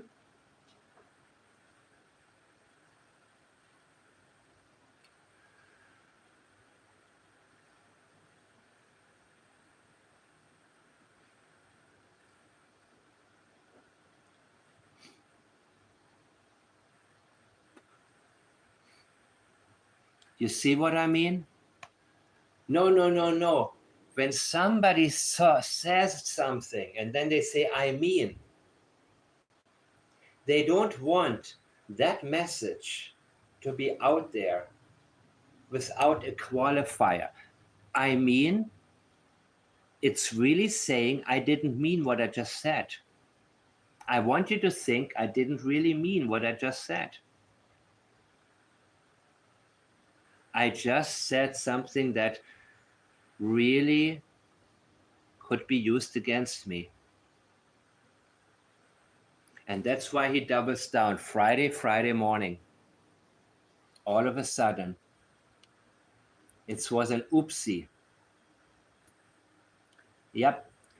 The stress was what escalated in him, in my opinion, hurting the kids. The taxes didn't get filed. Money was being cut off. Patty, well, was he in the house? No. Patty has had it. She may have given some money, but she has had it with them. Had it, period.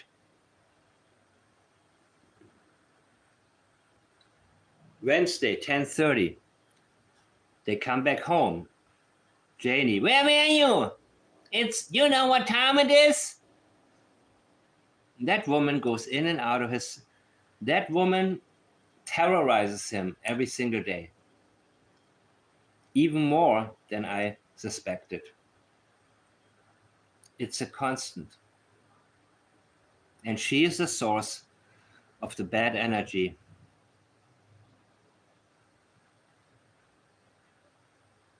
And he's still there. Friday morning. Nope. Friday morning was when it became normal. Except then new problems came because all of a sudden the world is on your ass saying, what the hell is this dude talking about? But he thought, I'm going to give a couple of interviews and I've been lying my whole life. I got this. I can handle this very, very easily. You know what I mean? It's like, oh, what? Come on, man. This is Danny, dude. Yeah, I got the camera, baby. Don't worry. I can handle it. But I don't know what day this is. You know, I don't know when exactly this interview was published.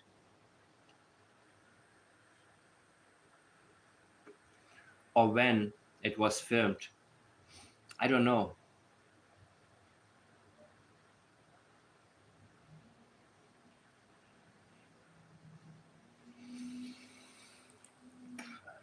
When we noticed that the children were gone, immediately jumped in the vehicle, surveyed all the areas, many dirt roads, many culverts as it could. He's thinking, how should I act? How would a person act who had no clue what's going on? Look, immediately jumped in the vehicle, surveyed as many dirt roads and culverts as I could. How many dirt roads are there? How many culverts are there?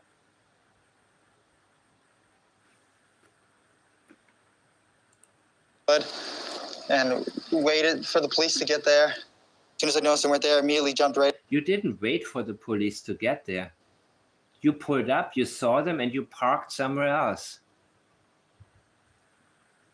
And then they saw you and said, come here. You didn't wait for police. Malaya waited for police to get there. Janie was probably in her trailer looking out. Shut up, Fluffy!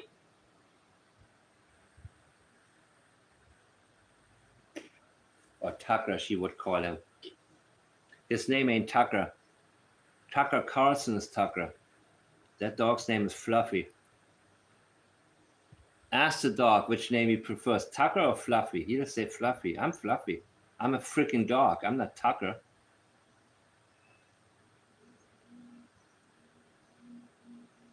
Immediately jumped. Right. Immediately. You had a lot of time to prepare for that moment. You had so much time to get yourself ready, dude. So much time. You had all night on your ATV and everywhere getting ready. May 5? Okay, CBC News raining interview. Thank you, Seawood. You see, thank you so much. That was May 5th, 3 days after. Okay. So May 2nd was Friday morning, as Daniel would say. Then the 3rd is Saturday, the 4th is Sunday, and 5 is Monday. That was Monday morning. I don't know if it's Monday morning.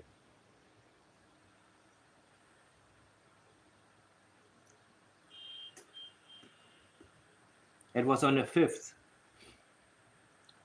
Malaya left what, on the 3rd in the evening? When Haley said he went into the kitchen, into the bathroom, I mean?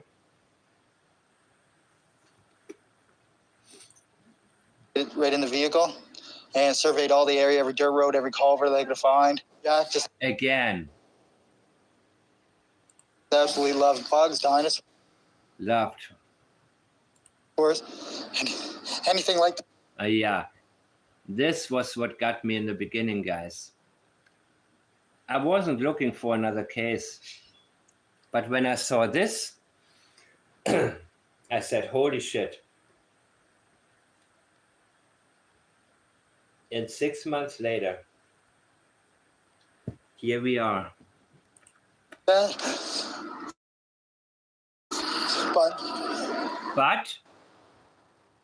Lilly loves girly things, but she also loves doing everything with Jack. Bugs, they're like best friends. Why are you crying? Why are you crying? They could be somewhere close by. Why you have time? Why do you think you have to cry for Jack? You see? Waited for the police to get there. As soon as I noticed they weren't there, I immediately jumped right in the vehicle and surveyed all the area, every dirt road, every culvert they could find. Yeah, just absolutely loved bugs, dinosaurs. You see? He thinks.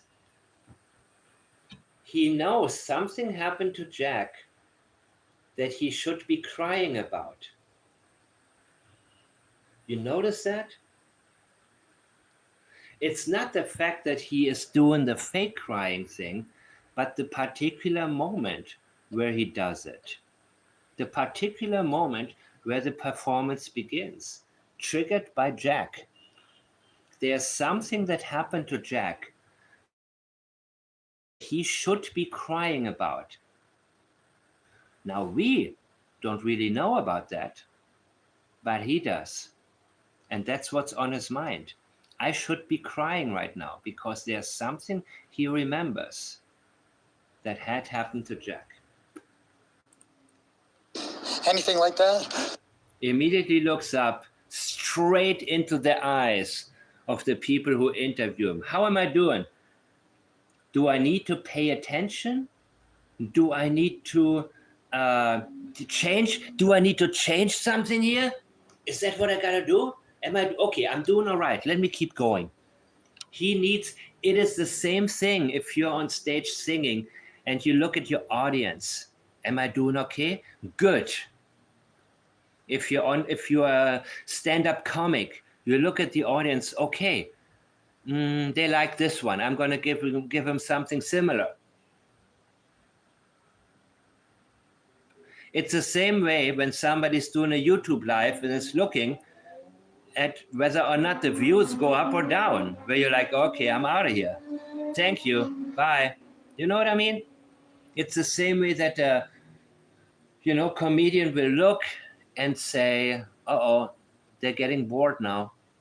I need to change subject matters, or say, it's been great, everybody. Have a good night. You know what I mean?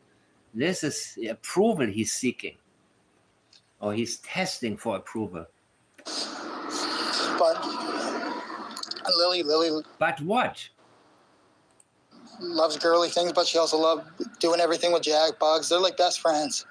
Right, everything with Jack. What do you mean? She likes bugs? No, she hated bugs, according to your mom. You see, this is hard now for him. He wants to come up with something, but he doesn't know what. It's too difficult for him. Anything not to go back into what he experienced that night. Anything to avoid having to talk about anything related to what really took place. So he's coming up with something that isn't true. They're like best friends, except they give each other black eyes, right? Yeah, right. That's just brother and sister. Jack just absolutely loves bugs, dinosaurs, anything like that. That's a different interview, right? Is that a different interview? Or is it from a different angle? Does he just word for word say the same shit? So went there, immediately jumped right in the vehicle and surveyed all the area, every dirt road, every culvert they could find. Jack just absolutely loves bugs, dinosaurs, anything like that. But Lily loves girly things, but she also loves doing everything with Jack, bugs. They're like best friends, not just brother and sister. Jack just absolutely loves bugs, dinosaurs, anything like that. But Lily loves girly things, but she also loves doing everything with Jack, bugs. They're like best friends, not just brother and sister. You know, they took their boots. That's pink boots for Lily, blue boots for Jack. Right, you took their boots for them. I'm not going to go back into this. Dinosaurs on them. Lily had her backpack. Lily had her backpack.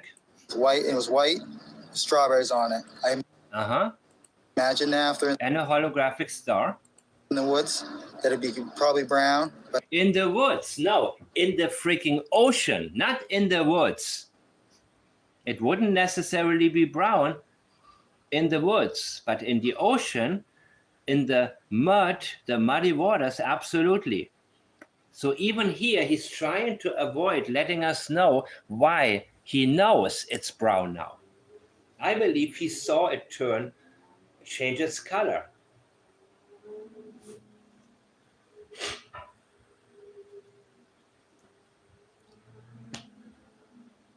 They're giving us alternative reasons, even though there's no danger in us finding the backpack.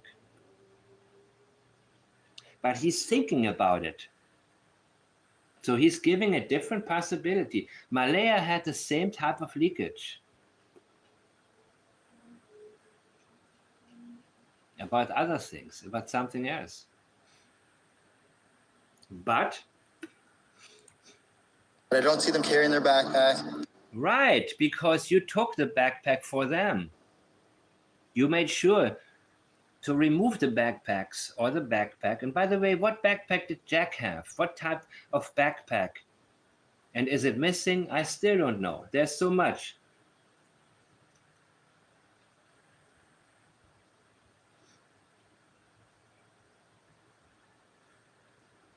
He exactly railroaded. He told himself, get the boots, get the boots, get the boots. I believe he was on the ATV or something, and he was ready to move towards the ocean and said, no, the boots, the boots, the boots, the boots. It came to him. And he said,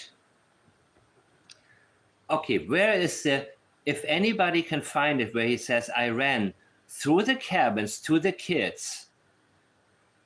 And then he said he ran back down to the house. It took him 30 seconds. I believe that happened that night. He did not want to park in front of the house. Janie was already busy raking away the evidence. So he parked a little bit away, but he ran down there to get the boots and the backpacks. And that's why he is so proud to remember it, that he mentions it here. Hey, they got their boots, they got their backpacks. So don't think for a second that I removed them because they didn't have either. They had their boots. That must mean they left on their own. No siree. No siree. Different angle, right? Different video? No, it seems to be the same video, right? I think that he may have hit them where the new lock was inside while he went back down to the house. That's a possibility. Their bodies may have been hidden up there for a short period of time. That's what I believe. He didn't want to take the bodies back to the house.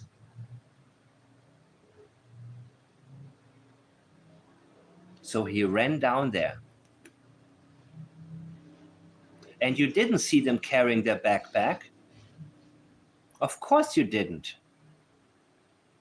because you removed them without it, and then later you remember to get it.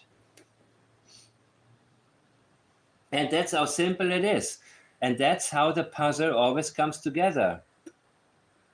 The cabins. Where is that statement, guys? Do you remember? I ran through the cabins to the children. Remember that statement, guys? If you have it, oh my God, I love you long time if you send it to me. Oh my God. I played it so many times, but now it's really when I need it and want it. Oh, May 4? Sorry, this interview was May 4, the rain interview. That was May 4, okay? That was on Sunday. Thank you. Just got the message. As RCMP combed through woods and fields. Give me a second, people, okay? I will share it with you.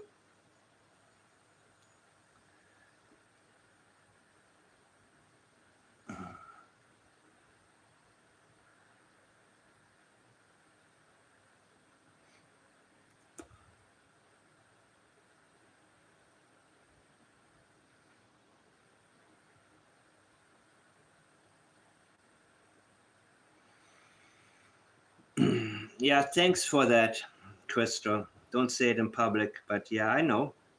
I know these things, not only him, a lot of people do that. So that's why we have to be very, very quick here to make sure.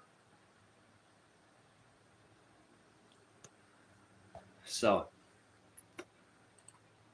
I don't see him keeping a pull-up on for that long. The pull-up, what's up with the pull-up, man? Remember what we just said about the other statements? When did the pull-up come off? Did he lose it somewhere when transporting the kids?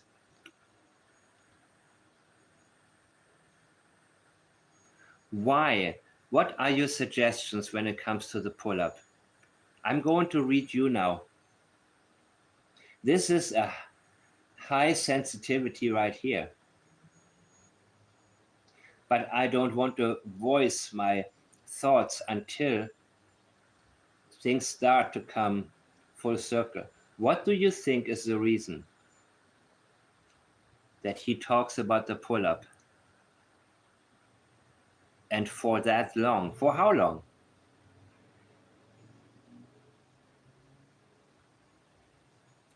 Okay, if somebody has it, I ran to the cabin to the kids.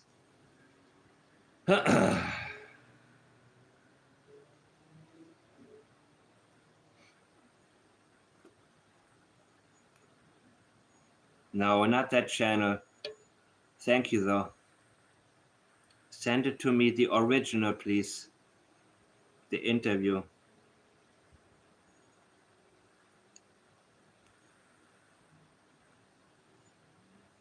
Wasting my energy. Okay, Jack. Let me see.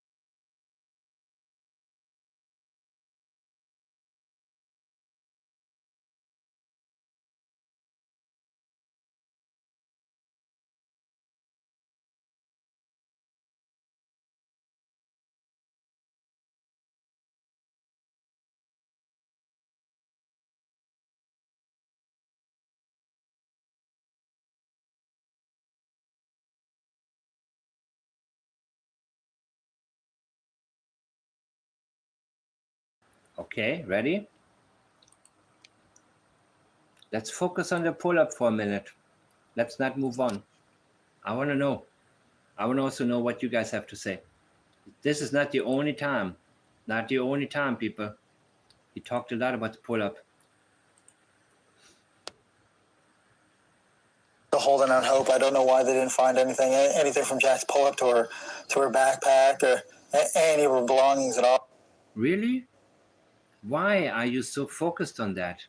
Oh, they just haven't found anything. Right. Why the pull-up, dude? What is so important about it?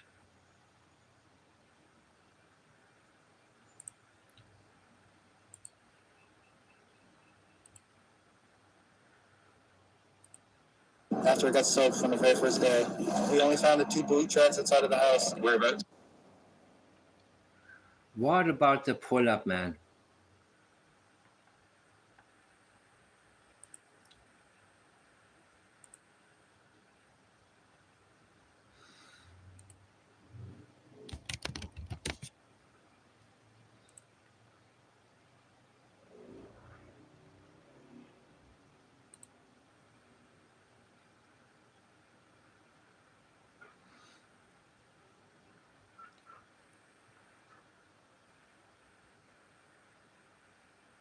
Oh, interesting, Julia. Let's look at this. That's not the one I'm thinking about, of course, as you may know. But right here,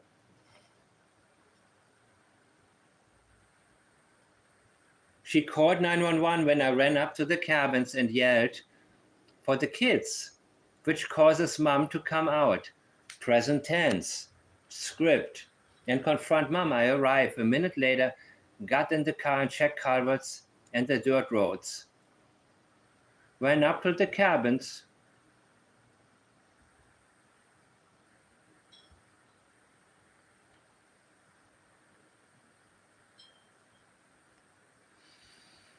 Oh, guys, I think I'm done, man. I cannot see anything. I cannot find anything.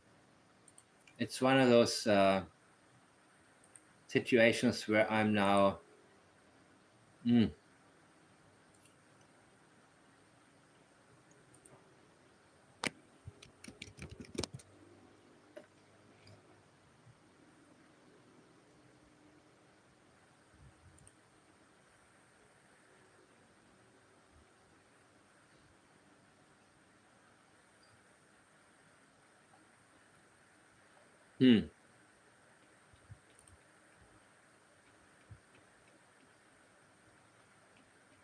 Wait.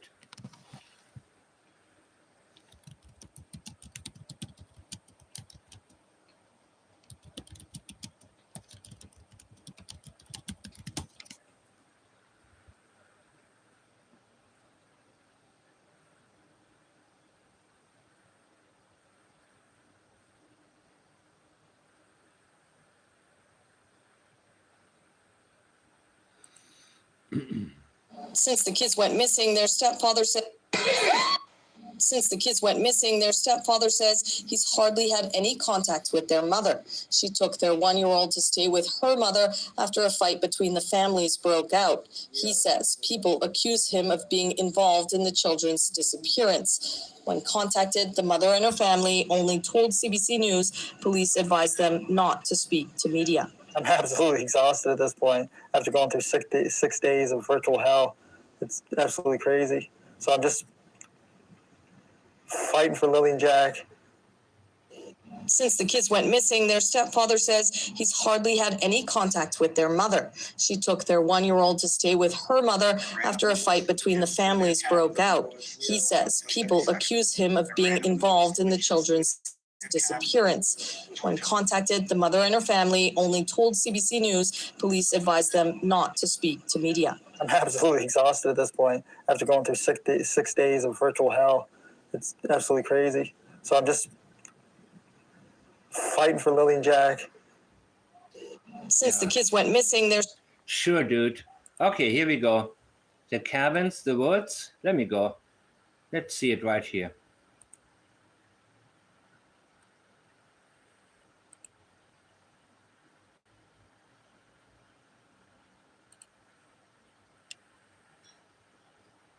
I'm just staying as hopeful as possible. I want them home. I want to hold them. They were last seen. The search is ongoing and involved. I'm just staying as... No, that's not it. What is this? Okay, wait. Like 30 seconds. Here we go.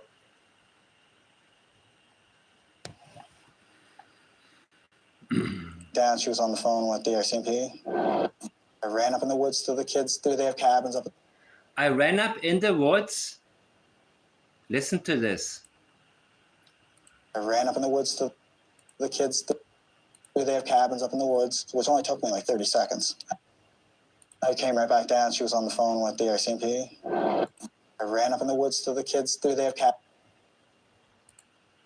I ran up in the woods to the kids. Not towards, not to where I think he went, to the kids. He was hiding them somewhere. He went back down. That's when he switched the light on in the middle of the night, guys. He switched the light on in the middle of the night.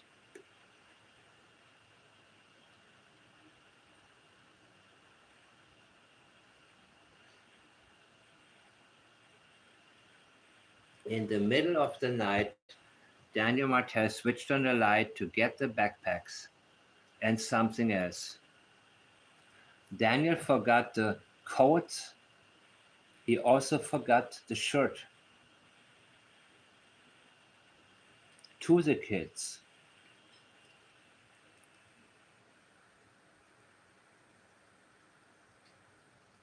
Through their cabins, exactly. That's exactly what he did.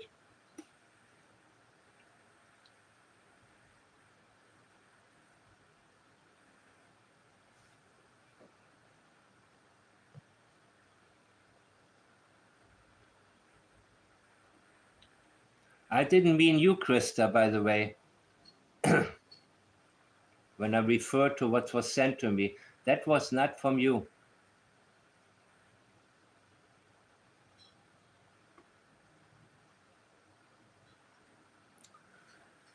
This one, when it first came out, I immediately talked about it. But back then, people didn't pay that much. I went through it, I guess, over really, really fast. But I made sure everybody would recognize. Kids, do they have cabins up in the woods? Which only took me like 30 seconds. I came right back down. She was on the phone with the RCMP.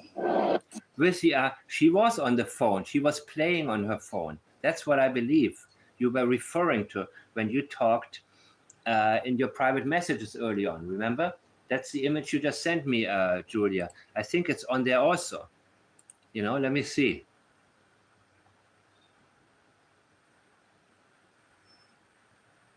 No, it's not that important right now. This short sentence tells us what we need to know. I know and I appreciate. What is it? CTV? No, I appreciate what you're sending me right now. Thank you so much.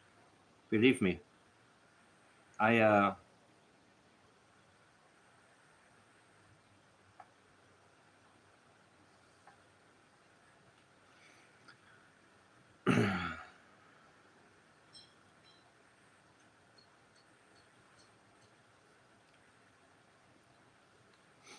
Anyways. I ran up in the woods to the kids. Do they have cabins up in the Twice he said up in the woods. Woods, which only took me like 30 seconds. I came right back. Yeah, he went back down. He forgot some. It was after midnight. He made several trips. If anybody has the chance to ask Brad Wong, what time did the car go up there to Middle Pictou River on McLeod Road? What time was that? What exact time was that trip? And now Jordan Geddes, tell me, what car did Daniel pull up in? Was it a Kia Rio? What exactly was it? Well, listen, people. I think it's been a while since I've been on.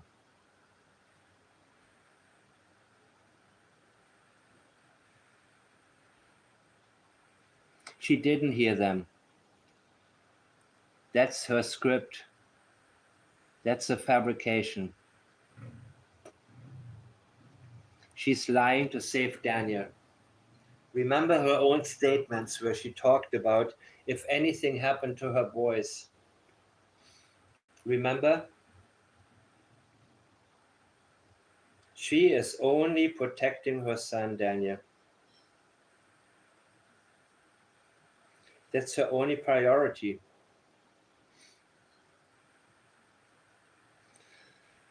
Oh God, anything else, people?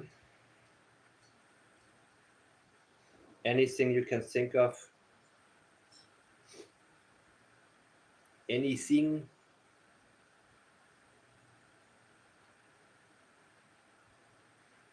It's been a significant amount of time that I've been on.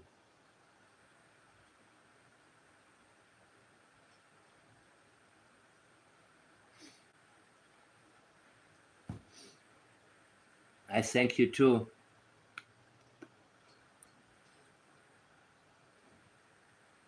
Diesel, what's happening, dude? Yeah, I can't believe it, man. Most of the time I've been searching for stuff. But I found some stuff that now I think I summarized things in a way that this is now the beginning. This is now the beginning of the real timeline. Timeline over time lies. Okay? Okay. Timeline over time lies. Subtitle. Okay, good.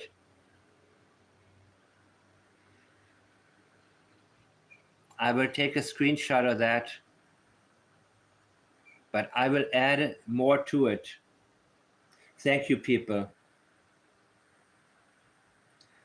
Diesel, feel free to send me whatever information you have about anything or what comes to mind. In comment or here, whichever. I'm tired, people. I'm gonna go. I appreciate all of you for sending me information when you get to it. Very, very good. Very cool. I will keep you posted.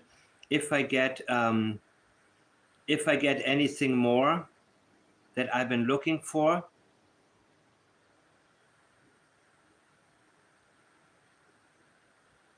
you see, Julia, now I got it. Oh shit. Oh, this is the one. I mean, this is the one I've just been looking for. Here, what is this? Oh God. You know, the less organized you are, the longer you talk.